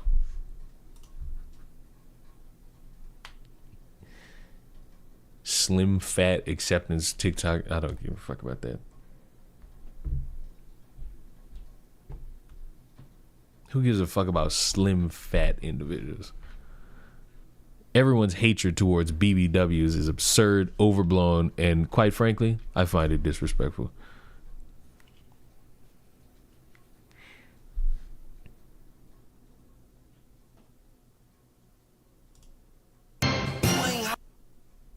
What the fuck is this? Why am I getting jump scared for no fucking reason at the wrong point? You ain't heard? Man, his daddy, Austin's father, just bomb rushed Carmelo. Bomb rushed? And then you got a kid in the background. Like, what the fuck is he doing? Anthony's family and them thing. Check this out. So they was out doing a press release, and the Dallas police had to be called to get Austin's father up out of there, man. They're mad because Carmelo Anthony's family has raised this money, and they living in a gated community. And apparently, Austin's family... Lizzo looking like a whole meal? See, fuck y'all. I hold the fucking point that Lizzo could have always... Never mind. ...and friends weren't able to even raise the amount of money that they say that they needed. Is that hate? Why was he there? Carmelo Anthony's family was going to be speaking out at a press conference for the first time publicly. And they had... I can't imagine putting on this fucking voice in front of, like, other people who are also in the car. Like, bro, you got a kid who not knowing what the fuck going on. Everybody just in the car, like, with you. Like, what are you doing? Calm down. To get Austin's father to be up out of there? Is this that same bully behavior that got Austin killed? Is this... Huh? Huh? What bully behavior? The nigga showed up. It's that same bully behavior that got Austin killed. Let them people live in peace, man. Leave them alone, man. Oh my God. We're fried. I ain't gonna lie. At the end of this, we're fried. Guilty, not guilty, plea deal, we're fried. We, you and I, the normal folk, not the dumb fuck who got mad because I'm not sitting here chowing down his random fucking theories. We, the fucking fucks who sit here and gotta congest this shit, we're doomed. We're cooked, birdies. I got nothing else. I got nothing else to sink my teeth into. Because this was one of those streams. It's one of those streams where I just fucking wake up and I think about streaming. And I think about streaming like at 2 a.m. But then I realize like no one's awake during that time. So it's a moot point to try to do it at that time. It's literally not in the best interest to do it at that time. And so I just say, fuck it, and do it at 5 a.m. because that makes the most sense. 5, 4, 6, 3, 2, 1, all that shit. And it's just fun. It's just fun to do like a random stream early in the morning. He one of the messy ass cousins you don't want to be around. I mean, like, I'm gonna be honest, I don't be around them. I remember, y'all either gonna call me smart or fucked up for this. I remember, for some reason, all my cousins on my father's side put me in a group chat with them. He was like, oh, this our group chat. And I immediately left that thing and blocked all of their fucking numbers. Because on what planet do you poo shiesty looking motherfuckers think that you gonna disturb my fucking peace on my goddamn phone? Not ever could you think to yourself this is the smartest thing to do. Some of the dumbest shit ever done. Some of the dumbest shit ever done. You understand me? Boston Richie! A group chat of family members is the worst mistake known to fucking man. And some of them motherfuckers still blocked to this day. These motherfuckers trying to get me to go on a family vacation. I said no. Oh, we going to Jamaica. Have fun. Oh, but we want you to come. No.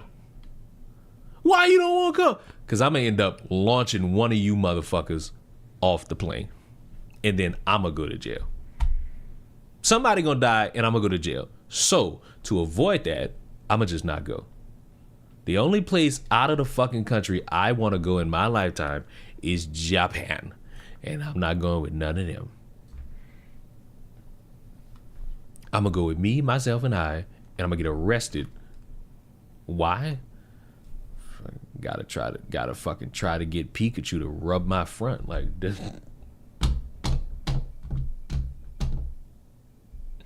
All the anime and maid bars. I mean, fuck.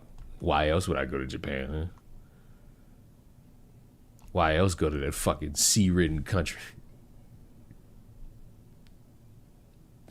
I got no other reason to go, do I?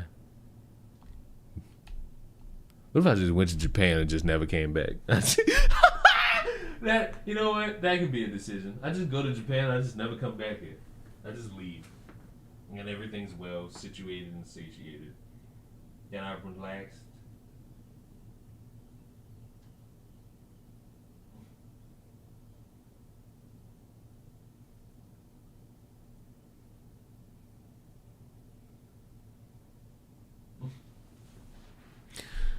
Somebody just left a fucking comment talking about some. Can't you talk about anything else? Like the shooter at FSU posted that fucking video yesterday. Motherfuckers don't pay attention. You see what Johnny Somali and Vitali got themselves into? Nope. I feel like the only motherfucker who would talk about that is a Tozy. So let's see. He's facing a year in jail for posting this YouTube video. Oh, here we go.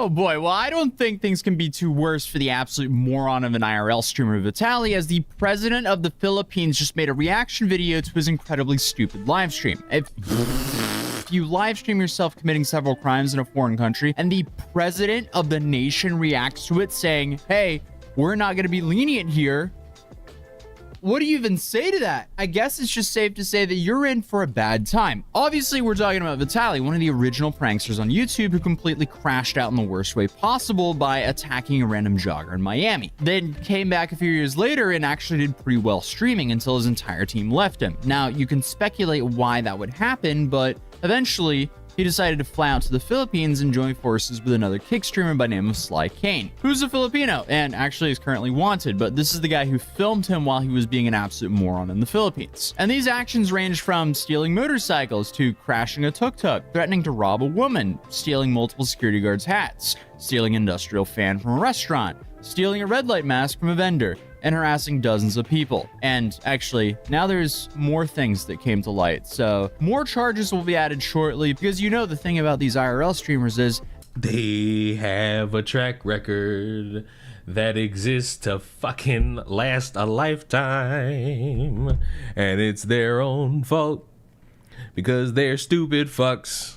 They're not smart people. They're dumb as fuck. They live stream themselves committing all these felonies. So all the prosecutors have to do is just sit and go through all of their streams and charge them accordingly. Overall, just a terrible idea to do this in a country that has their jail cells that look like this.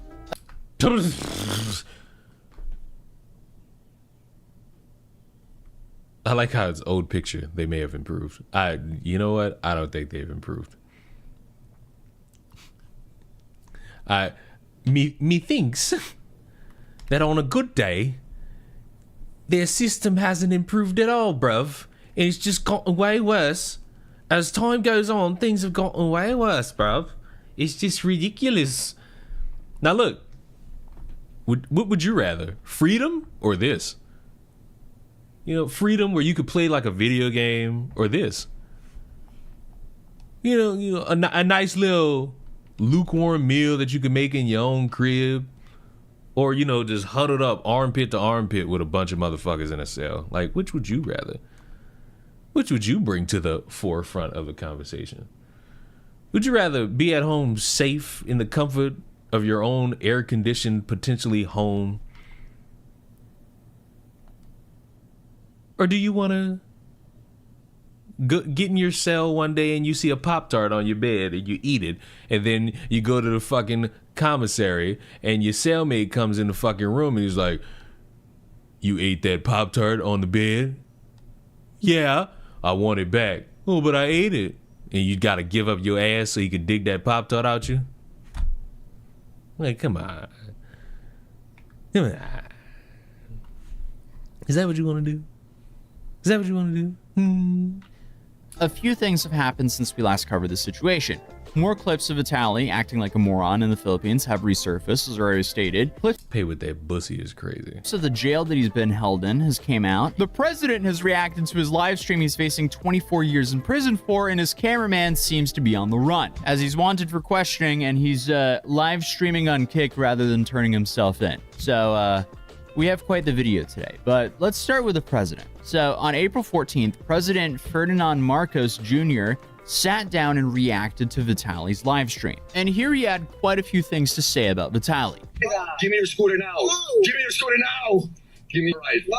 Yes, you're gonna take a ride. Ang isa pa nating nakita ngayong linggo, yung kagalit-galit na pinanggagawa ng isang foreign vlogger sa ating mga kababayan. I'm gonna rob you. Biro man na ito. Whether these acts were jokes Hindi. or not, Sino naman what Filipino would get mad at, wouldn't get mad. ang I mean, fuck. What person, fuck being Filipino, anybody, any fucking body would get mad at this shit. I don't give a fuck about the internet wrestling community and their takes on politics. Those inbreds don't really fucking understand that WWE is like one of the worst companies in terms of history. They held adoption papers inside of a suitcase or briefcase for a ladder match. These people are crying too. These people want like an all-black wrestling corporation, and it's like, you can find that somewhere, but to expect WWE to just book like every non-ready black wrestler that they got as a champion is ridiculous. Now, motherfuckers do go through some annoying ass growing pains. Carmelo Hayes. But then when you point at motherfuckers like Bianca Belair, it's a problem. But then these same people cry when they find out that Bianca's getting booed by a bunch of people, which I don't know what to fucking tell you. I guess they don't like Bianca. Oh well. They boo and cheer on a fucking dime. And you know the sick part is that John Cena's correct. Daniel Bryan was correct. These fans are fickle. There needs to be, y'all want to talk about anime and Marvel fans being like the worst fans? Y'all need to start in depth having a conversation about wrestling fans. These are the worst fuckers to be fans of anything. They flip what they love and hate on a fucking dime. 6 months ago, everybody was yeeting. It's just me, Oos. And now that this motherfucker won the Royal Rumble, fuck Jey Uso. He shouldn't even be there. He can't wrestle. All that shit. And it's like, what the fuck are we doing? We ain't getting nowhere with shit like this. Off the rip, we ain't getting nowhere with shit like this. Dugo sa napapanood natin. Bakit nakakalungkot dahil ito isang naging bahagi na ng social media na nagkakaroon ng mga vlogger na nanggugulo lang, nang aasar lang, nang buwisit lang, nang babastos lang para makakuha ng mga viewers. Yeah, if you have the president saying who wouldn't be mad at that behavior, there's a low chance of him actually being let out anytime soon. It's kind of dystopian to watch a president of a nation address degenerate IRL streamers, but I guess 2025 actions will have 2025 like reactions. Huwag tayong sasama dyan sa ganyang klaseng ugali. Hindi naman ganyan ang ugaling Pilipino. Jey Uso is not the GOAT. See, this is what I'm talking about. Fucking wrestling fans. Wrestling fans will say anything under the sun. It's fucking annoying. I'm so glad that I'm watching WrestleMania today. WrestleMania is going to be fun. Despite motherfuckers trying their best to try to say WrestleMania is going to be trash, garbage, and all this extra shit, WrestleMania is going to be fun. This is going to be a good time for me. Pilipino, asahan ninyo yung mga gumagawa ng ganyan na hindi natin pababayaan na patuloy nilang ginagawa. Tapos na po ang mga dayuhan, akala nila kaya na lang napastangin mga Pilipino. Ito'y ehemplo na seryoso tayo nasa sariling bayan natin. Hindi tayo magpapabasa sa kanila. The government just announced that Vitaly will be used as an example to show the world that they will not tolerate this behavior. I think Vitaly somehow has landed at the top of the list when it comes to social media Darwinism. He essentially let his hunger for clout completely destroy his life for extremely little upside. And the dude clearly was in absolute denial even after the press conference when they perp walked him out in front of the entire nation. By that time, he had already been to that jail. Is he not valuing his freedom at all, or is he still in denial? Is he like, oh, okay, I'll just be in this holding cell for a couple of weeks and then I'll be out? Unfortunately, it's a terrible way to think about your life. That's your life that you playing with. You ain't even playing with anybody else. You playing with your life when you sit there and go to another country and just be public enemy number 4. Unfortunately, that's not the case with him. Meanwhile, his cameraman Sly Kane is now on the run. He apparently changed his hair color from pink to blue. I guess that'll really make him blend in. And as I said previously, he's currently wanted for questioning. But the complete moron is spending his time IRL streaming. The dude is literally showing where he is on a live stream, and I guess he's on the run. This might be dumber than the people who are running from the cops and live streaming on Facebook the police chase. This is very similar. It's kind of baffling. I guess just certain IRL streamers are just some of the most fascinating criminals, because who in their right mind would live stream all their crimes and then live stream themselves on the run? Like, you would think this is a parody, but I guess this is just the new reality. Meanwhile, more footage of Vitaly's behavior in the Philippines. Jey Uso isn't goated. That's your shit ass opinion.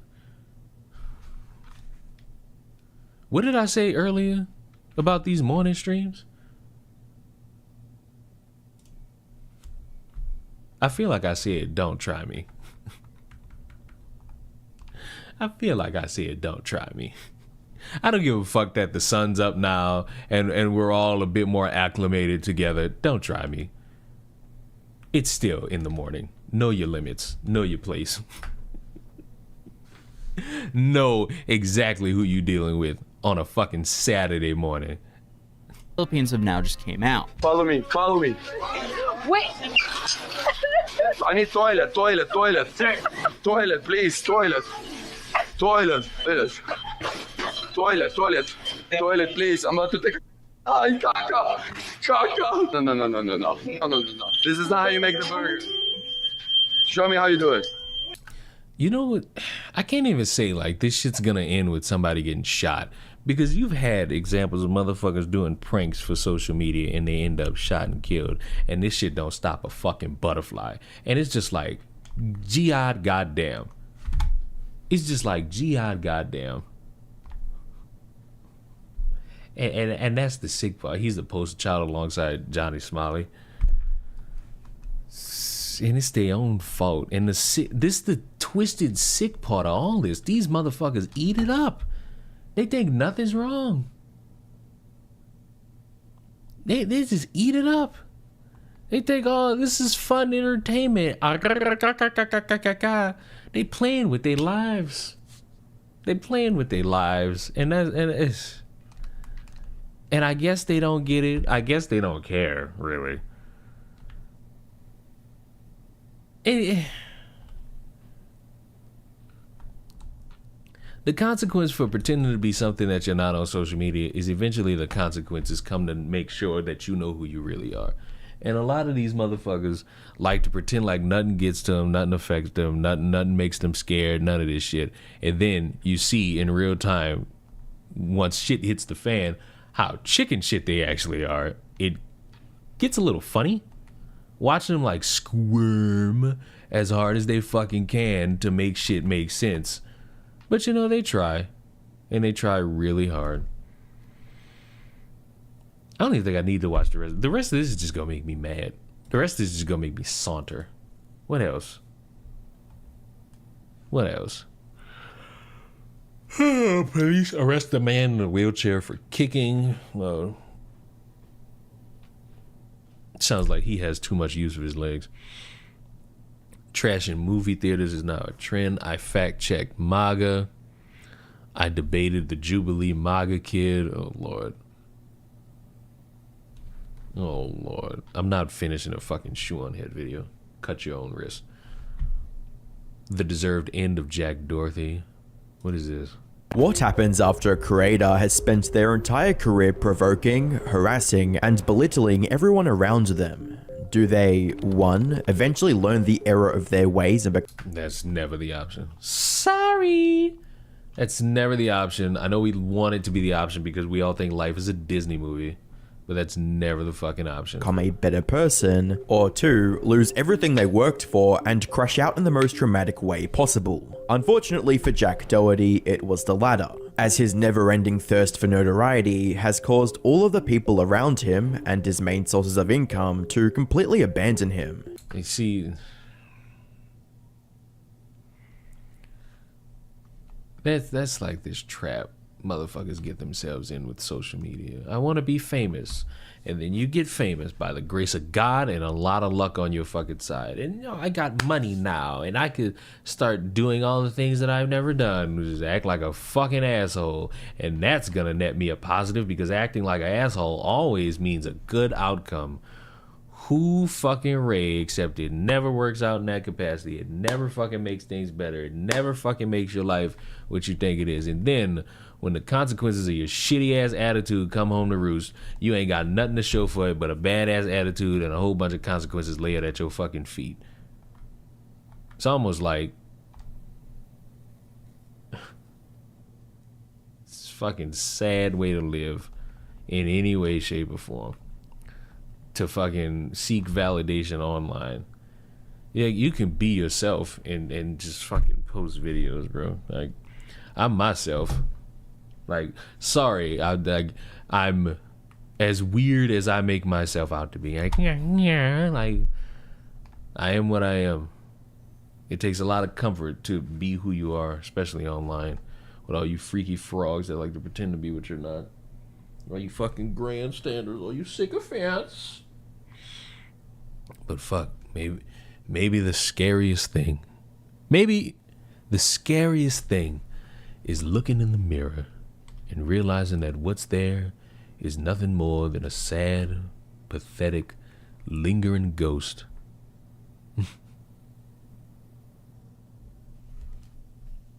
Don't know if you... Oh, what is this? Is this personal question time? Coke? Is this personal question time, Coke? Don't know if you've ever mentioned it, but what inspired you to make the videos you make? Stupid motherfuckers online and me wanting to talk about stupid motherfuckers. Genuine question. Are you going to have breakfast? Was the last question you asked not a genuine one? There's only so much shit I can stomach. If he pick six this, I'm quitting this game. Okay, I can accept that he didn't get a pick six. Like, if he pick six that with Byron Murphy's big ass, I was gonna quit, and I would have no problem with it. Oh, and I should mention this. The chair has officially been broken. The chair has officially been broken. I can no longer throw it. It's officially been broken in half. It is no longer of use. It's over. It's over. What's breakfast? Genuine question. Uh-huh. See you tomorrow. You out of here. The cornball jokes that netted you getting bullied in high school. Yeah, this is not your safe space.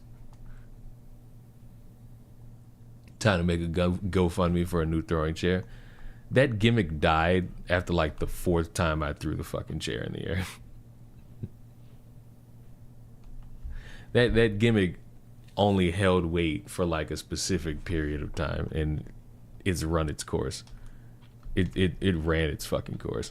Like, I'm being honest with you. There's nothing else for that fucking chair. Like, it's just...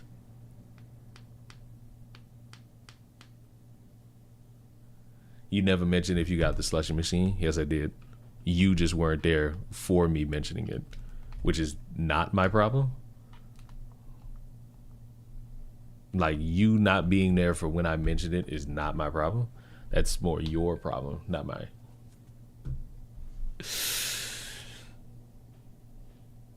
Oh, is that it? Is that all I got?